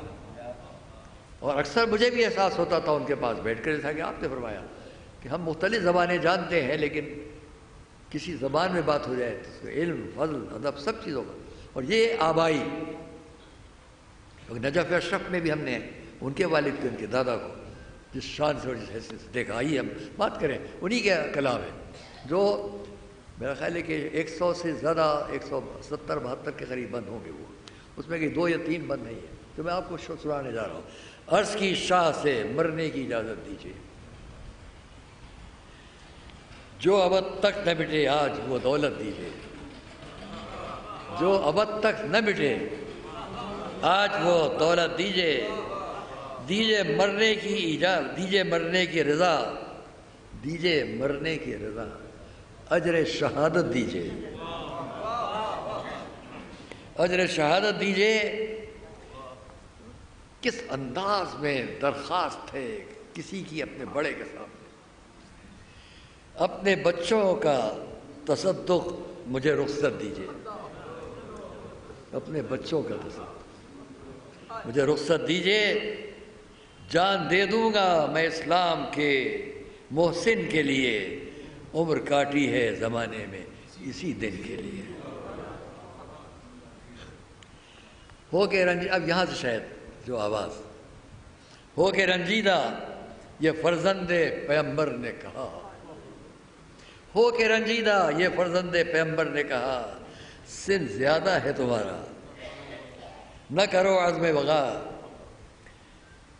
جا کے آرام لو ہے ذوف تمہیں حد سے سوا. وقت کی مناسبت غور کیجیے گا. میں صرف پڑھ رہا ہوں، اس بات کو یاد دلانے کی بات بار نہیں کر رہا ہوں. جب یہ آواز انہیں سنائی جا رہی ہے، سنانے والے سامنے میں 63 سال پہلے کی آواز ہو اور سنایا جا رہا ہے. جا کے آرام لو، جون سے کہہ رہے ہیں مولا، جا کے آرام لو ہے ذوف تمہیں حد سے سوا. اس کیفیت میں ہیں، ان کی آواز پہنچائی جا رہی. ناتوا تم ہو تمہیں جنگ نہیں ہے زیبا. جاؤ خیمے میں غم فرقت مولا نہ سہو. وقت ہے گرم بہت دھوپ کی ایذا نہ سہو. سنتے ہی جون کی آنکھوں سے ہوئے اشک رواں. سنتے ہی جون کی آنکھوں سے ہوئے اشک رواں. روکے کی عرض کے ہے بادشاہ کون و مکان. مجھ کو باقی نہیں اب تن میں میرے، مجھ کو گو کے باقی نہیں اب تن میں میرے. تاب و تواں الفت اس در کی بنا دے گی پہ جنگ جواں. گزری خدمات میں پیری و جوانی مولا. زہر ہے میرے لیے عمر کا پانی مولا. اس جگہ پر میں بیت کے بارے میں پہلے سے کہہ دوں، عجیب و غریب انداز میں عزیزان گرامی. اس کا ایک مصرع اس مصرے کا کوئی جواب ہی نہیں ہے. یعنی کتنے اشعار نثار ہو جائے ایک مصرے پر. ماشاءاللہ صاحبان فضل تشریف فرمائے. میں متوجہ کروں گا وہاں جب وہ مصرع سامنے آئے گا. مجھ سے جنت کو، یہ اب جذباتی انداز ہے جون کا، مجھ سے جنت کو بچاتے ہیں شہنشاہ خدا. دامن صاف جنا پر میں بنوں گا دھبا. دامن صاف جنا پر میں بنوں گا دھبا. آپ کے جسم میں ہے خون علی و زہرا. آپ کے جسم میں ہے خون علی و زہرا. سید القوم کجا عبد گنہگار کجا. اب اس بیت کے آخری مصرے پر توجہ کیجیے گا. سید القوم کجا عبد گنہگار کجا. عبد اسود ہوں، عبد اسود ہوں، میرے جسم سے بو آتی ہے. کیا تعریف کی جائے آخری مصرے کی. عبد اسود ہوں، میرے جسم سے بو آتی ہے. آپ تک بوئے جنا کر کے وضو آتی ہے. جواب نہیں ہے دوسرے کا. آپ تک بوئے جنا کر کے وضو آتی ہے. اللہ کو کتنا بھی کہیے گا. اللہ بڑھا کے کہہ رہا ہوں جہاں تک اس آواز سے. بس ایک اور تو صحیح خود کو جنا کے جو نہ قابل کر دوں. تو صحیح خود کو جنا کے جو نہ قابل کر دوں. اپنا خون خون پیغمبر میں نہ شامل کر دوں. اپنا خون خون پیغمبر میں نہ شامل کر دوں. فدیہ شاہ خدا عمر کا حاصل کر دوں. فدیہ شاہ خدا عمر کا حاصل کر دوں. یہ مصرع، یہ بھی اس کا کوئی جواب ہی نہیں. پورے اشعار تمام سب بند، لیکن کہیں کہیں ایک مصرع ایک عجیب و غریب انداز ہے، اس کو بھی سنیے گا. فدیہ شاہ خدا عمر کا حاصل کر دوں. ایسا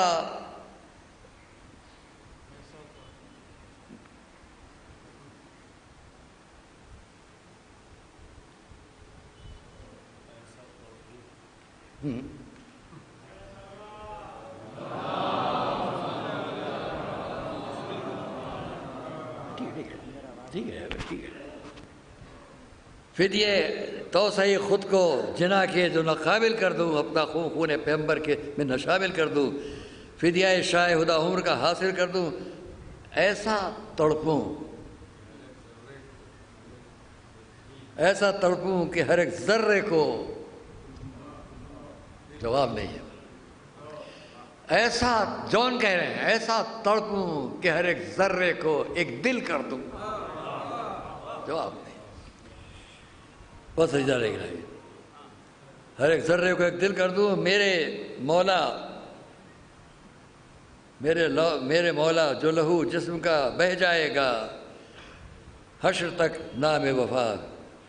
نام وفا کا میری رہ جائے گا.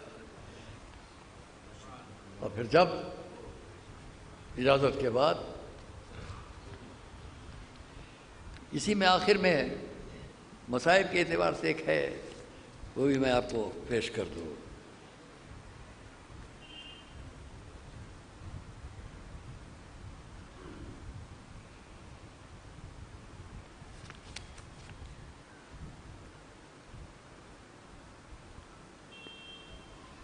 یہ بھی یہی مصائب ہے. عزیزان کرام، جون نے یہ سب کہا. علم ہے، کردار ہے، کربلا ہے، ایک جون جیسا غلام حبش بھی، ان تمناؤں کے ساتھ، ان دعاؤں کے ساتھ، ان الفاظ کے ساتھ. اور حقیقت بھی خالی یہ نہیں ہے کہ بس ادبی اعتبار سے آپ کے سامنے ایک بات پیش ہو رہی ہے، بلکہ روایت ہے کہ جب جون نے یہ جملہ کہا کہ میرے تن سے بو آتی ہے، یہ خون میں شریک ہو جائے، تو اس وقت امام نے جون کی شہادت کے بعد پہنچنے کے بعد دعا کی، اور دعا کا ایک نتیجہ سامنے آیا. آخری لفظ آپ کے سامنے پیش کر رہا ہوں، یہ آخری بند ہے. آئے مقتل میں پے جون امام دوسرا. جون شہید ہو چکے. آئے مقتل میں پے جون امام دوسرا.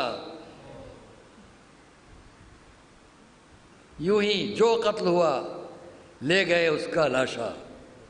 یوں ہی جو قتل ہوا لے گئے اس کا لاشا. کتنا یہیں سے کتنا آنکھوں کے لیے غم و الم کی کیفیت سامنے آ جاتی ہے. ہر ایک کے لاشے کے لیے امام حسین کے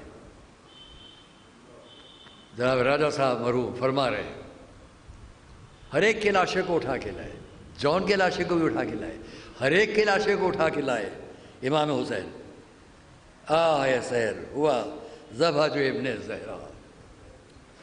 جب امام کی شہادت ہو گئی، پاس شبیر کے آئے کوئی اتنا بھی نہ تھا. یہی مصائب ہے.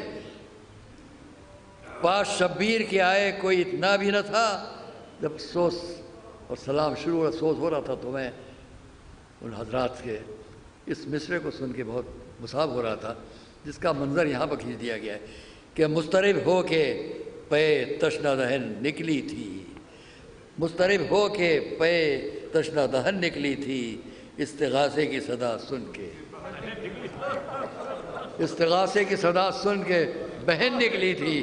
لیکن میں یہاں پر تمام نہیں کروں گا، میں اتنا کہوں گا کہ جب امام آئے، مصائب کے آخری جملے، جب امام آئے خیموں میں، ایک ایک سے رخصت ہوئے. اس رخصتی کے منظر کو پیش کروں، وہ بات کو تمام کروں.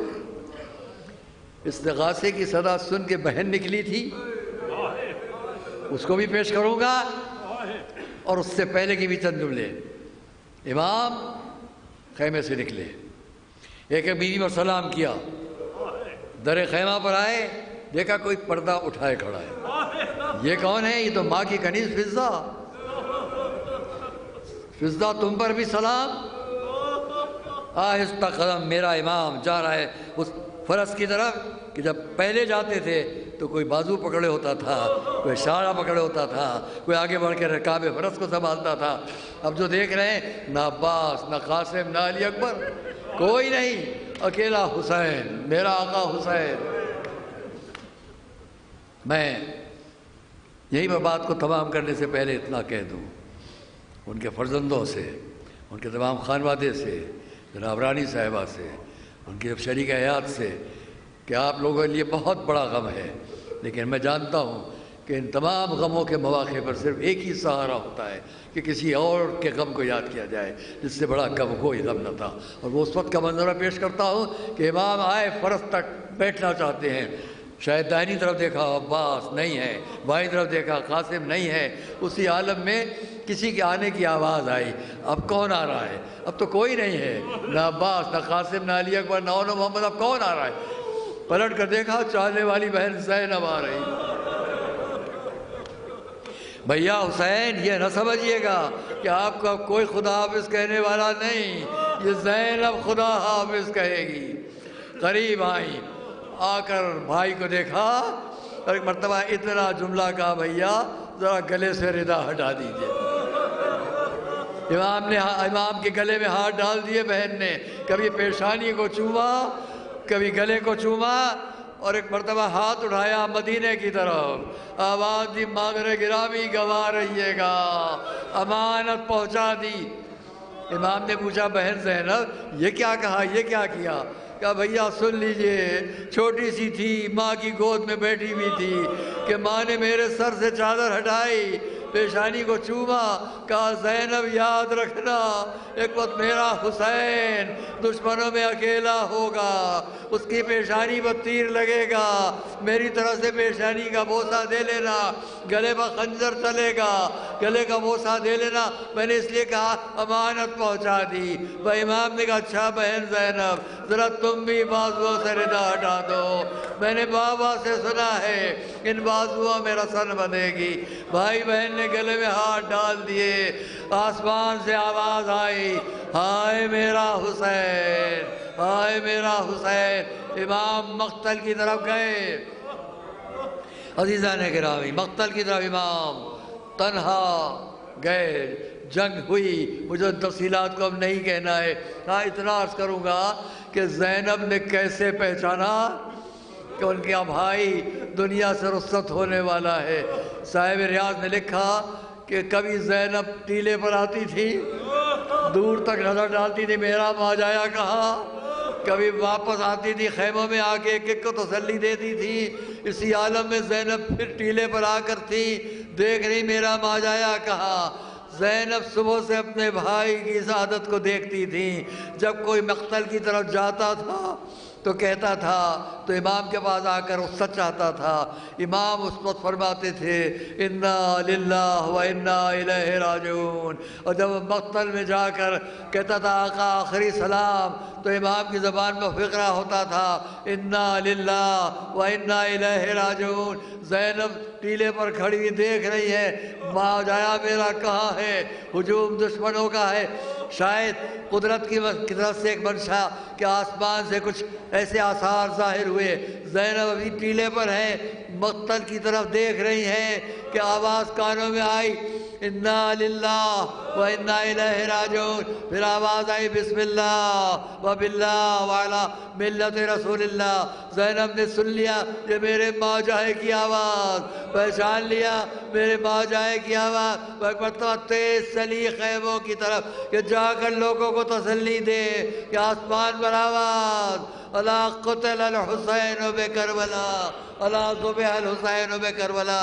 आई, खैमों में आग लगाई जाने लगी, बीवियों के सरों से चादरें छीनी जाने लगी।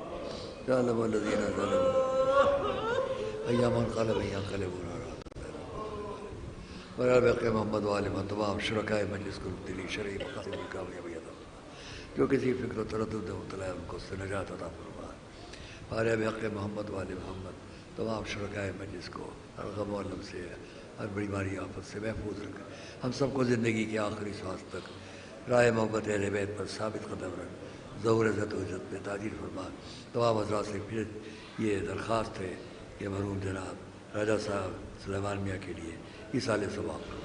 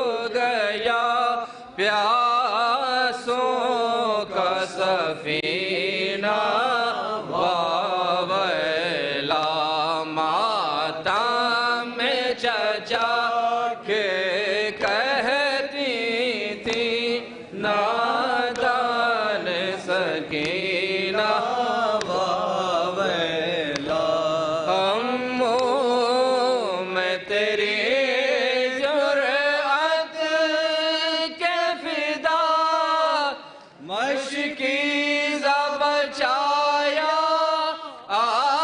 آخر تک امو میں تیری جرأت کے فدا مشکیزہ بچایا آخر تک یوں تیر چلا ہے آدان یوں تیر چلا ہے آدان سب چھل گیا سینہ واویلا ماتم میں چچا کے کہتی تھی نادان سکینہ واویلا آنکھوں میں چبھے ہیں تیر ستم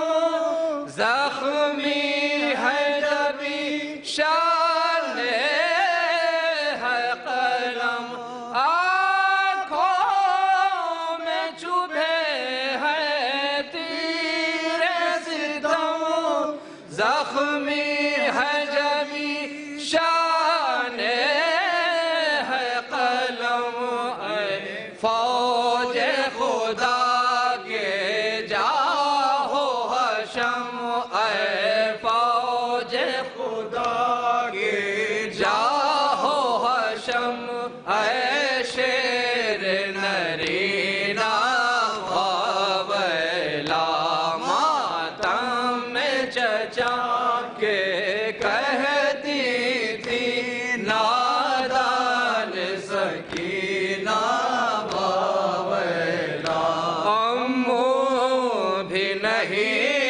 قاسم بھی نہیں اکبر بھی نہیں سر تو کبھی امید نہ تھی جنگل میں نبی کا باغ لوٹے جنگل میں نبی کا باغ لوٹے ویرا ہو مدینہ واویلا ماں کا جسد پامال ہوئنوں کے سینے سے پھر بھی جاتا نہیں کینہ واویلا ماتم میں چچا کے کہتی تھی نادان سکینہ واویلا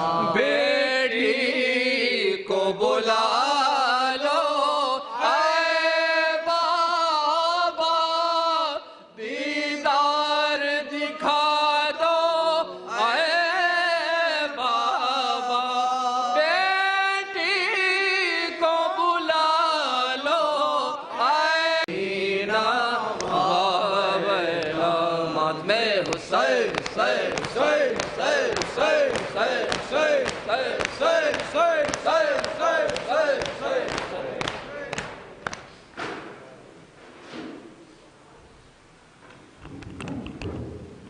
السلام عليك يا خاتم النبيين رسول الله السلام عليك يا أمير المؤمنين علي ولي الله السلام عليك سيدة نساء العالمين فاطمة الزهراء السلام عليك أيها الحسن المجتبى السلام عليك يا أبا عبد الله الحسين السلام عليك وعلى جدك وأبيك السلام عليك وعلى أمك وأخيك السلام عليك وعلى سائر المستشهدين بين يديك والسلام عليكم ورحمة الله وبركاته السلام عليك يا غريب الغرباء السلام عليك يا معين الضعفاء والفقراء. السلام عليك أيها السلطان وعلى أختك فاطمة المعصومة. السلام عليك مولانا أبا الحسن علي بن موسى الرضا ورحمة الله وبركاته. السلام عليك يا مولانا ومقتدانا صاحب العصر والزمان. الأمان والأمان والأمان من فتنة الزمان وشر الشيطان. السلام عليك يا شريك القرآن. السلام عليك يا إمام الإنس والجان. السلام عليك وعلى آبائك الطاهرين وأجدادك الطيبين. عجل الله تعالى فرجك وسهل مخرجك وجعلنا الله من أنصارك وأعوانك ومن محبيك وشيعتك والزوارك ومن الحاربين المجاهدين بين يديك تحت لوائك. السلام عليكم يا أهل بيت النبوة ومعدن الرسالة. والسلام عليكم ورحمة الله وبركاته.